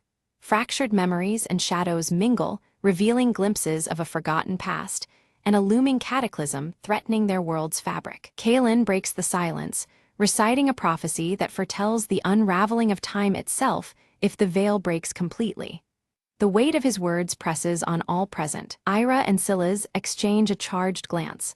Her fierce determination contrasts sharply with his wary skepticism, hinting at a fragile alliance poised on the edge of trust. The earth trembles beneath their feet as shards from the veil flutter down like fallen stars, each one a warning that time's fabric frays dangerously close to collapse. Resolved, they set out on a quest to recover lost talismans essential to mending the veil's rift, starting with the elusive Whispering Stone, said to whisper secrets of the past. Ira scales jagged cliffs beneath gathering storm clouds, the Everlight amulet pulsing erratically with uneasy energy, matching the tempest around her. Silas threads cautiously through shadow-laden forests, where eerie whispers slither through the air, carrying secrets half-spoken and warnings unheeded. By flickering candlelight, Kalen pore over ancient texts, piecing together elusive clues long buried and overlooked by time itself. Unseen by the group, an ominous figure cloaked in shifting shadows mimics the veil's ethereal patterns, watching silently from the distance. The stakes crystallize. Should the veil collapse, time will fracture, trapping souls in an unending limbo between fleeting moments and eternity's grasp. Ira seizes the Whispering Stone, its power awakening hostile spirits that surge toward the group with spectral fury. Silas moves like a shadow, his scar glinting sharply as he fends off the spirits with swift precision, each blow a testament to battles etched in his past. Kalen observes a familiar symbol etched into the spirits, an ancient mark tied to a long-forgotten betrayal within their own order, deepening the perilous mystery. A sudden storm halts their path, the veil above rippling wildly like a wounded beast thrashing against its unseen tormentor. They seek refuge within a cavern, adorned with ancient murals, foretelling their struggle and hinting at sacrifices yet to be made. In the cavern's uneasy quiet, Ira confides her fear to Silas, her emerald eyes flickering with vulnerability as the weight of their quest bears down. Silas responds with a glimpse of his own hidden past,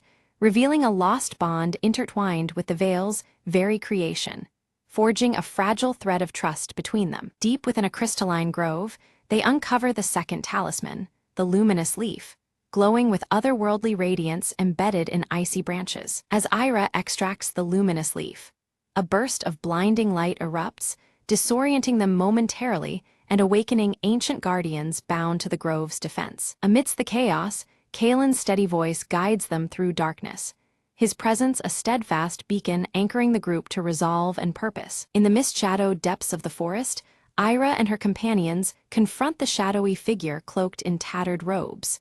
His eyes burn with bitter fury, once a guardian like them, now exiled and bent on unraveling the veil to rewrite history's course. A violent clash ensues as destructive spells cascade through the air, but Ira's Everlight amulet flares fiercely, its radiant glow forming a shield that deflects the darkness. The veil shimmers subtly around them, rippling with each spell's impact. The exiled guardian vanishes abruptly into the swirling shadows, but not before imprinting a cursed mark upon the veil's delicate fabric.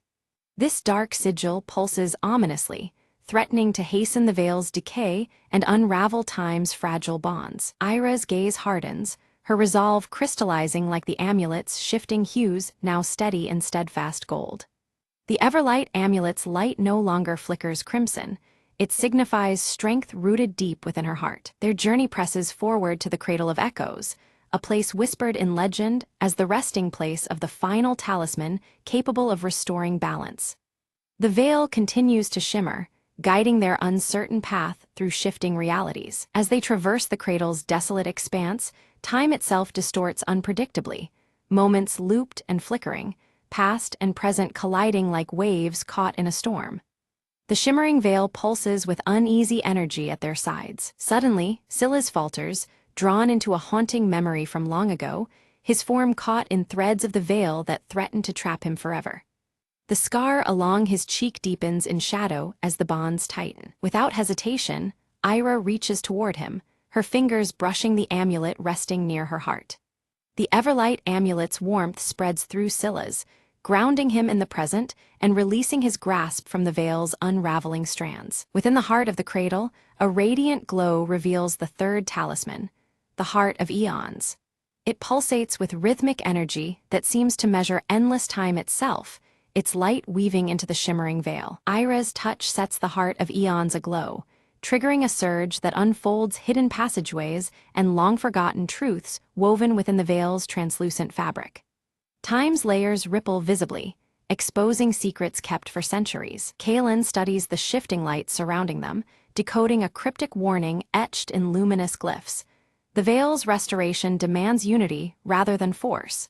His voice is measured as he speaks, the echoes lingering like a solemn pact. Suddenly, the exiled antagonist returns, bolstered by dark reinforcements determined to seize the talismans. Their eyes glint with ruthless intent beneath the restless shimmer of the veil's ever-changing weave. A fierce battle erupts beneath the enveloping veil. Colors and shapes blur and bend unpredictably with each blow and spell cast. The boundary between time and space distorts violently as they struggle for control. Harnessing the combined power of the talismans, Ira channels energy through her Everlight amulet, which radiates a pure, blinding white light. This brilliant glow weaves into the veil, pushing back against the encroaching darkness. Amidst the chaos, Silas moves swiftly to shield Kaelin from a lethal strike, their bond deepening past old grudges and wounds. The flickering light of the shattered veil witnesses their growing trust. In desperation, the antagonist unleashes one final, catastrophic spell, but the veil itself pushes back, wrapping around the group like a protective shroud. The shimmering fabric pulses with renewed strength, resisting the attempt to break it apart. Time seems to settle momentarily. The veil's tears stitch themselves slowly with radiant threads of light. A fragile peace fills the air as the shimmering fabric regains some of its former resilience. Ira places each talisman carefully into ancient sockets carved along the stone arches where their journey first began. The veil shimmers brightly around them, responding to their unity and the completed ritual. A harmonic resonance fills the air as the veil shimmers more brilliantly than ever before, patterns of light and shadow weaving complex tales across its surface. The fabric of time glows with renewed vitality, a testament to their combined strength. Stripped of power, the antagonist fades into a fracture of time, leaving behind only a silent warning that lingers in the air. The shimmering threads of the veil flutter softly, cautious but undefeated. With the veil stabilized yet still fragile, Ira reflects quietly on the cost of their victory and the delicate balance they have preserved. The Everlight amulet hums steadily, its light a gentle reminder of hope amidst lingering uncertainty. Silas and Kaelin, framed by dawn's soft light, swear a solemn vow to watch over the veil. Their silhouettes form a steadfast guard, united in purpose beyond past conflicts. Ira's eyes fall upon the Everlight amulet glowing softly against her chest, its steady hum now a symbol of hope renewed. The golden light pulses gently, echoing the heartbeat of time itself. The ancient stone arches begin to pulse faintly as runes etched into their surfaces come alive with protective magic. The veil's blessing seems woven into the very stones, an enduring shield against future threats. A gentle breeze carries glimmering fragments of the veil, shimmering like ethereal blessings descending upon the land. These fragile lights dance around them, heralding a new dawn infused with lingering mysteries. Beneath the ancient stone arches, a hidden chamber slowly opened, revealing murals etched into timeless walls. These images depicted Ira's arduous journey, each scene illuminated faintly by the shimmering veil draped above, its translucent threads weaving through her story. As Ira studied the murals, the figures shifted subtly, unveiling new paths and other guardians who stood vigilant through the ages. This silent transformation signaled that the balance required constant watchfulness, a never-ending effort to protect the fragile flow of time. Reaching out, Ira placed her hand gently upon the veil, feeling an ancient connection stir within her. Threads of time intertwined seamlessly with her own fate, reaffirming her bond and the deep legacy she carried within her heart, glowing with the Everlight amulet's steady pulse. Kalen stepped forward, his eyes reflecting wisdom earned over countless years, and shared one final prophecy. He spoke of balance as a cyclical force, explaining that with every turning of the veil, new challenges would arise, testing the strength and resolve of those who guarded it. Without a word, Silas turned toward the horizon, his ash-gray hair catching the fading light. His purpose fulfilled here, he departed quietly into the vast unknown, leaving behind the echoes of his scar and a path yet to be discovered. Ira returned to her people with renewed purpose, dedicating herself to training the next generation of guardians. The Everlight amulet now shone with a warm hue, symbolizing unity and resilience, inspiring hope in every young heart under her care. As night embraced the land, stars scattered across the heavens reflected in the subtle shimmer of the veil above. It hovered like an eternal sentinel, its gentle radiance watching over the flow of time with timeless grace. In a humble village beneath the veil's light, a newborn child opened their eyes, a faint glow encircling their wrist.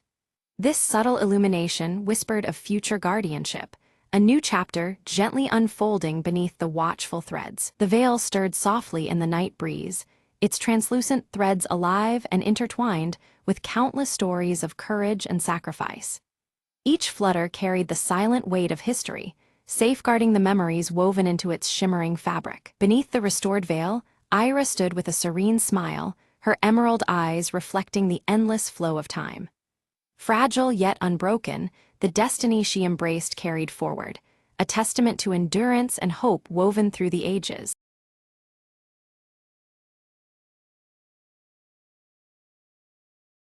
Mara stands at the edge of the dense forest, clutching her silver locket as the dusky sky deepens over Glenmore. The impending darkness mirrors the growing unease that tightens in her chest. Her eyes dart to the dimly lit houses nearby, their shadows stretching oddly long and flickering as if alive. A heavy silence seems to weigh down the air, pressing close with unspoken fears. Elias approaches silently, the faded scar on his left cheek visible beneath his dark hood. His voice is low and urgent, warning Mara of the dark force stirring beneath the town's surface. Inside Mara's home, a shattered mirror catches the flickering lamplight, reflecting shadows that twist and move independently.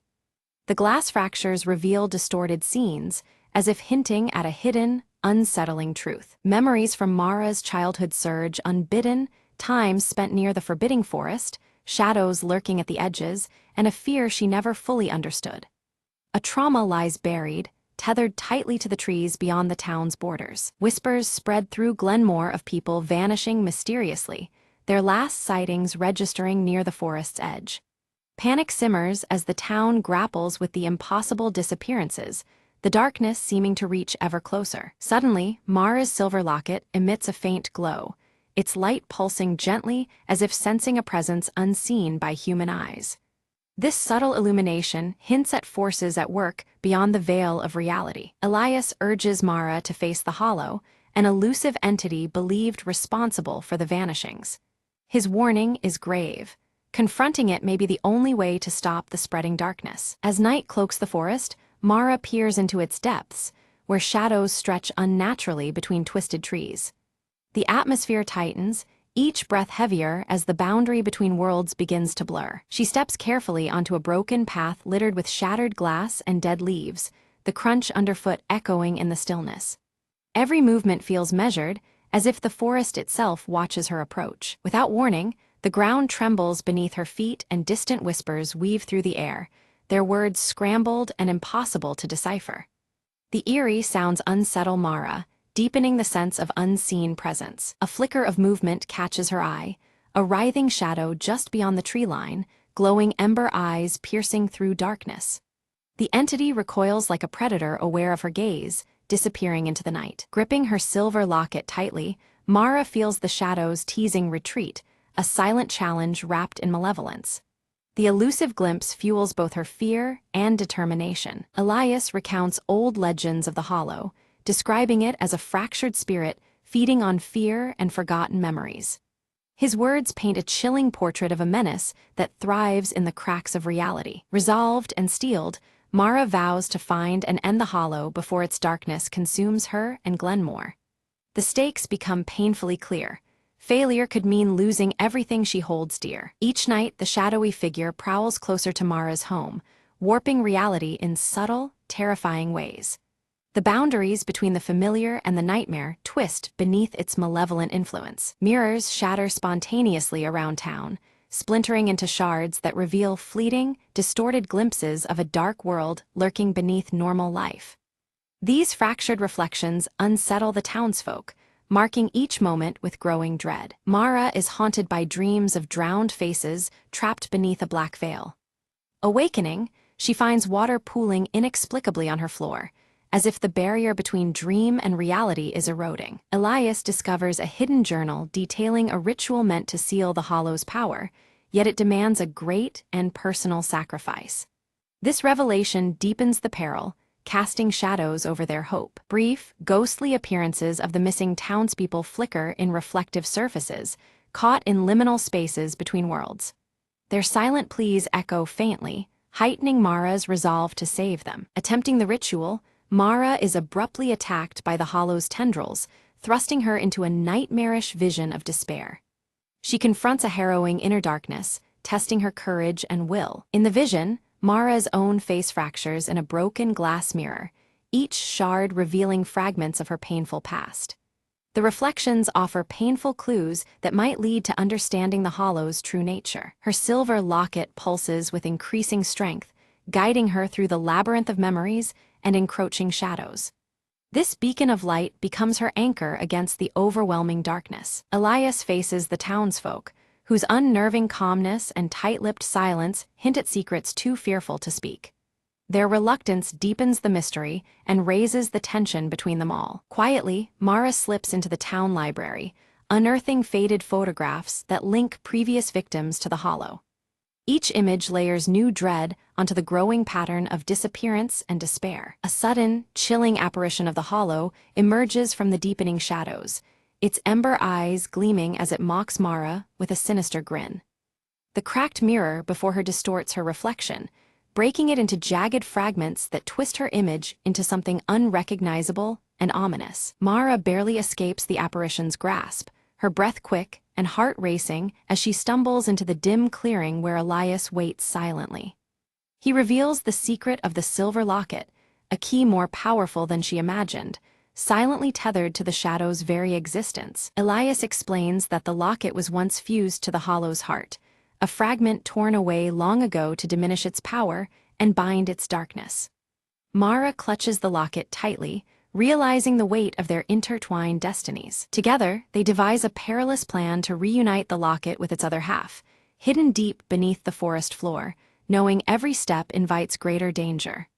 The risk is palpable, the forest itself seeming to pulse with unseen menace as they prepare to move forward. The Hollow's influence coils through the forest, twisting roots into writhing veins that claw at the earth, corrupting the land itself. The very air thickens with creeping darkness, as if nature rebels against their quest. Shadows deepen around Mara, her clothing darkening subtly as if absorbing the creeping gloom, blurring the edges between waking and nightmare. Each breath feels heavier, the line between reality and dream whispering its fragility. At last, Mara approaches the hollowed tree, faintly glowing with an ethereal light that marks the rumored resting place of the locket's counterpart. The fractured mirrors embedded in the bark reflect the dim light, casting eerie patterns upon her face. Her path is twisted with traps and illusions, each forcing her to confront fears and puzzles designed to break her will. Mara pushes forward, her mind and body tested by challenges both physical and psychological. Elias offers steadfast support, but when an unseen force lashes out, he is wounded, blood darkening his clothing and heightening the urgency of their mission. His injury snaps the fragile calm, the stakes growing ever more dire. Determined, Mara presses on alone, the silver locket's soft glow entwining with the ember hue of the encroaching darkness, illuminating her path as she ventures deeper into the unknown. The weight of her resolve is palpable in the thickening air. Facing a fractured mirror, Mara confronts the hollow as it partially reveals a shifting, shadowy form, never fully seen yet filled with seething menace. The shattered reflections ripple with unease, echoing the entity's unpredictable nature. The hollow's voice slithers through the stillness, taunting Mara with a dire promise. Fail, and she will remain trapped within its eternal shadow forever. The cruel stakes hang heavy in the cold air, testing her resolve. With trembling hands, Mara reunites the locket's two halves. A burst of searing light ricochets through the darkness, fracturing the shadow's form and pushing back the lingering dread. The hollow tree's glow intensifies, fighting against the consuming gloom. For a fleeting moment, the hollow reveals itself as a humanoid silhouette, twisted in grimacing pain and loss. Its ember eyes flicker with a haunting sorrow, hinting at a tortured origin beneath the menace. The shadow lashes back violently, shattering the light into scattered shards and casting Mara into a surreal void where time and space bend unnaturally. Darkness curls around her like living smoke, swallowing the remnants of illumination. Within this void, Mara is bombarded by ghostly reflections of her childhood. Fragmented memories shimmer in the broken mirrors around her. Past moments long buried surface with unsettling clarity, revealing hidden wounds. A shattering truth dawns on her. Her own suppressed memories feed the hollow's power, giving life to the darkness she fights. Gathering courage, Mara steels herself to confront the fears she once fled from. In a moment of piercing clarity, Mara begins to reshape the shattered mirrors within the void, mending the fractured reflections and weaving her broken soul back into wholeness. Light pulses softly, resonating with newfound strength. As Mara's confidence grows, the hollow's influence wanes. Shadows recede slightly, the oppressive weight loosening its grip. The once suffocating darkness feels fragile now, trembling beneath her rising resolve. Elias awakens, wounds tending to heal as dawn's pale light breaks through the trees. The forest's menace appears diminished for the first time. Together, they stand united, ready to face what lies beneath the earth. They cautiously descend into a cavern hidden beneath the forest, where the hollow's core is said to pulse with dark energy. The air turns colder, the walls slick and cold, as shadows writhe in patterns against the stone surfaces. The cavern throbs with a malevolent energy. Walls seem alive as tendrils of shadow twist and writhe, pushing back against the intruders. Every echo carries whispers of lost souls, heightening the tension with spectral unease. Before them rise spectral forms, distorted visages of past victims, their expressions twisted in desperation, yet pleading silently for release. Each one reflects in cracked mirrors that seem to float in the stale cavern air. Mara offers words of forgiveness and remembrance, her voice steady as the spirit's anguish begins to soften. Their fading presence weakens the hollow's hold, the cavern's darkness flickering uncertainly. At the cavern's center, a cracked crystalline heart pulses faintly, the source of the hollow's power and pain entwined. Light flickers across its fractured surface, promising answers yet guarded by shadows still thick and deep. Mara took a deep breath, her fingers trembling as she placed the silver locket into the crystal's jagged fracture. The moment the locket touched the surface, a blinding light burst forth, bathing the cavern in an intense, pure glow. Shadows recoiled as the fractured crystal responded to the locket's truth, illuminating the darkness. A chilling scream echoed through the cavern as the hollow writhed in agony. Its shadowy form began to shrink, losing shape and coherence, like smoke caught in a sudden gust. The glowing ember eyes flickered weakly, draining away into the light that now claimed its space. Then, a final, brilliant burst of light erupted, flooding the entire cavern with a warm, natural glow. The sinister shadows that had lengthened unnaturally moments before dissolved completely. The fractured surfaces around them reflected true light for the first time in so long. Mara's strength gave out, and she collapsed against the cavern floor, utterly exhausted but alive. Elias caught her steadily, his darkened clothes matching the tension that now eased between them. A calm settled, broken only by their quiet breaths amid the returning silence. When they returned to Glenmore, the oppressive darkness that had lingered was gone, replaced by gentle sunlight filtering softly through the streets. The town looked reborn, as if the shadows had never claimed it. Layers of dread lifted, making way for the warmth of a new day. The residents emerged slowly from their homes, blinking against the light as if waking from a nightmare. Memories of the Hollow's chilling influence faded quickly, slipping into the recesses of forgotten dreams. Life began to reclaim its rightful place, serene and unshadowed. Mara's silver locket no longer radiated light, but rested quietly against her chest, a silent testament to what had passed. It symbolized closure, a resilience forged in darkness now at peace. The connection it represented was no longer a burden, but a shield of strength. Elias stood beside Mara, his presence steady and resolute. He vowed to remain in Glenmore, dedicating himself to rebuilding what was broken and guarding against the return of lurking shadows. His faded scar caught the sunlight, a reminder of battles fought and ones still ahead. The fractured mirrors throughout the town had been replaced with clear, unblemished glass. Their reflections no longer distorted reality, but offered pure, truthful images to those who looked into them. The town's spirit, once fractured and warped, now shone back with clarity and hope. Mara stood at the town's edge, her gaze fixed on the distant horizon where dark clouds gathered faintly beneath the hollow veil. Though the light had returned, she knew the shadows were never fully gone. Steeled by all she had endured, she prepared to confront whatever darkness might next arise.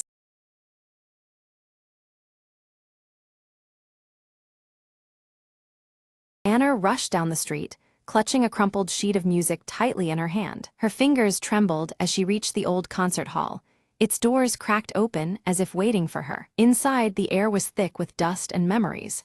The grand piano sat silent, keys hoping for a touch. Anna hesitated, then sat down and placed the sheet on the stand, her eyes scanning the notes she had spent years perfecting. The first chords spilled out, hesitant at first, then flowing with more confidence and emotion than ever before. As she played, memories of her late father, a legendary pianist, filled the hall, his voice echoing in her mind.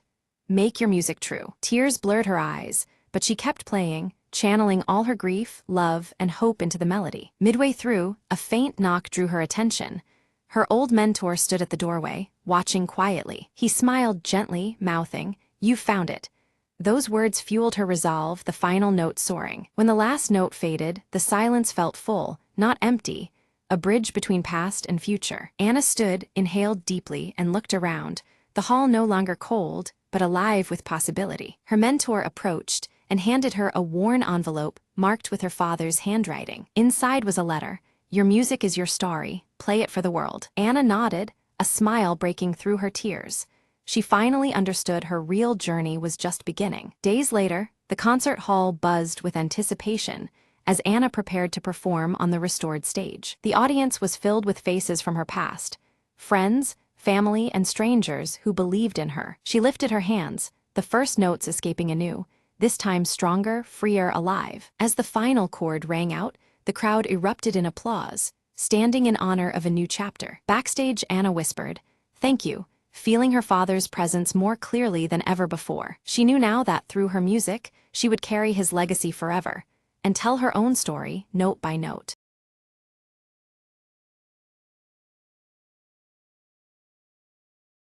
Mira settled by the garden gate on a crisp spring morning, her pencil dancing across the pages of her sketchbook. The flowers she observed defied expectations, blooming vibrantly despite the lingering cold air and scattered frost. Theo arrived quietly, carrying a basket heavy with fresh herbs. He remarked on the strange weather that had perplexed local farmers, their crops uncertain under the unpredictable shifts. Perched gracefully atop the garden wall, Luna's amber eyes followed a gentle breeze that stirred the petals of the mysterious blossoms.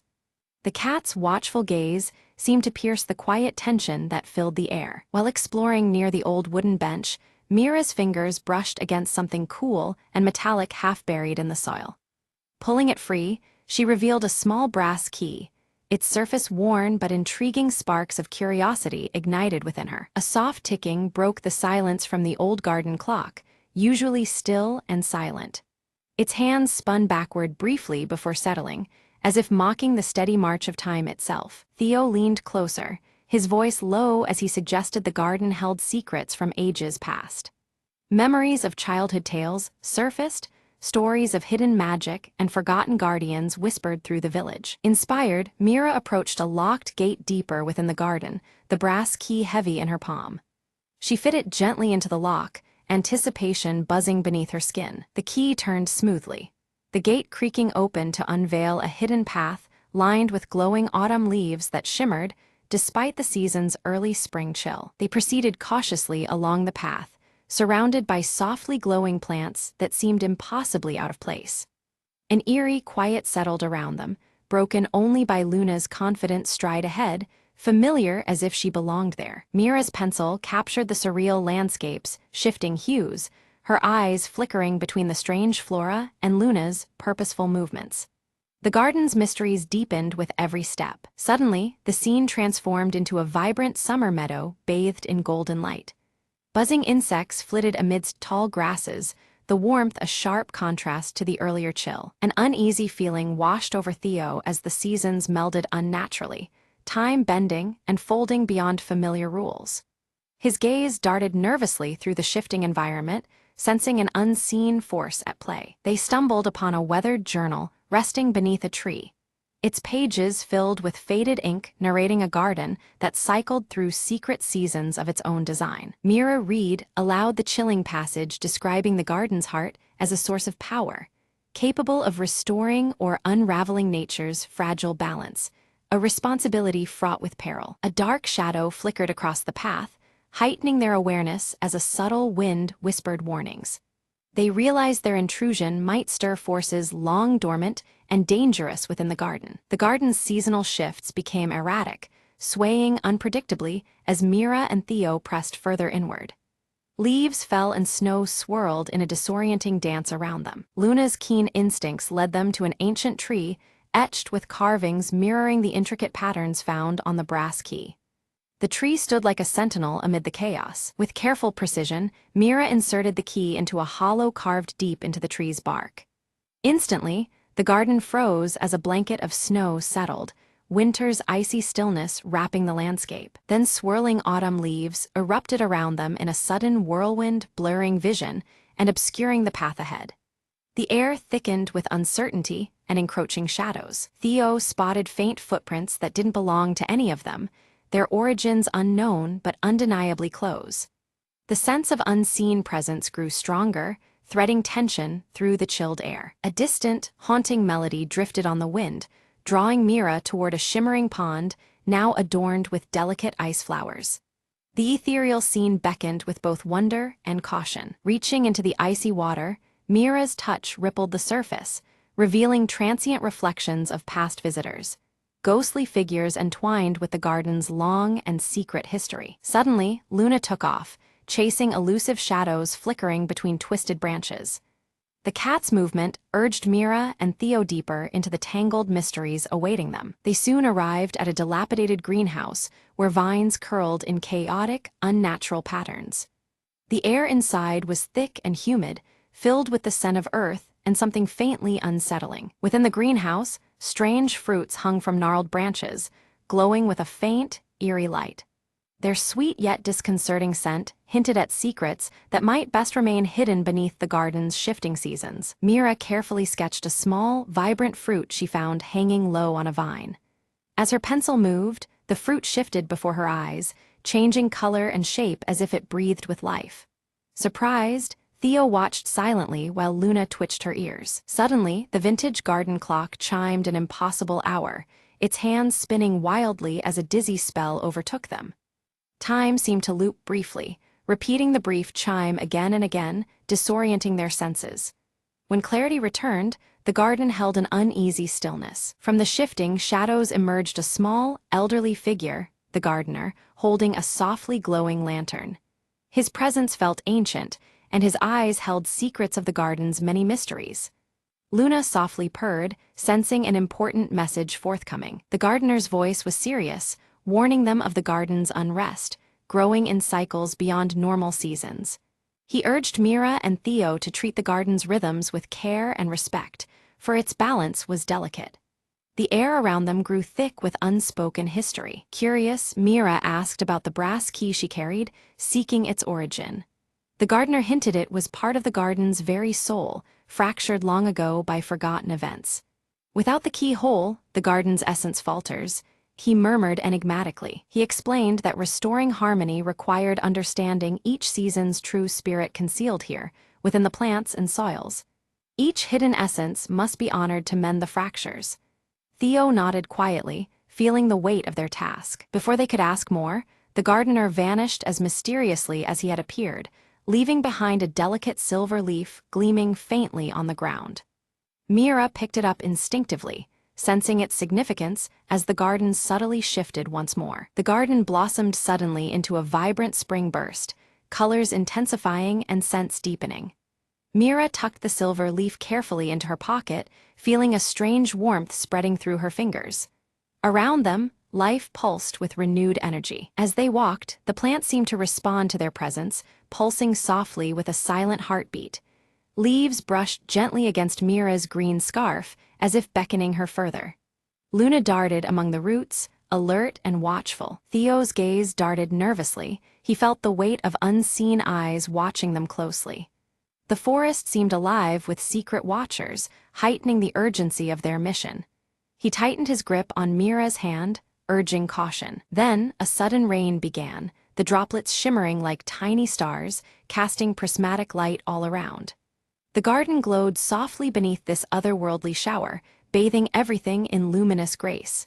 Mira closed her eyes, drinking in the magical moment. Under the starlit rain, flickers of Mira's childhood memories surfaced, fleeting images of gardens much like this, bathed in similar light.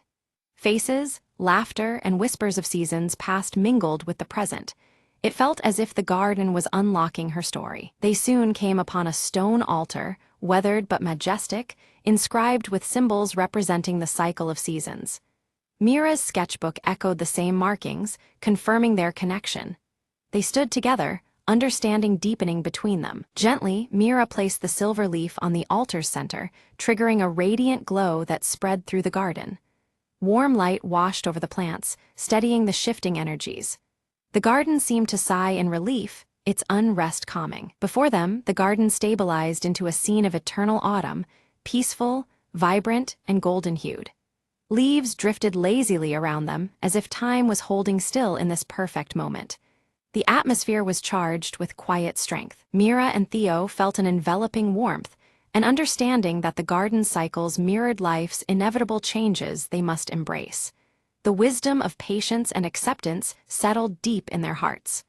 Luna purred knowingly, sensing their growth. Luna curled comfortably at the base of the altar, purring as if grounding the garden's newfound calm energy. The ticking of the vintage clock slowed into a steady, reassuring rhythm. The garden breathed alongside them in peaceful harmony. Suddenly, a hidden door in the ancient tree trunk creaked open, revealing a small room lined with books and curious artifacts. Dust motes danced in the warm lamplight spilling from inside. Mira's eyes shone with eager curiosity. Inside, Mira found a mirror unlike any she'd seen. It reflected not her image, but the intertwined seasons of the garden itself. Swirling colors and shifting scenes displayed life's essence in perpetual flux. Theo watched silently, mesmerized. Through the mirror, they glimpsed possible futures, paths shaped by the garden's balance or threatened by chaos. The visions were both beautiful and unsettling, a delicate choice hanging in the air. The weight of consequence pressed upon them silently. Reluctantly, Mira chose to leave the mirror untouched, deciding instead to focus on restoring harmony within the garden itself. The mystery would unfold in time, but their care and respect were immediate duties. Theo nodded approvingly, standing close. At the garden gate, the brass key hummed with a gentle vibration, syncing perfectly with the ticking clock, now steady and soft. The subtle pulse felt like an invitation, a sign of growing connection. Mira felt hope stirring within her. They agreed to return often, promising to care for the garden and patiently uncover its secrets. This garden was no mere place, but a living story they had become part of. Their bond to the cycles deepened with every step away. As they exited, spring flowers bloomed behind them, delicate petals scattering in the breeze like whispered blessings. The air smelled sweet and alive, promising renewal and growth. Luna loped ahead, alert yet calm. Back in their village, Mira sat quietly, sketching plans to share the garden's hidden magic through her art. Each line carried the energy of the seasons and the mysteries she had yet to reveal. Her green scarf fluttered softly, a constant companion. Weeks had passed since their last visit, and the garden rested in calm serenity. The once wild seasonal shifts softened into gentle, harmonious rhythms, reflecting a newfound balance within its bounds. Mira and Theo returned to find the garden bathed in warmer light, its plants flourishing under their attentive care. The subtle changes spoke of healing and quiet renewal, inviting them deeper into its embrace. The old brass key, once glowing with an eerie light, now nestled quietly in Mira's bag. Though its magic had dimmed, it remained a cherished symbol of the journey they had undertaken together. Inspired, they began to document the garden's cycles in a shared journal, sketching and noting each delicate transformation. Through these pages, the garden's lessons took root, captured in ink and memory. As time flowed on, neighbors remarked on subtle shifts in the local environment, an unseen harmony rippling outward from the garden center.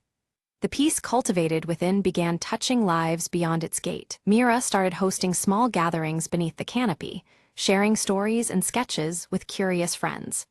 These moments wove a gentle community, bound by the garden's enduring spirit and warmth. Luna, the wise old cat, led children softly along the winding paths, her amber eyes reflecting ancient wisdom. She taught them to honor nature's quiet rhythms, planting seeds of respect and wonder. With each passing season, the garden grew into a living symbol of growth, change, and peaceful resilience. Its subtle transformations whispered a timeless dance of life, unfolding with grace. One afternoon, Mira sat by the garden gate, her green scarf fluttering in a soft breeze. As the wind stirred, so did the promise of new beginnings, silently calling her forward. Steadfast and ever-changing, the garden stood as an eternal dance of hidden seasons. It awaited with quiet patience, ready to welcome curious souls into its unfolding story once more.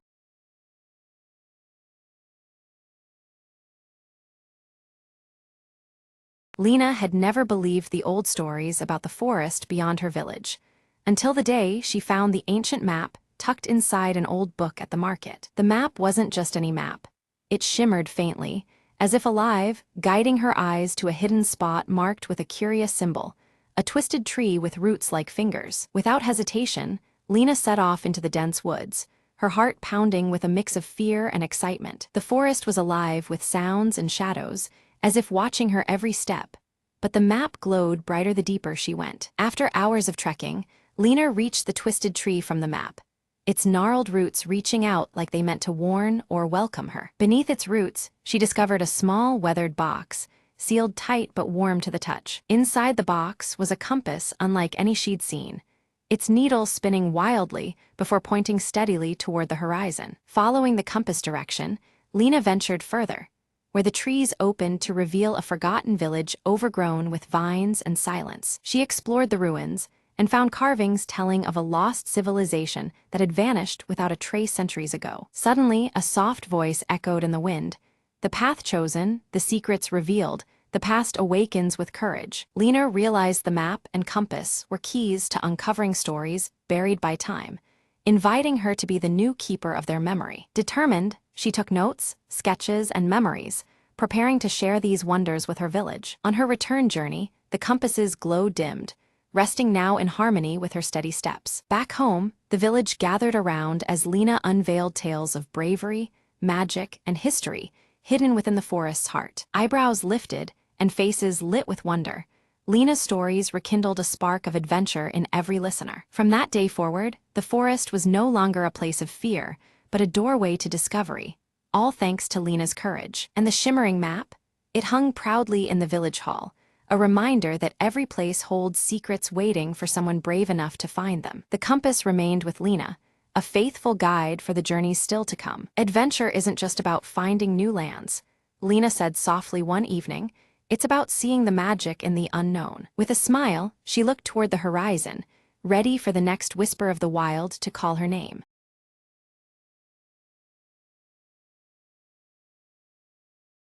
Lena sprinted through the dense jungle, the mysterious compass clutched tightly in her hand. Every step felt heavier, but the compass needle pulsed with an eerie glow, pointing deeper into the unknown. "Where are you leading me?"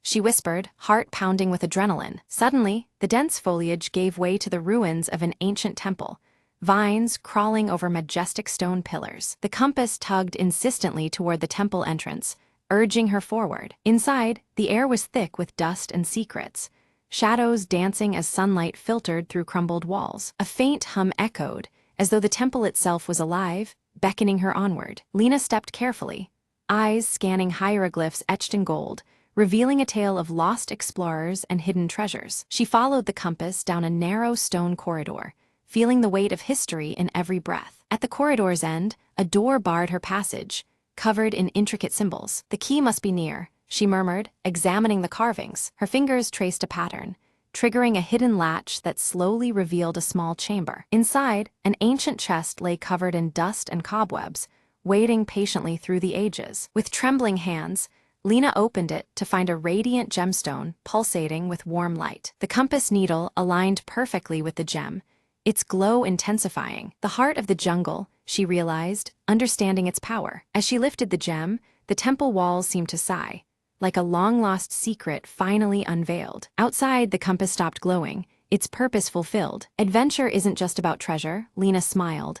It's about trust, courage, and discovery. With the gemstone secured, she stepped into the sunlight, ready for the journey still to come.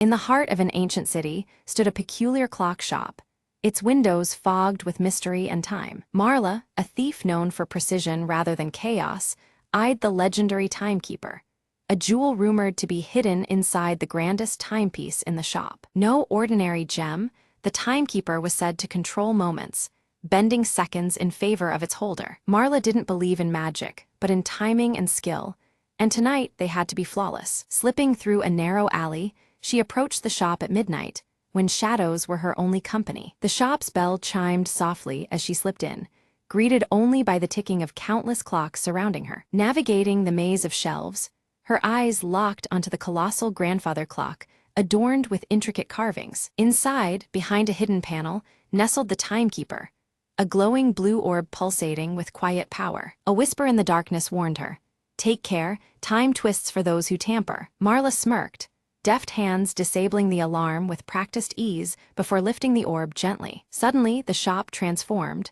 The clocks accelerated wildly, their hands spinning like storm winds. Time lapsed erratically. Seconds stretched, then snapped fast, disorienting her senses. She clenched the orb tightly, focusing beyond the chaos as her escape route melted and reformed. With a final breath, Marla seized a moment when time slowed, leapt through a shuttered window, landing outside in stillness. The city around her resumed its regular rhythm as she sprinted into the night, orb secure. Back in the safety of her lair, Marla placed the timekeeper on the table, the air still humming with its strange energy. She smiled, knowing control over time was never about power. It was about moments seized and never wasted. The orb glowed softer now, as if content in its new hands, awaiting the next perfect second to shine. Marla whispered, "Time is mine, for now," and set the clock hands to midnight, beginning a new chapter. Outside, the city continued unaware, wrapped in endless hours, while a thief held the master key to every ticking second.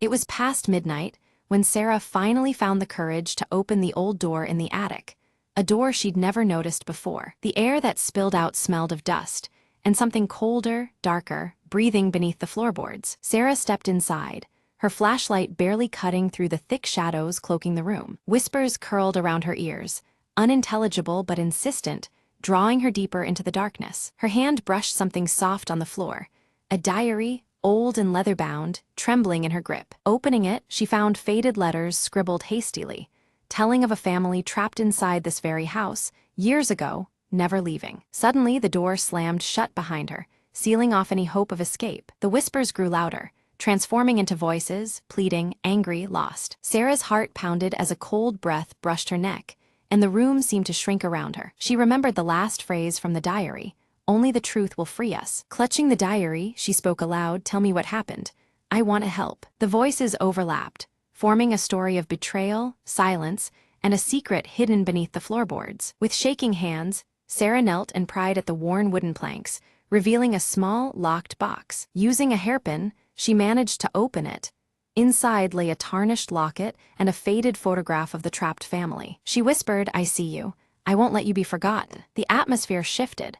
The room breathed easier, the voices softening into grateful sighs. Suddenly, the attic door creaked open, sunlight flooding in for the first time in decades. Sarah stepped out with the locket in hand, feeling the weight of the past lift from the old house. As she descended the stairs, the whispers faded, replaced by a serene silence. Looking back once more, Sarah smiled softly. "Rest now, you're free."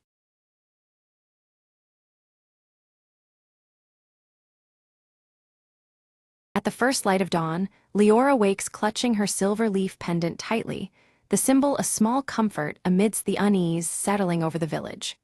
Outside, the ancient forest stretches silently, its shadows long and mysterious under the pale morning sky. As Leora walks through the village, she notices worried faces exchanging nervous glances. The fading light and wilting crops weigh heavily on everyone's spirits, hinting at a deeper, unseen affliction creeping through the land. Near the village's edge, Theron hunches over his forge, the heat and smoke mixing with the morning air. His soot-streaked hands carefully sharpen tools, eyes steady and calm despite the unsettling changes they all face. Leora approaches Theron, holding out a broken shard of a prism glowing faintly green, its fractured edges catching the light erratically. She hopes he can decipher its origin, sensing it may hold the key to their village's plight. Theron examines the shard, his brow furrowing as he recognizes the ancient symbols etched into its surface. They are the same carvings he's seen in the worn stones of the forest temple ruins, linking the mysterious object to a place steeped in forgotten power. In the village square, the community gathers with growing anxiety as the flowers around them lose their vibrant hues and the sunlight dims unevenly each passing day. Whispered fears spread like wildfire, the natural world turning against them in subtle but ominous ways. Leora recalls the old tales of the Prism of Verdant Grove, a mystical artifact believed to sustain the life and color of their land. Now fractured, it seems the very heart of their forest and village is faltering. Determined, she resolves to venture into the ancient forest, seeking the temple to reunite the prism's scattered shards. The weight of hope rests heavily on her shoulders as she prepares to face unknown dangers. Before she departs, Theron presents her with a finely forged knife, the metal gleaming and sharp. He warns her of the forest's lurking perils and pledges his support should she need it. Stepping beneath towering trees, Leora watches the dappled sunlight flicker with an eerie inconsistency, as though the forest itself breathes and shifts with secret magic. She grips her silver leaf pendant for reassurance as she moves deeper into the woods. Strange insects emitting glowing hues flutter around her, their movements guiding her toward an ancient moss-covered path inscribed with runes. The path seems alive, whispering of forgotten enchantments and hidden dangers. As she nears the temple ruins, shadows twist and shift unnaturally, hinting at unseen watchers lurking just beyond the edges of her vision. A chill runs down her spine, the forest's magic growing more intense and unpredictable. Suddenly, Elendra emerges from the shadows, her gray eyes piercing and her blue tattoos glowing faintly in the dim light. She warns Leora that sinister forces seek to block the prism's restoration, their intentions dark and relentless. Elendra reveals herself as a guardian marked by ancient power, her glowing tattoos a symbol of her sacred duty.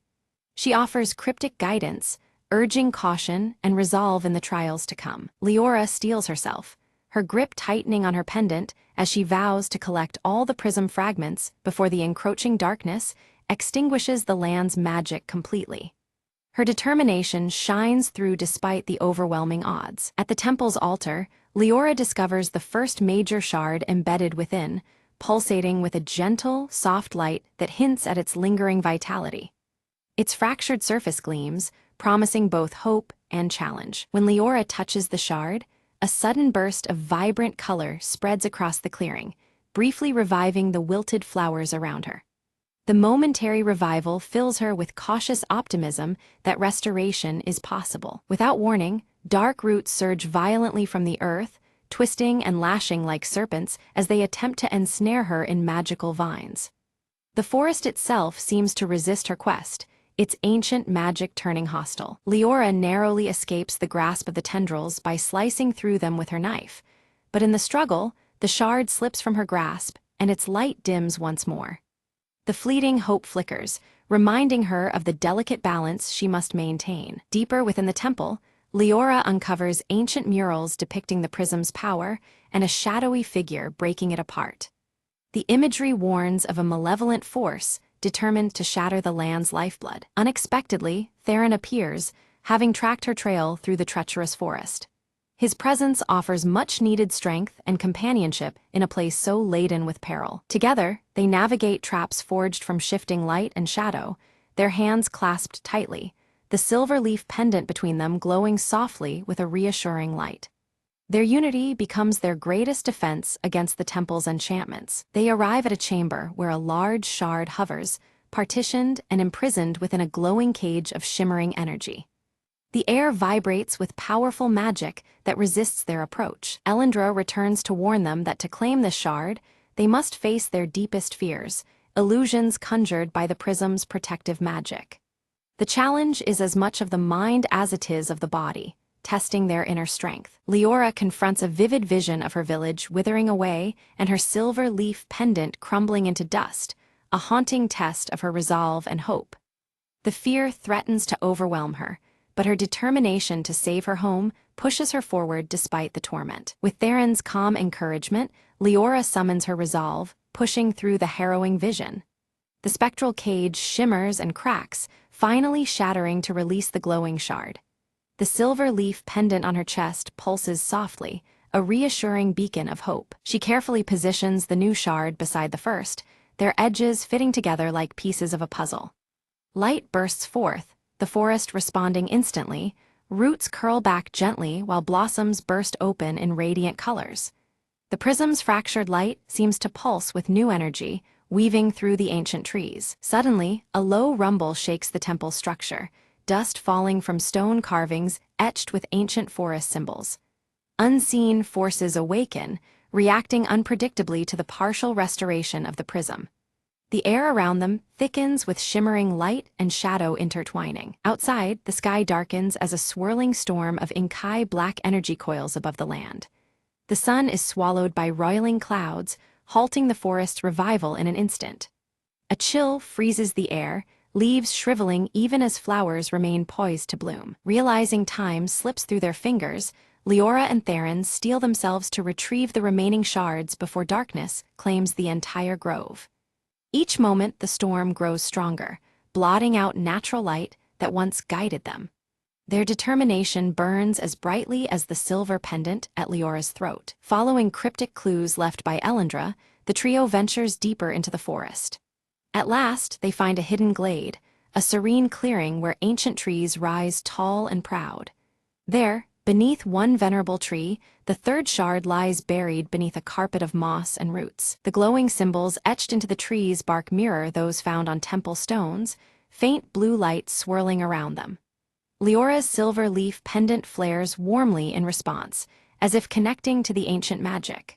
The shard's refracted light dances across the bark's intricate patterns. As Leora reaches out, spectral wolves materialize between her and the shard, their eyes blazing with ethereal fire.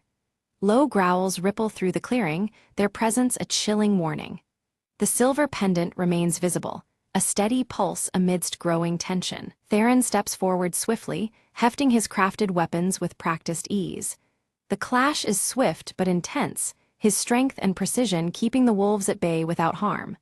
Colored light flickers around their struggle, the magical energy tangible in the air. With the final strike, the spectral wolves dissolve into wisps of blue light, their menace ebbing away.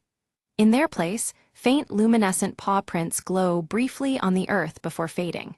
The shard is now safely in their grasp, radiating a renewed shimmer beneath Leora's pendant. The trio hastens back toward the temple, urgency propelling their steps as the storm outside intensifies. Lightning crackles unpredictably, painting jagged shadows against twisted branches. The forest's renewed life struggles against the encroaching darkness closing in rapidly. Elendra begins chanting ancient words, her glowing blue tattoos blazing fiercely along her arms and face. A shimmering barrier of light and color spins around them, rippling against the storm's assaults. Despite her effort, the tempest's wrath grows relentless. Suddenly, the protective spell falters. A jagged surge of black lightning strikes the earth nearby. The ground splits open with a roaring crack, jagged edges glowing with erratic colors like fractured glass. The trio is thrown off balance by the violent upheaval underfoot. In an agonizing instant, Leora tumbles into the glowing chasm, her silver leaf pendant the last visible trace as it flickers faintly. Prism shards scatter deeper into the twisting, luminescent tunnels below.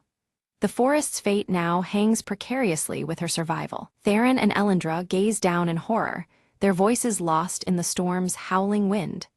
The pendant's faint gleam fades slowly into the shadows, a fragile thread tethering her to the surface world. Fear and determination etch their faces as they prepare to follow her plunge. Within the glowing chasm, Leora moves cautiously through erratic passages alive with fractured light. The colors shift unpredictably, disorienting yet mesmerizing as they refract through countless crystal surfaces. Her pendant remains a steady source of calm in the surreal depths. She finds scattered shards embedded in the crystalline walls, each fragment radiating a shard of the forest's lost warmth. As she collects them, patches of vibrant color pulse through the tunnels, slowly pushing back the surrounding darkness. Hope glimmers in the depths below the shattered earth. Suddenly, a wraith of shifting shadows blocks her path, formed from the chasm's darkest fears. Its form writhes with malice, bent on capturing the prism's power for itself. The silver leaf pendant flares with defiant light, casting away creeping darkness momentarily. Summoning all her courage, Leora channels the pendant's radiant glow to repel the wraith. The dark entity wavers, then dissipates into flickering shadows spiraling away. The fragments gathered in her hands shimmer brighter, empowering her resolve to escape. Breaking through to the surface, Leora reunites with Theron and Elendra, her hands clutching all the recovered shards. The storm above still looms, its dark tendrils writhing around the trembling forest. Yet their combined presence offers a fragile beacon of resistance. They race toward the temple altar, urgency sharpening every step, knowing full restoration is their last hope. The shards begin to levitate and spin, slow and deliberate, aligning in a precise pattern atop the stone platform. Colored light cascades from their joined edges, painting the walls in shimmering hues. As the shards circle each other, prismatic light fractures and cascades like a waterfall, filling the chamber with radiant glow. Ancient forest symbols etched into stone and wood catch the light, pulsing in time with the prism's rhythms. The silver leaf pendant glows steadily at Leora's throat, syncing with the spectacle. Suddenly, dark storm clouds coil tighter around the temple, tendrils of shadow pressing inward. The vibrant light from the prism flickers as if struggling for breath. The encroaching darkness threatens to snuff out this fragile beacon of life and magic. Elendra channels her dwindling strength into a surge of protective magic, her blue tattoos dimming from fierce glow to faint ember. With an anguished cry, she weakens the storm's grip momentarily, buying precious seconds. Her sacrifice leaves the aura around them shimmering with bittersweet intensity. In the heart of the swirl, Leora places her silver leaf pendant at the prism's center. Her unwavering faith ignites a brilliant pulse of life and color that floods the temple. The prisms blaze with radiant light, weaving hope through the forest's struggling veins. The fractured prism, held aloft by Leora, began to glow with intensifying light as the jagged edges shimmered with every hue. Suddenly, the shards flew together in a dazzling spectacle, weaving back into a flawless whole. As the last piece clicked into place, the storm above quelled, and warm sunlight flooded the verdant grove once more. Gradually, the once bare trees burst forth with lush greenery, their leaves whispering in newfound life. Flowers of every color bloomed vibrantly, filling the air with sweet scents, while the forest echoed again with the joyous calls of returning animals. Nature's healing was visible and undeniable, celebrating the suspension of chaos. Elendra stood nearby, a faint smile curving her lips as her glowing blue tattoos dimmed, her strength slowly ebbing. Though her power waned, peace radiated from her presence, a testament to the restored balance between magic and the natural world. The ancient symbols etched along her robe seemed to pulse softly, syncing with the harmonized forest. Theron embraced Leora firmly, soot-streaked hands steady and warm, pride and relief shining in his eyes. Around them, the village showed signs of vibrant renewal, the air full of hope as lives once again thrived. Their shared sigh marked a turning point, the darkest days giving way to flourishing vitality. The silver leaf pendant resting against Leora's heart glowed softly, emitting a gentle green luminescence that intertwined with the natural light. This subtle beacon symbolized the ongoing healing and the unbreakable connection forged through hope and perseverance. It reminded them all that, while trials had passed, the journey of restoration continued. Returning to her village, Leora was greeted by scenes of celebration beneath skies washed in vivid hues. Villagers danced amidst blossoming harvest fields, their faces alight with gratitude and renewed spirit. The air was thick with song and laughter, an ode to recovery and the promise of continued prosperity. In the quiet moments, Leora recounted her perilous journey to attentive ears, her pendant radiant in the soft glow of evening light. The prism shards were now carefully encased within the village hall, displayed as solemn reminders of what had been overcome. Each piece reflected the natural light subtly, symbolizing strength through unity and memory. As night fell, the silver leaf pendant around Leora's neck shimmered faintly, casting soft green patterns that mingled with the silver stars overhead. The calm forest around her seemed to breathe gently, alive with peaceful energy and quiet magic. Within this tranquility, hope glimmered, persistent as the stars above. New seedlings sprouted tenderly around the ancient temple, their vibrant leaves whispering promises of growth and resilience. These living symbols echoed the ancient forest markings, blending old magic with fresh life. Inspired by their shared ordeal, the village embraced this continuous cycle of renewal with reverence and care. The story closed with Leora standing on a gentle hill, her emerald eyes fixed toward the distant horizon. The silver leaf pendant pulsed faintly at her chest, a quiet promise of hope and connection as dawn painted the sky. She stood ready, heart steady, awaiting the new wonders and challenges the future might bring.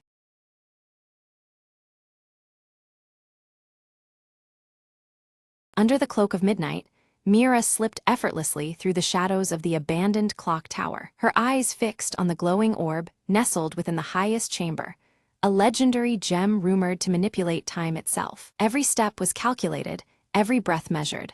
One wrong move and the old gears would betray her. She heard a faint click behind her, a trap primed decades ago, waiting for an intruder. With a swift leap, she dodged the descending blade just inches away, the air slicing past her cheek. Heart pounding, she reached the chamber door, its ancient lock rusted but unyielding. Mira produced a slender tool, her fingers dancing expertly as the tumblers fell into place. The door creaked open, revealing the orb pulsing with an ethereal glow, suspended above an ornate pedestal. She reached out, the tip of her glove brushing the gem's surface. Suddenly, the gears around her began to grind and whirl, time itself reacting to her touch. For a moment, the world slowed, the moon hanging motionless in the sky. Mira seized that instant, grabbing the orb and slipping it into her satchel. Alarms blared through the ancient tower, but the slowing seconds gave her the advantage. She navigated hallways shifting in and out of sync, outrunning guards caught in temporal loops. Bursting through a side exit,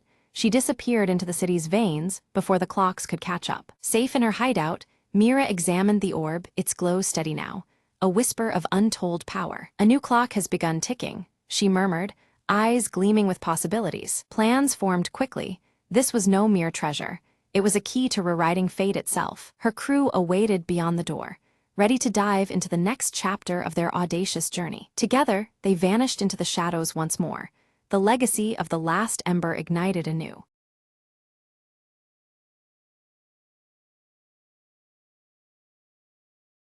In the heart of a forgotten village stood an old mansion wrapped in ivy and shadow. Alina, curious and fearless, had always been drawn to the mansion despite the villagers' warnings. One evening, armed with only a lantern, she slipped through the creaking gates and into the dim hallway. The air was thick with dust and silence, until a faint whisper drifted from the wall at the end of the corridor. There, hanging crookedly, was a portrait of a woman whose eyes seemed almost alive. gleaming in the lantern light. Elena stepped closer, feeling a chill as a soft voice echoed, "Help me." Startled but intrigued, she reached out, tracing the woman's delicate features with trembling fingers. Suddenly, the room spun, and Elena found herself in a sunlit garden, centuries past, standing before the very woman from the portrait. The woman introduced herself as Isolde, trapped between worlds by a jealous curse. Elena realized the whispers were cries for freedom, her only chance to break the spell and release Isolde's soul. To succeed, she had to solve a riddle hidden somewhere in the mansion, tied to an ancient family secret. Guided by fleeting whispers and unseen hands, Elena explored secret rooms and forgotten letters. In a dusty diary, she uncovered the truth. Isolde's love was betrayed, and jealousy bound her spirit to the painting. With a steady voice, Elena recited a passage from the diary, invoking the words of forgiveness and release. Light flooded the room as the portrait shimmered, Isolde's form slowly stepping out, free at last. "Thank you," Isolde whispered, her smile warm as she dissolved into a cascade of petals. The mansion sighed, the weight of centuries lifting in an instant. Elena stepped back into the present, the portrait now a simple painting of a serene garden. Outside, the villagers noticed the mansion's gloom had lifted, its mystery gently unraveled. Elena smiled, knowing some whispers carry the power to heal and set free.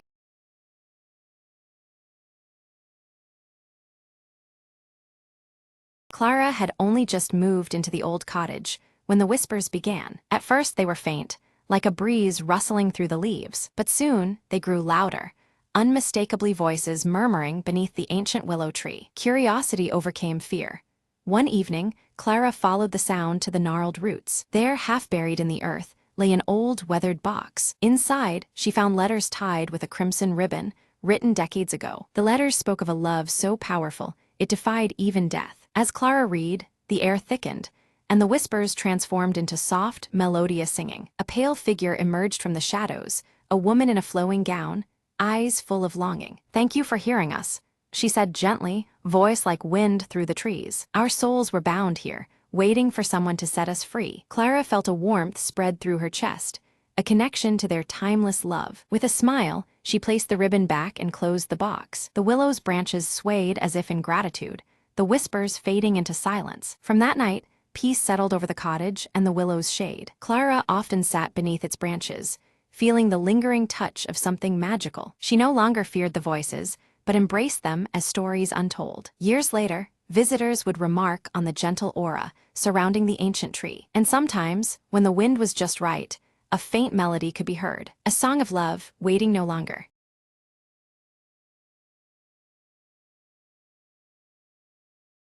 The alarm's humming was the only sound cutting through the eerie silence of the museum's grand hall. Silas crouched behind a marble pillar, checking his watch, midnight to the second. Time for the plan to unfold. He whispered into the comlink, eyes sharp, "Team, the Van Gogh isn't going to admire itself." Across the room, Leela perched by the security panel, her fingers dancing over the keypad with practiced ease. Beep! The heavy steel door clicked open silently, the final barrier between them and the priceless masterpiece. Silas glanced up, spotting guards rounding the corner. "Change of plans," he murmured, drawing his smoke bomb. A sudden burst of smoke filled the hallway, confusion spreading like wildfire among the bewildered guards. Leela slipped through the chaos, sliding the glass case open with a glinting tool. The Van Gogh's colors gleamed as she lifted the painting out, replacing it swiftly with a near-perfect replica. "Package secured, exfil route." Silas's voice was calm, betraying none of the tension. Jax responded from the roof.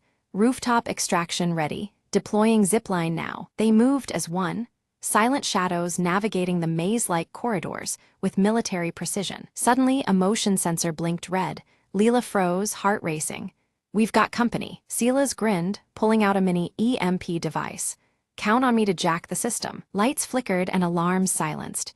"Go," he urged, leading the sprint to the roof. Jax caught them at the edge, hooking the zipline harnesses in place with mechanical efficiency. One by one, they zipped away into the night, the city lights blurring beneath them. Safely on the adjacent building, Silas breathed out.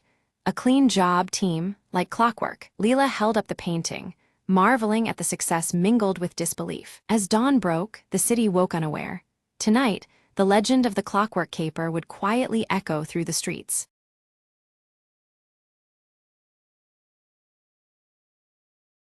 In the village of Elder's Hollow, no one dared to light the old lantern after dusk, except Mara. One foggy evening, Mara found the lantern hanging from a crooked branch deep in the woods. A soft glow flickered inside, and a whisper brushed against her ear, "Follow the light." Curiosity overcame fear as she lit the lantern, its flame burning with an eerie blue hue. The whisper grew louder, leading her along a winding path she'd never seen before. Branches seemed to bend away, shadows dancing just beyond the light's reach. At the path's end, a forgotten well lay shrouded in mist, its stones ancient and crumbled. The whisper urged, "Look within," and Mara peered down into the darkness below. Suddenly, a face emerged, a child trapped in twilight, eyes wide with hope. "Help me," the voice pleaded softly, the lantern's light pulsing in rhythm with her heartbeat. Mara grasped the rope tied to the well's edge and began to pull gently. With effort, the child was lifted into the cool night air, the mist parting as if in gratitude. The boy reached out,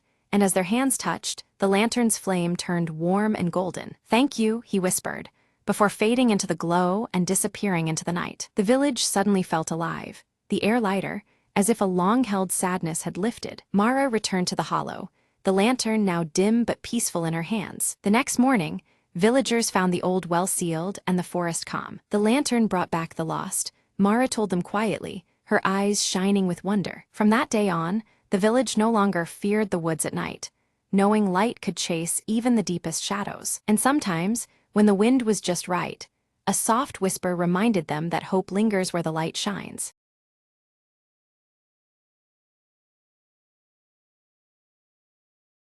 Leora stood by the window, her violet eyes reflecting the luminous full moon as she gripped the ornate silver locket tightly. The glow of moonlight bathed the room in a serene glow, yet a restless energy pulsed through her veins. From a distant hilltop, Elias watched silently over the sleeping village, his cobalt blue cloak blending with the shadows beneath the moon. His pale face was somber, eyes fixed on the trembling lights below. Nearby, Faye darted nimbly around Leora, her shifting silver fur catching the moon's glow in fleeting glimmers. The small creature's amber eyes sparkled with playful mischief as she wove through the shadows. Leora opened the ancient leather-bound book on her lap, pages alive with cryptic symbols and carefully drawn sketches of moons and encroaching shadows. Her fingers trembled as she deciphered the arcane script, searching for a clue. Suddenly, a cold shadow swept across the room, and Leora gasped, dropping the heavy book onto the wooden floor with a heavy thud. The silence that followed was thick, the air charged with unspoken danger. The silver locket in her hand began to vibrate softly, emanating a faint, pulsing light that was caught by the cracked mirror nearby. Reflections danced across the fractured glass, hinting at secrets hidden within its depths. Elias descended the hill, his pale face now illuminated fully by the moonlight as his voice murmured incantations under his breath. The power in his words stirred the night air, weaving shadows into spectral forms. Faye's ears perked up, her amber eyes flashing with warning as a dark presence approached swiftly through the village's edge. Her small body tensed, ready to protect Leora against whatever was coming. Guided by the glowing light from the locket, Leora moved toward the moonlit village square, her steps cautious yet determined. The night seemed to hold its breath around her as the silver glow led the way. As Elias arrived, the shadows woven around the square twisted unnaturally, and his cloak billowed despite the stillness. An unseen wind whispered through the empty streets, as if heralding the coming confrontation. Leora fumbled to open the locket, but an invisible force sealed it shut, resisting her every attempt. Frustration and fear mingled as the object's secret remained just beyond her grasp. Raising his arms, Elias summoned swirling spectral silhouettes that circled ominously around him, their forms shifting and flickering under the moon's pale light. Faye leapt swiftly to Leora's side, a low growl vibrating from her throat as the encroaching darkness thickened. Together, they stood firm against the unfolding threat. The moonlight caught on the cracked mirror across the room, revealing within its fragmented reflection a hidden passage that had previously gone unnoticed. The secret doorway teased with promise and danger. With her heart pounding fiercely, Leora stepped toward the mirror, every shadow seeming to stretch and pulse in the silent room. The stakes rose palpably, and she knew the night held more than mere mysteries. The passage unfolded before her, revealing a spiral staircase bathed in an eerie moonlit glow that spiraled downward into unknown depths. Each step seemed to echo with ancient whispers as she descended cautiously. Elias's spectral silhouettes reached out with ghostly fingers toward Leora as she made her careful way down the staircase, their forms rippling with dark intent. The air grew colder, shadows threatening to engulf her. In a fluid movement, Faye shifted briefly, transforming into a small glowing orb that floated ahead, casting a soft light upon the dark stairwell. Her guidance was unwavering, a beacon amid the encroaching gloom. At the base, Leora discovered a chamber bedecked with ornate moonphase symbols, the air thick with silent power. She placed the silver locket ceremoniously upon a stone altar carved with ancient runes. The locket burst forth with a powerful light, waves of radiance pushing back the gathering shadows and causing Elias's spectral forms to dim and recoil under its brilliance. Recoiling but undeterred, Elias shouted a fierce chant, his voice resonating through the chamber as the altar trembled beneath their feet. The darkness rallied, unwilling to concede ground. Fissures appeared in the chamber walls, letting cascades of pure moonlight flood into the enclosed space, strengthening Leora's resolve and weakening the shadows around them. Faye's silver fur brightened intensely, illuminating a hidden inscription etched into the wall, its words glowing softly in the newfound moonlight. The revelation promised vital knowledge on their dire battle. Tracing the inscription carefully, Leora unlocked a secret knowledge about bending the veil between worlds, a power both awe-inspiring and daunting. The weight of responsibility settled heavily on her shoulders as she absorbed the ancient truth. As Elias's cloak flared wildly and the ground shuddered beneath them, the chamber threatened to collapse, the chaotic energies at their peak. The night teetered on the edge of upheaval, every moment fraught with peril. Leora clutched the ornate silver locket tightly, whispering ancient incantations to awaken its latent power. Moonlight spilled into the chamber, its glow stabilizing the shimmering veil that protected the village from encroaching darkness. Her violet eyes reflected determination as the locket pulsed steadily against her heart. Suddenly, the locket's glow intensified, bathing the room in radiant silver light, but from the shadows emerged Elias, weaving darker magic in opposition. His cobalt blue cloak billowed as a swirling storm of shadows erupted, threatening to unravel Leora's protective veil. The opposing forces clashed, casting flickering patterns across the cracked mirror's surface. Shards of the cracked mirror began to float around Leora, each fragment capturing faint images under the moonlight.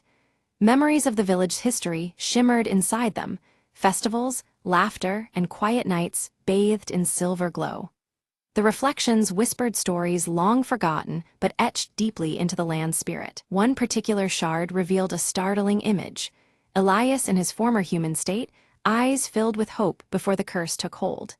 The once tall and gaunt figure appeared alive, untouched by the shadowy magic that now gripped him. This glimpse unsettled Leora, suggesting there was more beneath his eerie facade. A wave of hesitation washed over Leora as she sensed a conflicted heart within Elias. Doubt crept into her mind, whispering that his intentions might not be purely malevolent. Could the enemy she faced be bound by chains she had yet to understand? Breaking through the tempest of shadows, Elias's voice came, raw and desperate. "Release me," he pleaded, the gauntness fading for a moment to reveal pain buried deep within. His words echoed against the chamber walls, blending with the moonlight's gentle hum. The shadows faltered, trembling under the locket's persistent light, granting Leora a fleeting chance to tip the scales. Seizing the moment, she steadied her breath and focused all her energy on bolstering the veil. The balance hovered delicately as the two forces waged silent war. Faye darted around the chamber in swift circles, her amber eyes blazing with fierce determination. Each burst of her luminescent silver fur pierced the shadows, disrupting Elias's dark enchantments. The small creature's light flickered like a beacon, weaving hope into the battle's chaos. The locket absorbed the swirling memories reflected in the mirror fragments, its light swelling to an almost blinding brilliance.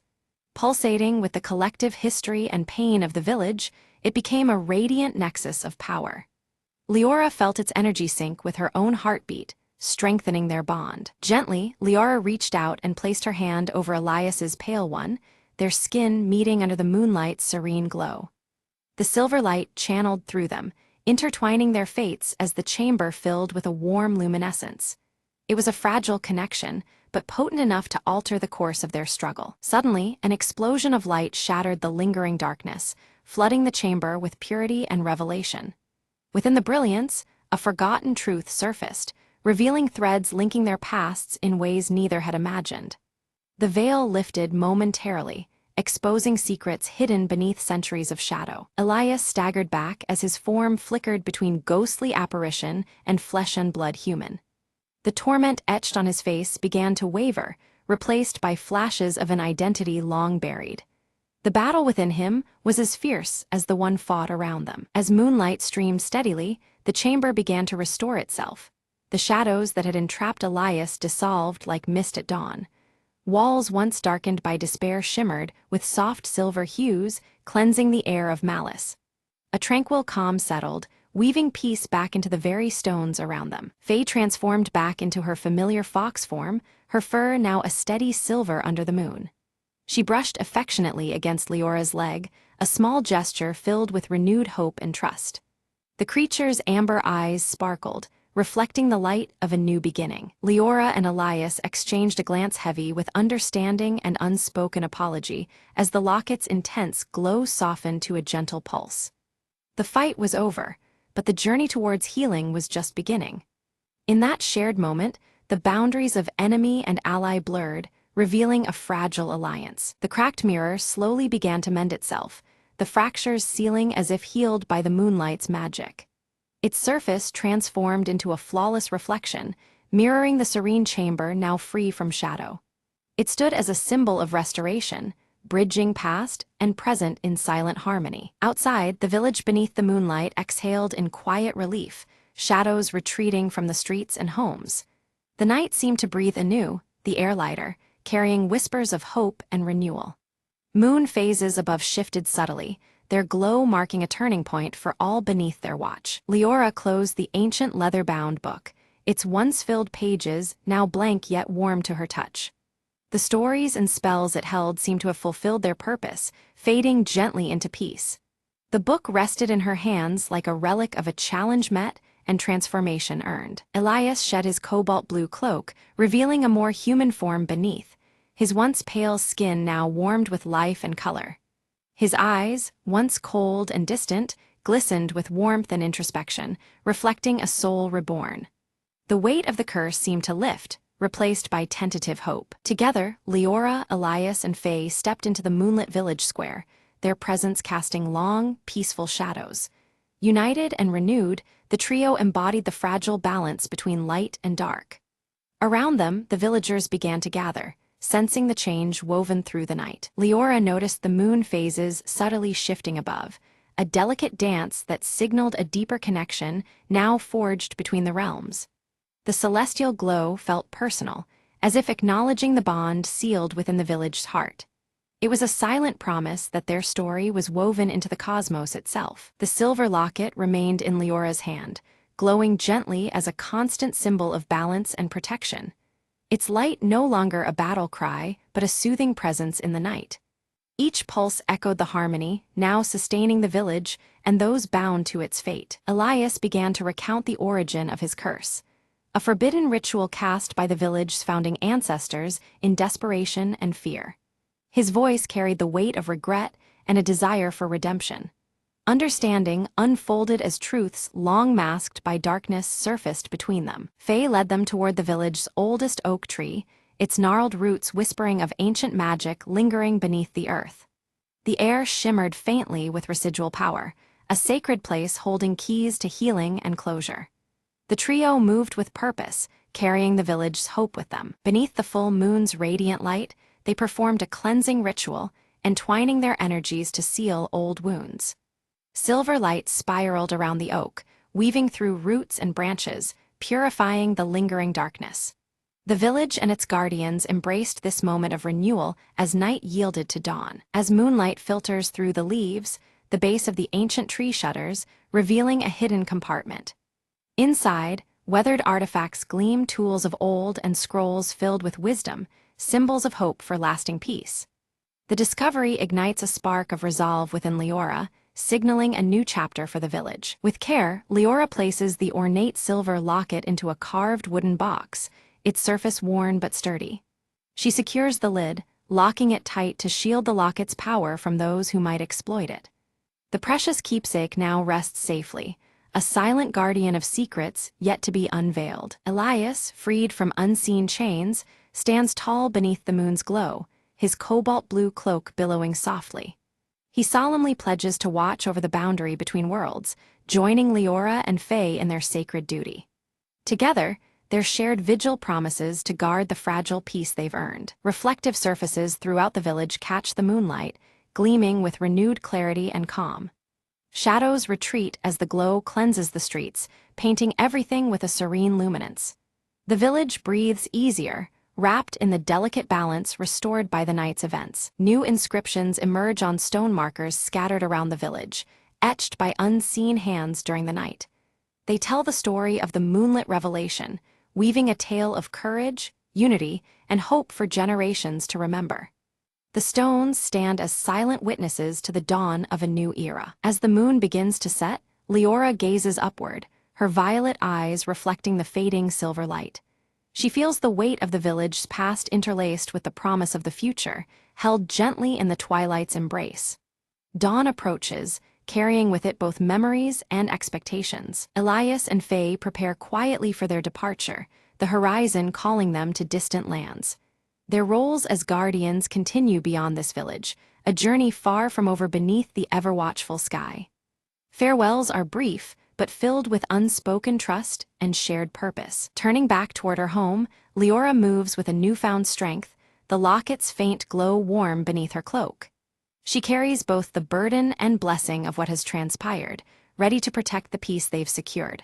Her silhouette melds softly with the awakening village. On her desk, the cracked mirror now rests whole, its surface shimmering subtly in the soft morning light.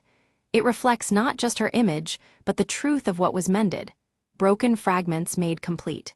The mirror stands as a quiet testament to resilience and transformation. As the sun rises, Leora smiles softly, hope blossoming in her violet eyes beneath the watchful moon's retreat. The village holds its breath, poised for the days ahead filled with promise and guarded dreams. Beneath the veil of moonlight, peace endures, quietly enduring into the future.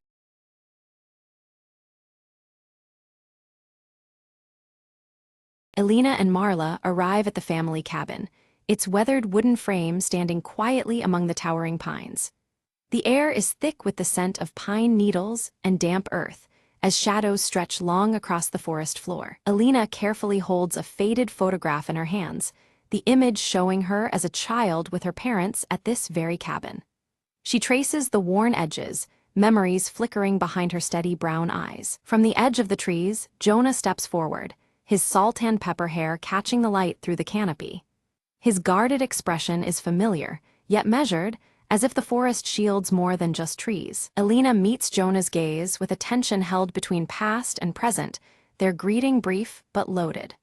The broken compass hanging from Jonah's neck gleams dully, its needle twitching erratically in the dappled sunlight. Marla, curious and unafraid, wanders close to the forest's edge, her small hands gathering pine cones. Her wide green eyes catch the flicker of shadows dancing just beyond her reach, as if the trees themselves are watching. Elena breaks the fragile calm by revealing her intent to sell the cabin, the words heavy with finality. Jonah's eyes narrow slightly, unease settling into the space between them like a gathering storm. Jonah warns Elena that the cabin holds secrets best left untouched, his voice low and urgent. The forest seems to lean in, the whispering pines echoing his caution with a soft rustle. Dusk falls, casting long shadows through the whispering pines as the wind carries a haunting song. Inside, flickering candlelight reveals the rough texture of wooden walls, the cabin enveloped in a fragile glow. Elena discovers a silver locket tucked beneath a loose floorboard, its delicate clasp worn by time and handling. Holding it, she feels the weight of unseen stories wrapped within its small, oval shape. Jonah recounts the forest's strange history, weaving tales connected to the locket and their shared ancestors. The old stories hang between them, thick with both warning and wonder. Marla suddenly points toward a shadowy figure glimpsed beyond the window. Her voice is a whisper, but the figure vanishes as they all turn to look. Doubt and fear flicker momentarily in the candlelight. Alina finds scattered letters hidden beneath floorboards, their torn edges and faded ink describing a family conflict long forgotten. Each word stirs a half-remembered tension, deepening the cabin's mysteries. Jonah steps quickly to block Alina's path as she moves toward the forest, his protectiveness clear but laced with unease. His warning is firm. Venturing deeper alone is too risky under the forest's watchful eyes. The air thickens as Alina confronts Jonah about his hidden ties to her family's past, demanding answers she has long awaited. Their voices are low but sharp, memories and mistrust colliding beneath the whispering canopy. A sudden storm bursts overhead, rain hammering the cabin roof and streaking windows as lightning fractures the sky. The power flickers and dies, plunging them into a darkness punctuated only by the pounding rain and distant thunder. Morning reveals unsettling changes. Marla's beloved doll has vanished without trace, and on the table, the broken compass spins wildly, ignoring any notion of north. Unease grows sharper as the sun's weak light seeps through the trees. Determined, Alina steps outside to search, discovering an overgrown trail obscured behind the cabin, tangled with vines and moss. The forest beyond seems both inviting and forbidding, its secrets buried beneath layers of time. Jonah follows reluctantly, his voice low with caution as he warns of hidden dangers ahead. His knowledge of the forest's unseen threats adds weight to every step they take deeper beneath the whispering pines. The woods close in around them, shadows shifting unnaturally with each footfall. The familiar path begins to warp, the forest taking on a strange, surreal quality that unsettles even Jonah's steady demeanor. Alina spots a carved symbol etched deep into the bark of a tree, identical to one seen faintly in the old photograph. The mark pulses with significance, a silent key to the forest's tangled past. Jonah admits he once belonged to a secretive group linked to that very symbol, tied to local legends shrouded in myth. His confession carries both regret and a warning, deepening the mystery that binds them. Suddenly, distant footsteps echo through the trees, too deliberate to be natural. Both Alina and Jonah glance toward the sound, but no figure emerges from the thickening mist. A mysterious stranger appears briefly, their presence fleeting as they drop a sealed letter before vanishing amid the veiling fog. The air feels charged, as if the woods themselves whispered a warning through this ghostly messenger. The letter's contents unearth a painful truth, one of betrayal woven through generations of Alina's family. Shock and disbelief ripple through her, as the delicate threads of her past unravel before her eyes. Alina grapples with the heavy revelations, her heart torn between trust and suspicion. Jonah urges restraint and patience, reminding her that some truths unfold only when the time is right. Back inside the cabin, Marla's sharp eyes catch a glimpse of something beneath a loose floorboard.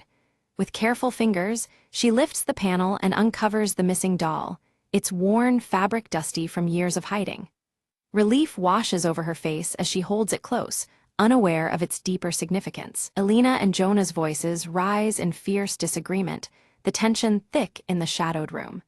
She urges they leave before uncovering more pain, while he insists on unearthing every secret buried within these walls. Their opposing wills clash, embodying years of unspoken struggles tied to this place. Jonah rolls up his sleeve, revealing faded scars crisscrossing his arm like silent testimony. Each mark a link to the family's troubled past, struggles and sacrifices made long ago. The physical evidence jolts Alina, grounding the haunting stories she barely dared imagine. Alina's fingers tremble when she finds the silver locket left open on the mantelpiece. Within, a tiny photo of two children stares back at her, faces unfamiliar yet strangely evocative. It feels like a whisper from a past carefully hidden. A flood of fragmented memories rush through Alina's mind, snapshots of laughter and shadows intertwining beneath this roof. Moments forgotten and distorted press inward, as if the cabin itself breathes their story alongside the whispering pines. Suddenly, the broken compass shifts in her hand, now unwavering and pointing steadily in a strange new direction. The change intrigues them, yet an undercurrent of unease follows, as if the device knows more than it reveals. They follow the compass's lead and discover a concealed door beneath a dusty rug, an ancient cellar hidden beneath the cabin's floor. The air around it hums with forgotten secrets, beckoning them closer with cautious anticipation. Inside the cellar, time seems suspended as they find relics and yellowed journals describing a secret pact sealed decades ago. The words speak of promises and burdens, weaving a tale intertwined with their own bloodline. Jonah's voice falters as he admits his family's oath to guard these secrets, a duty that demanded heavy cost. His revelation weighs on Alina, adding layers of complexity to the truth they both seek. Despite the sting of betrayal, Alina's resolve hardens. She must unravel the full story, no matter how painful. The strands of mystery bind her to Jonah and the cabin, pushing past doubt and fear. Outside, the forest thickens in twilight, the pines whispering warnings carried by rustling leaves. The boundary between safety and the unknown feels narrower with every passing moment. Near the cellar entrance, Marla lingers, eyes wide as if sensing a presence unseen. Her small figure is still, caught between curiosity and the intangible gaze that seems to watch her every move. Without warning, the earth trembles and a collapse seals Alina and Jonah inside the cellar. Darkness envelops them, walls pressing close, turning their exploration into a desperate struggle for breath and calm. In the suffocating stillness, Jonah sings a lullaby from his childhood, soft, haunting notes threading through the darkness. The familiar melody steadies Alina's racing heart, bridging the gap between fear and hope. As the earth settles, they find a narrow path to freedom, emerging into fading daylight. Their shared ordeal deepens a silent bond, forging a cautious trust amid the shadows of their pasts. Back upstairs, Alina studies the journals with fresh eyes, piecing together the true nature of the family pact. It was not just about secrets. It guarded a treasure hidden from the world's gaze. Jonah reveals that the treasure is no gold or jewels, but a secret with power to alter their family's destiny. The weight of this truth presses on them, promising upheaval alongside understanding. A final letter, yellowed and creased, warns that unveiling this secret demands a personal sacrifice. The cost of truth is laid bare, chilling yet undeniable in its gravity. Determined, Alina and Jonah prepare to face whatever awaits beyond fear and hesitation. United in resolve, they step forward together to confront the unfolding mystery. Marla appears with the compass clutched tightly in her small hands, the needle steady and true. Its quiet certainty offers a fragile thread of hope amidst the growing darkness. Guided by the compass, the family moves deeper into the forest where shafts of light pierce the dense canopy. The eerie beauty of the woods surrounds them, mingling danger and promise in every breath. They reach a clearing dominated by an ancient oak tree, its bark carved with the same symbol appearing throughout their journey. The tree stands as sentinel to secrets long held in the whispering pines. At the base of the oak, moss and roots part to reveal a weathered box buried beneath the earth. The discovery feels like a culmination, a portal to truths hidden just out of reach. Inside the box lie personal keepsakes and a letter addressed directly to Alina from her grandmother. The words pulse with honesty and hope, bridging generations with unexpected tenderness. The letter speaks of forgiveness and legacy, urging Alina to carry the family's future with strength and compassion. It offers a fragile light amidst shadows, planting seeds for what lies ahead. As Alina gazed at the broken compass and the scattered letters, a deep understanding settled within her. The true treasure was not gold or jewels, but the shared history and bonds that had been frayed and were now being woven anew. In that quiet moment, surrounded by whispering pines, she felt the strength of family reignite. Jonah stepped closer, his weathered face earnest as he spoke of past mistakes and regrets. Alina listened, her steady brown eyes reflecting forgiveness and hope. Together, they made a silent vow to protect the legacy of the old family cabin, promising to face the future united. With careful hands, they restored the delicate compass, its needle finally steady and true. They placed the silver locket inside the worn wooden box, securing it as a symbol of their commitment. This act was more than preservation. It was reclaiming their shared past and safeguarding their future. Marla's inquisitive green eyes brightened with a gentle smile, sensing the tension in the forest lift. The once ominous presence among the towering pines seemed to wane, replaced by a peaceful calm that enveloped the cabin. Her laughter echoed softly, bringing life back to the quiet woods. Inside the cabin, the windows glowed warmly against the dusky twilight, casting golden light onto the surrounding trees. This welcoming glow was a testament to renewed life and resilience, standing firm amidst the forest's eerie beauty. It marked a fresh beginning for the family and their heritage. Elena stood before the familiar walls, feeling a renewed determination swell within her chest. She decided to keep the cabin, honoring the legacy of her ancestors while embracing the endless possibilities of the future. The forest was no longer just a backdrop, but a cherished part of their story. Under Jonah's guidance, Marla carefully hung delicate wind chimes outside the cabin. Their soft, melodious tones caught the breeze, mingling with the whispering pines in a welcoming symphony. It was a tangible sign that peace and warmth had returned to the place they called home. Elena reached up to pin the faded photograph back on the wall, its edges now whole and its meaning clear. The image connected past generations with the present, grounding their family's story within these walls. It symbolized healing and the continuity of love through time. Together, Elena, Jonah, and Marla stood outside as the sun dipped behind the pines, casting long shadows over the forest floor. United and hopeful, they faced the coming days with strength forged from understanding and forgiveness. Their bond, like the cabin, was steadfast and enduring. A final glance toward the forest revealed a serene stillness, the secrets nestled deep within, safely guarded by time and trust. The whispering pines swayed gently, as if sharing silent approval of the family's journey. In that peaceful moment, the mysteries of the woods seemed to rest, embraced by the light of a new chapter.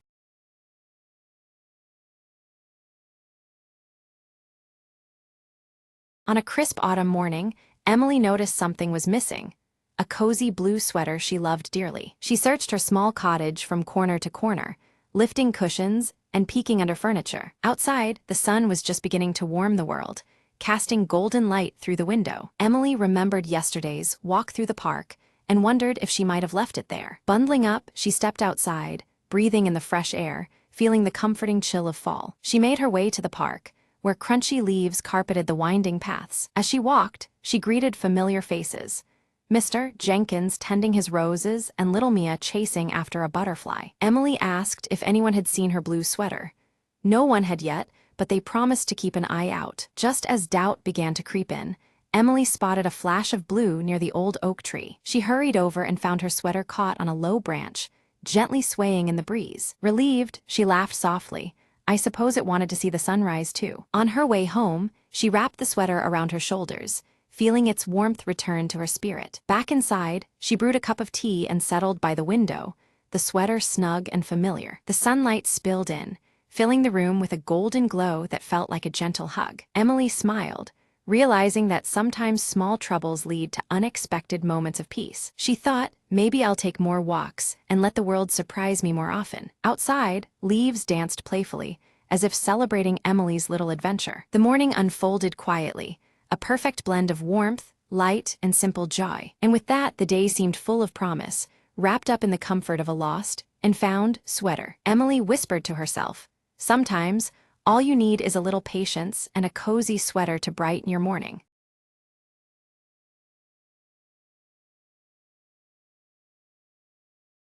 Under a tapestry of stars, Leora bent over her cluttered workshop desk, piecing together a fragmented star map whose faded lines whispered secrets of the cosmos. Her freckled face was illuminated by the soft glow of lantern light as she traced constellations long forgotten. Uruk arrived quietly, his braided dark hair slightly tousled by the night breeze, the jagged scar on his cheek catching the dim light as he spoke of a lost constellation rumored to unveil a hidden realm. His stoic demeanor masked the urgency in his voice. Silently, Vina appeared beside them, her flowing silver hair shimmering faintly under the starlight and her luminescent eyes fixed intently on the star patterns. Without a word, she offered her rare insight, promising to help decode the mystery behind the lost constellation. Together, the trio gathered their attention on the ancient celestial compass resting on the table, its faint glow pulsing steadily like a heartbeat, as if alive with anticipation. The compass was etched with glowing runes matching those on the star map, linking past, present, and unknown futures. Leora's fingers gently brushed the compass needle, and suddenly it spun wildly before abruptly settling, boldly pointing east toward an unknown horizon. The unexpected movement unsettled them, as if signaling the beginning of something neither fully understood. They hastily gathered supplies, packing under the watchful eyes of the night, and set sail toward the horizon where soft luminescence hinted at a hidden destination. The air was thick with excitement and unease as the boat cut through the dark waters. As they ventured farther, fierce waves crashed against their vessel, and a brewing storm loomed overhead, making the compass flicker erratically, casting anxious shadows across their faces. The unpredictable weather foreshadowed the obstacles ahead. That night, beneath a canopy of roiling clouds, Leora dreamt of a silver staircase ascending endlessly through the stars, bathed in ethereal light. The vision felt strangely familiar, as if calling her toward a realm beyond mortal reach. At dawn, Vina shared an ancient legend she had deciphered, revealing that the silver staircase was said to bridge the mortal world and the hidden realm marked by the lost constellation.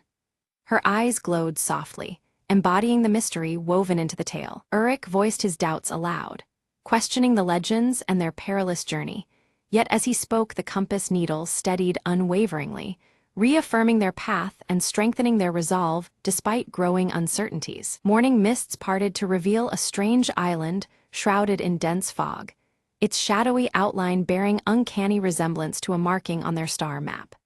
The air was thick with anticipation as the island seemed to pulse with concealed secrets. They disembarked cautiously, the star amulet around Leora's neck pulsing softly in resonance with the island's aura, as if awakening alongside her spirit.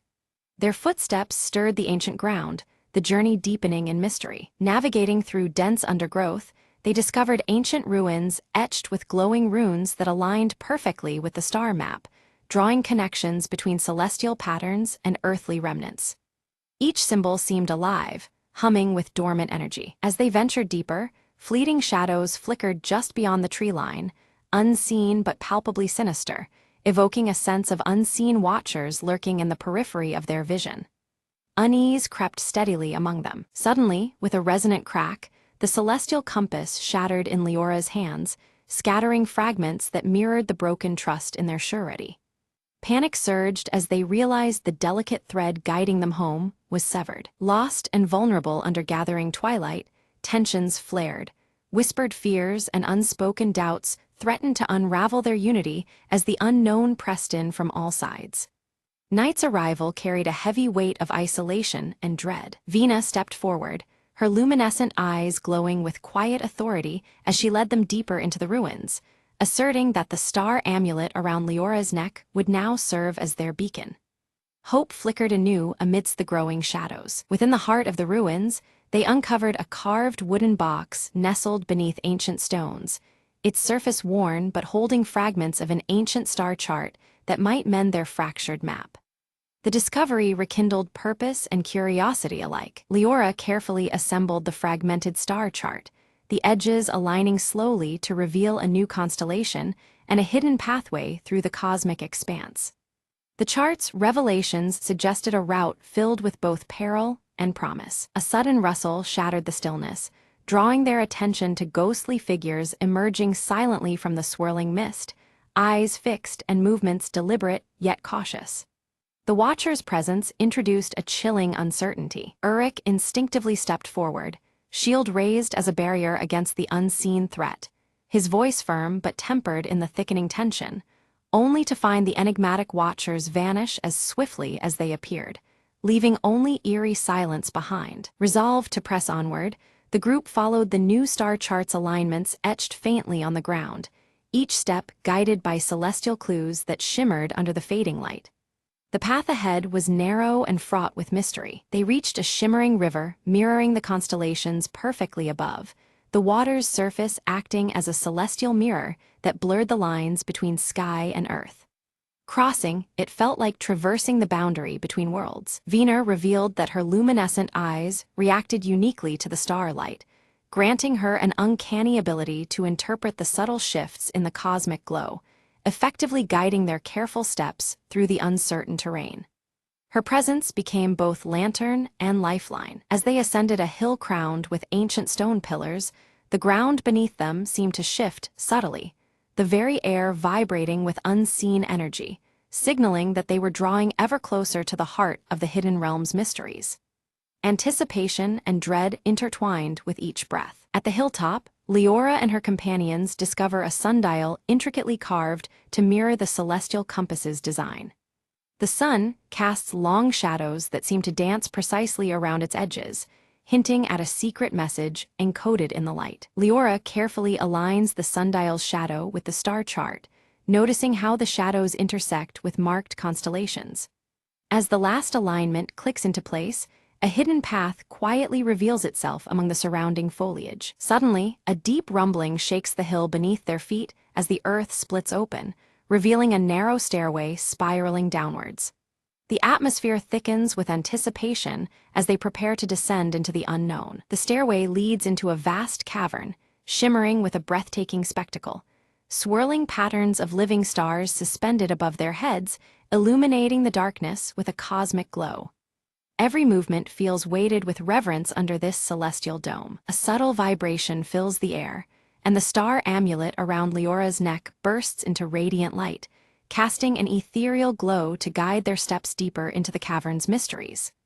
The glowing runes on the walls pulse in harmony with the amulet's light. Within the cavern's depths, illusions emerge, crafting vivid visions that tug at their hearts and minds, images of home, whispered fears, and unspoken doubts.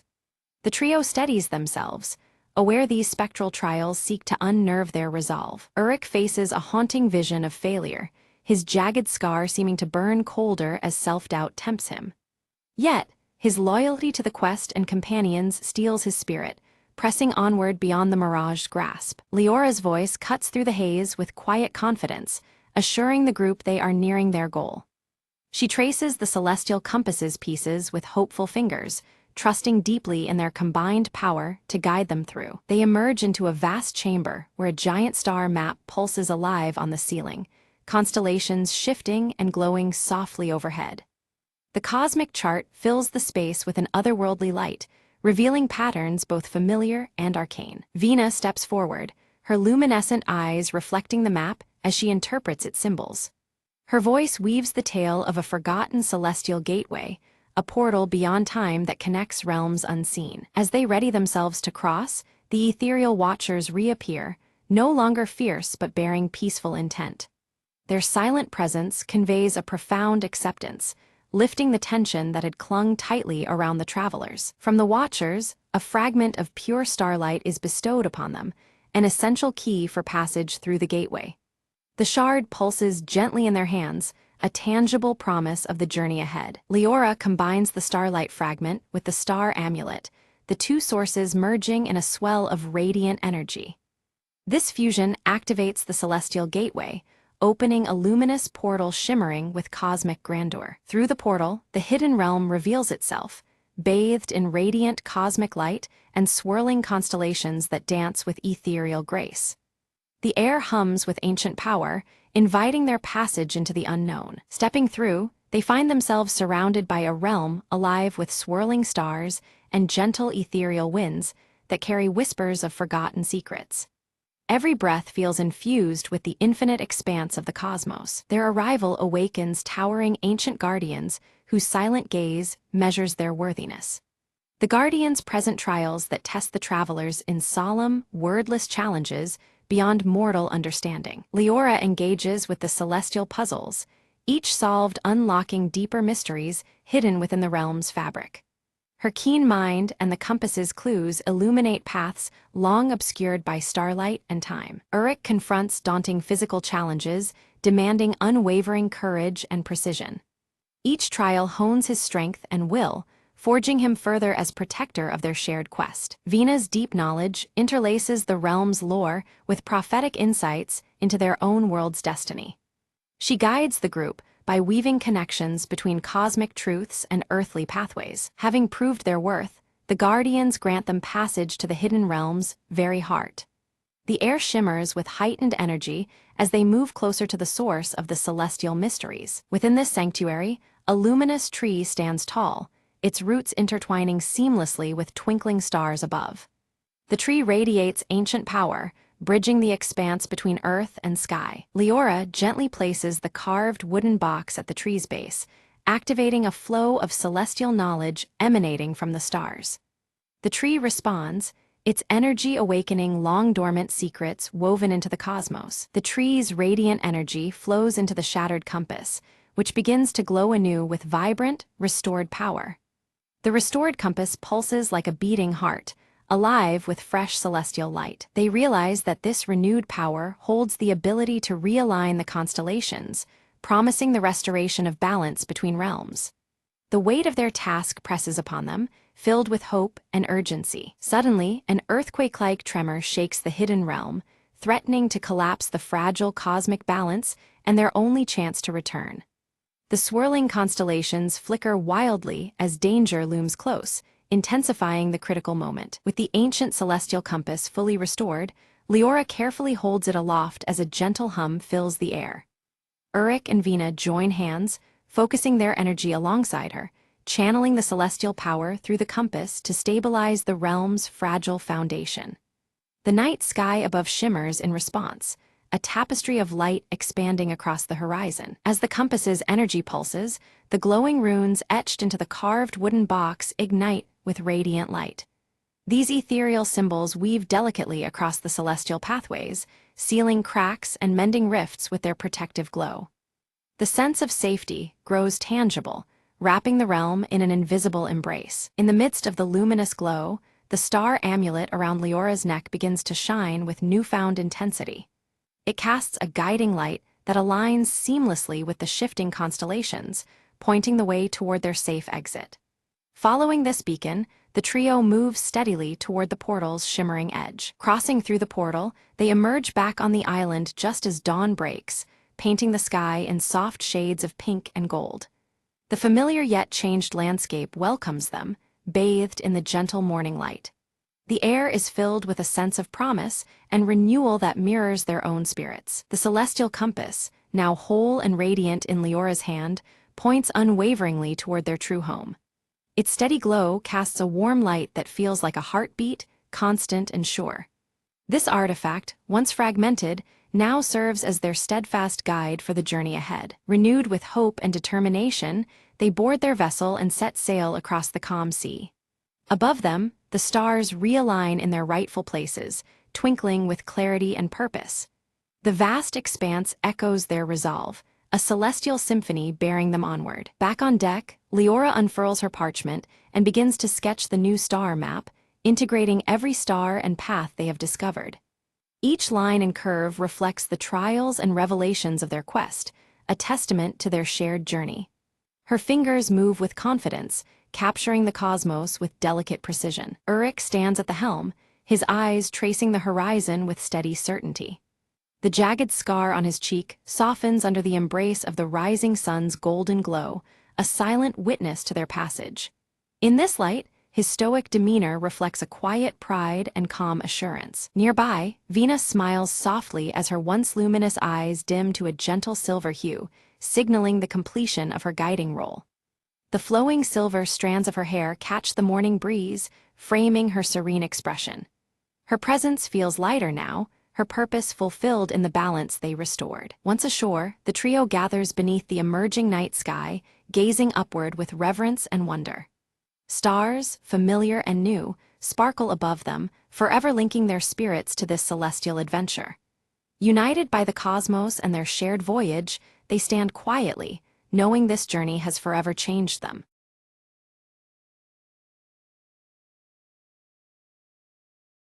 The rain tapped rhythmically against the cracked window of Jake's cluttered office, a pale glow from the street lamp slicing through the fog. Jake lit a cigarette, the smoke curling upwards as he wondered why the dame had walked in looking like trouble with a capital T. She slid a photograph across the desk, eyes darting nervously. "Find him," she whispered, voice trembling more than her hands. Jake examined the photo, a man with a crooked smile, standing in an alleyway Jake knew too well. No questions asked, no promises made, but the cash in her hand decided the rest. The trail led to neon-lit bars and shadowed backstreets, whispers of the crooked smiles, misdeeds crawling through the city's underbelly. A bartender with tired eyes passed a coded note between gritted teeth. "He's not alone." Jake's fingers brushed the cool barrel of his. 38 under the coat, a quiet reassurance in the stormy night. At the docks, moonlight danced on water slick with oil. A meeting was set, stakes higher than ever. The crooked smile appeared, flanked by two goons whose silence screamed danger. Quick words exchanged, then a sudden scuffle, fists and fears colliding in the mist. Jake ducked, rolling beneath a swing, the crackle of gunfire sinking with his pounding heart. Amid the chaos, he caught a glimpse of the dame, eyes wide, fighting shadows of her own. A flash of steel, a gasp, and then the crooked smile's desperate plea for mercy. Jake stepped back, breathing heavy. "This city's got secrets," he said, "but it's time someone told the truth." With the crooked smile tied up and the dame safe, dawn began to pry open the night's secrets. Jake watched the horizon blush with morning, the rain finally stopping. "Case closed," he muttered, pocketing the last of the damning evidence, the city breathing easier for a moment. As the dame disappeared into the awakening streets, Jake lit another cigarette, ready for whatever night would throw next. "In a city of shadows," he mused, "sometimes the only light is knowing you did the right thing."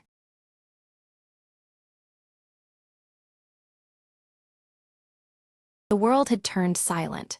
Cities buried under ash and memories, and I was one of the few who still wandered. I stumbled through the ruins, scavenging what little life remained beneath the gray skies. Amid the debris, a soft hum caught my ear, a sound I hadn't heard since before the fall. Following the melody, I entered what was left of an old library, the last sanctuary of human knowledge. There, a small device flickered faintly, projecting a hologram of a woman speaking words I barely understood. "To those who find this," she said, "hope is not lost, even in the darkest times." Her message was a whisper from the past, a spark through the gloom that clung like a second skin. Determined, I set out to find others who might still listen, carrying the hologram and its promise of hope. Days passed, and the ash continued to fall, but so did the weight from my chest. At a dilapidated radio tower, I managed to revive an ancient transmitter, sending her message into the void. Static answers crackled back at first, then words, faint but unmistakable. "We hear you," came the reply, like a balm to my weary soul. Life, I realized, had not ended.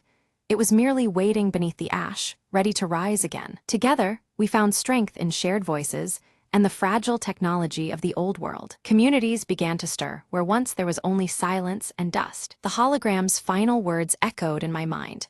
"Never forget, even ruins can root new life." From hopelessness, a network grew, grounded in trust and the desire to rebuild. The ash storm slowed, revealing a horizon touched with pale light for the first time in years. I smiled as the first green shoots emerged from cracked concrete, a testament to endurance, and in that fragile dawn, the echoes beneath the ash became the heartbeat of a new beginning.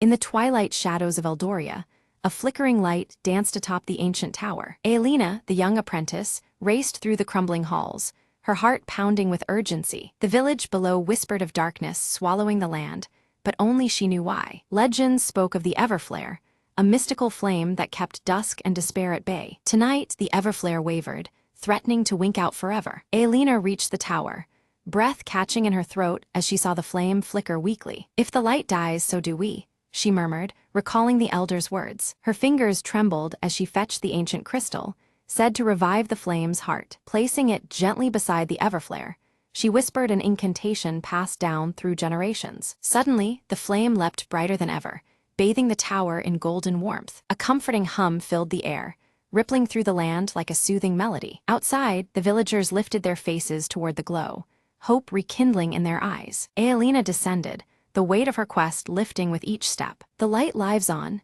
she told the gathered crowd, pride shining brighter than the flame. From that night forward, Eldoria's nights were no longer dark whispers, but stories of courage and magic. Aelina kept watch, her flame never flickering again, a beacon against the shadows. The villagers rebuilt, their fears replaced by faith in the light and its keeper. In every corner of Eldoria, whispers turned to songs, celebrating the last light's triumph. And as dawn stretched its fingers across the land, the darkness stayed at bay, held at bay by one girl's unwavering hope. In the heart of the ancient tower, the Everflare burned eternal, a promise that even the smallest light can conquer the deepest night.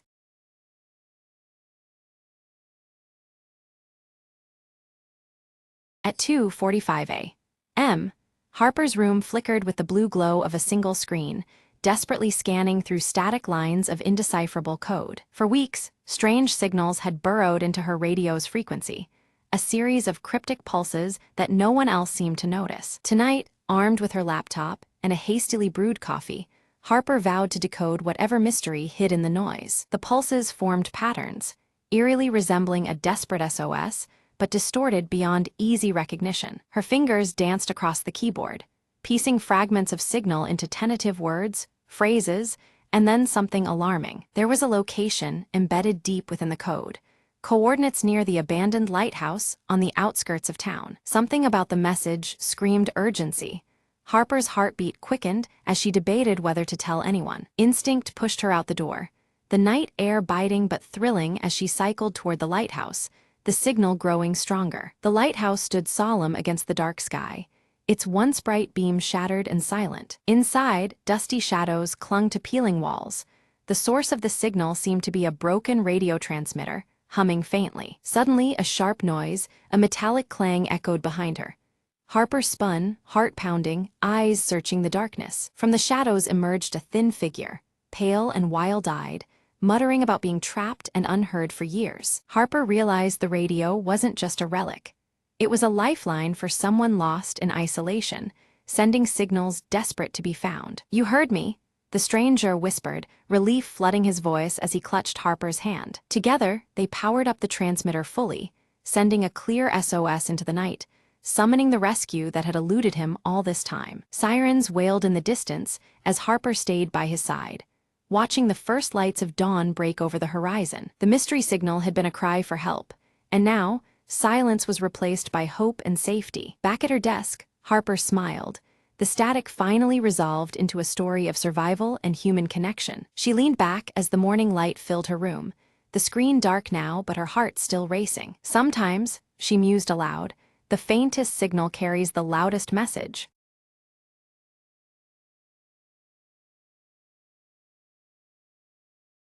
The sun struggles to pierce the thick ash clouds blanketing the barren cityscape, casting a muted glow over shattered rubble and twisted metal remnants of a once thriving world. The silence is heavy, broken only by the occasional creak of unstable structures. Mira moves cautiously through a collapsed alley, each step stirring dust that swirls in the dim light. She clutches her pendant tightly, a faint comfort in the oppressive gloom and rising ash that darkens the sky further. From the shadows, Joran steps forward, his mechanical arm clicking softly with each movement. His grave expression reflects the weight of their situation as he approaches Mira silently. They exchange whispered plans about a rumored safe zone beyond the ash fields, weighing the risks of venturing into the unknown. The promise of refuge sparks a cautious hope amidst the desolation. Nearby, Elias bends over a weathered map beside a flickering campfire, tracing convoluted routes with a gnarled finger. The firelight casts soft orange hues, contrasting the cold air and shadows around him. Following closely behind Mira and Joran, Kala darts nimbly between debris, her wide eyes filled with caution and curiosity about the path ahead. Her small figure moves like a quick shadow among ruins. The group assembles around the makeshift campfire as Mira outlines the stakes, her voice steady despite the peril. The orange glow illuminates their determined faces, a fragile warmth against the cold shadows. Suddenly, the ground trembles beneath them, scattering ash and breaking the fragile calm of their hideout. The unexpected shake sends a shiver through the group, heightening alertness. Joran scans the horizon through the ash haze, his eyes catching faint flickers of movement, a hostile force drawing closer. The soft clicks of his deteriorating mechanical arm mirror the creeping tension. Mira tightens her grip on the pendant as fear mixes with determination. They steel themselves to depart at first light, knowing that hesitation could cost them dearly. Elias issues a solemn warning of a deadly trap set near the supposed safe zone by rival survivors. The weight of his caution deepens the group's understanding of the lurking dangers ahead. Meanwhile, Kala practices with a crude slingshot, her small hands gripping it with fierce resolve. Her determination shines as a fleeting spark against the bleak, ash-covered world. Night falls and shadows flicker under the crackling firelight. The group shares tense, silent glances, the air thick with unspoken fears and uncertain plans. A chilling howl pierces the night, prompting Mira to rise swiftly and scan the darkness beyond the firelight. The sound echoes ominously across the ruins, stirring unease among them. Deciding to move swiftly, they agree to embark before dawn, aware that delay might seal their fate. The fragile hope for safety drives them onward despite the gathering threats. At first light, the group proceeds cautiously through narrow passageways littered with unstable debris. Each step echoes softly beneath the muffling ashfall, tension coiling with every movement. Mira spots a faint glint of metal half-buried beneath the ash, a relic from a past world's technology. Its discovery evokes fleeting wonder amidst the desolation, hinting at lost knowledge. Joran attempts to activate an old generator nearby, but sparks fly uselessly as the device fails to respond. The malfunction deepens their frustration, a stark reminder of the decay surrounding them. Calla ventures ahead but returns quickly, her breath sharp as she warns of aggressive scavengers lurking nearby. The threat draws closer, narrowing their already limited options. The group slips into an abandoned building, hiding in the shadows as scavengers pass by outside. Their quiet watch heightens their sense of urgency and vulnerability in this hostile environment. Elias studies his map under the dying light, identifying a route that skirts the scavenger territory. This alternative path offers a fragile hope of avoiding conflict, but adds complexity to their journey. Tension escalates when Mira discovers signs of recent fires, evidence that the hostile group has been alarmingly close. The smoldering remains testify to a threat that relentlessly follows their trail. Suddenly, Joran's mechanical arm malfunctions, jerking unpredictably and restricting his movements. The group's risk increases significantly as his primary tool degrades without urgent maintenance. Mira quickly moves to assist, using scavenged tools to repair Joran's arm. Their teamwork in the firelight reveals a bond of trust amidst the peril, a small flame of solidarity in the cold shadows. Calla suddenly points out a small, resilient plant pushing through the ashen ground, a rare sign of life and renewal. Amidst the ruin, this fragile sprout offers a glimmer of hope for the future. Elias's foot barely missed the snap of a hidden snare trap, the sudden clang echoing through the muffled air. Tension surged as the group realized danger lurked closer than anticipated in this ash-darkened world. The ashfall thickened, muting their footsteps yet blurring their eyesight. They quickened their pace, each breath heavy under the sky darkened by relentless ash clouds. Mira's thoughts flickered to tales of old, whispers about an underground tunnel network beneath the city's ruins that might offer shelter.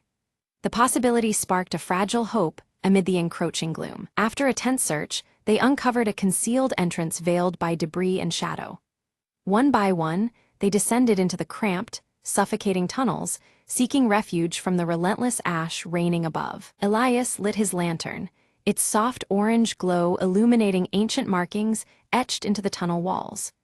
These cryptic signs spoke of past survivors who had navigated these forgotten paths long ago. Joran paused, the finely tuned sensors in his mechanical arm picking up unfamiliar echoes beyond the walls. The tension tightened as the sounds whispered of lurking threats deep within the underground maze. Without warning, a sudden collapse sealed their retreat, chunks of rubble blocking the way back. Trapped, they grudgingly pressed further into the labyrinthine darkness, heartbeats sinking with every cautious step. The air thickened, fetid and foreboding, as visibility faded into near blackness.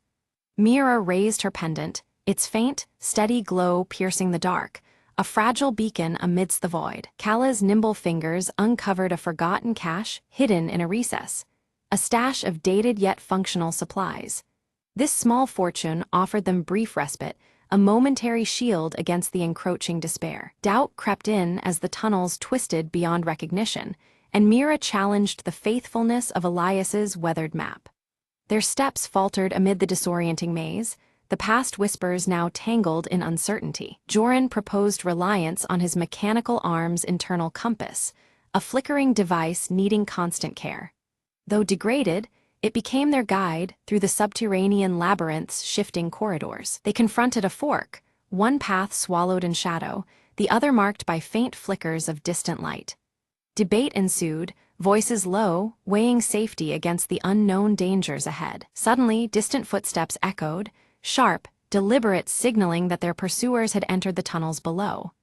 The unseen threat closed in, tightening the noose beneath the earth. Choosing instinct over caution, Mira led them toward a faint, steady light filtering through a cracked tunnel wall. It beckoned with the promise of sanctuary beyond the suffocating darkness. Emerging into an underground bunker, they found it filled with relic technology, cold metal contrasting the soft firelight of their lanterns.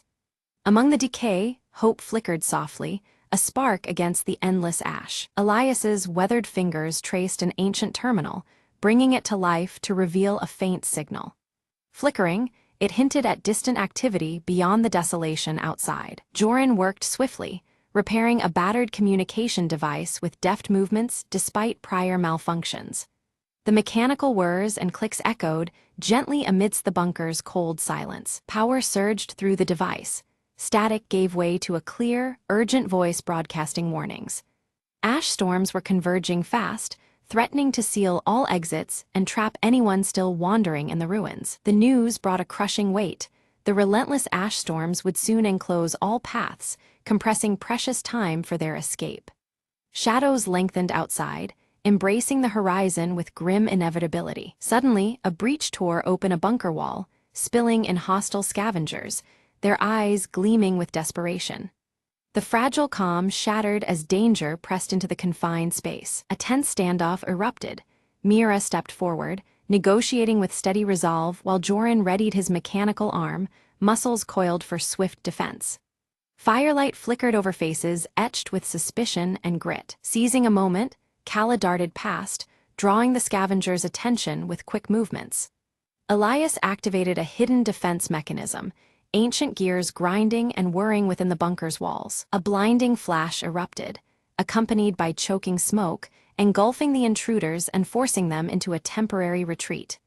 The group used the chaos to regroup, hearts pounding beneath the shroud of orange firelight. Elias revealed a secret exit, long forgotten and barely concealed beneath rubble. They hurried through it, surfacing into a wasteland still smoldering under an ash-darkened sky, senses alert for what lay ahead. Mira's gaze lifted toward the horizon, where a faint brightening battled the oppressive ash clouds. It whispered of rumored safe zones, a fragile glimmer of hope in a broken world. The group stood before a crumbled wall, its stones worn and edges jagged. Amid the decay, a faded emblem matched the intricate design of Mira's pendant, confirming they had found the location they sought. The rising ash muted even their footsteps, and the flickering firelight cast soft orange hues across the scarred surface. Inside the safe zone, the survivors toiled under ashen skies, working tirelessly to rebuild amidst ruins. Their cautious glances met Mira's group, wariness tempered by the shared goal of survival. The cold shadows faded slightly in the communal firelight, where warmth brought brief respite to hardened faces. Gathered around a crackling fire, Mira lifted her pendant for all to see. She spoke softly of its meaning, a symbol of alliance and hope that once united scattered factions against the darkness. Her words stirred quiet determination, weaving a fragile thread of trust through the gathered survivors. Meanwhile, Joran knelt beside worn machinery, his mechanical arm clicking and whirring as he adjusted delicate gears. The device groaned back to life, its function vital to the community's survival in the ash-choked air. His steady hands and mechanical strength became a beacon of progress amidst decay. Elias, seated near the firelight with weathered map in hand, shared tales of past storms and lingering threats. His deep-set eyes held knowledge that helped the survivors prepare for what lay ahead. The stories stitched together history and warning, sparking cautious hope beneath the muffled silence of ashfall. Young Kala moved among the children with quick, nimble steps, teaching them survival skills she had learned on the journey. Her dirt-smudged face lit up with pride as she passed on hope alongside practical lessons.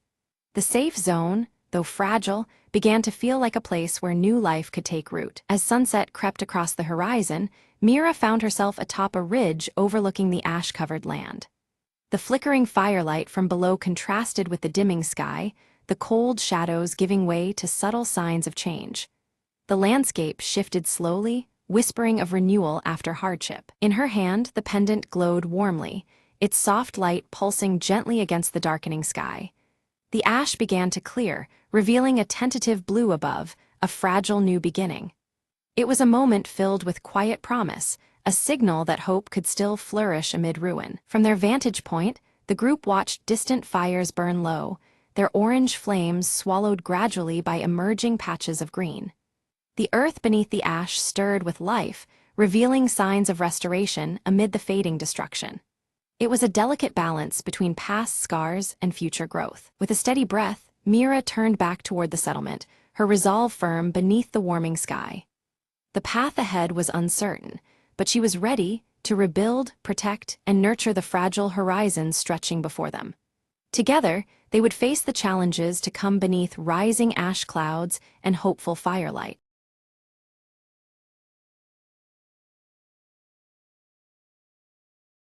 The rain slapped against the slick pavement as Detective Marlowe lit a cigarette outside the velvet lounge. Inside, the smoke curled around whispered secrets.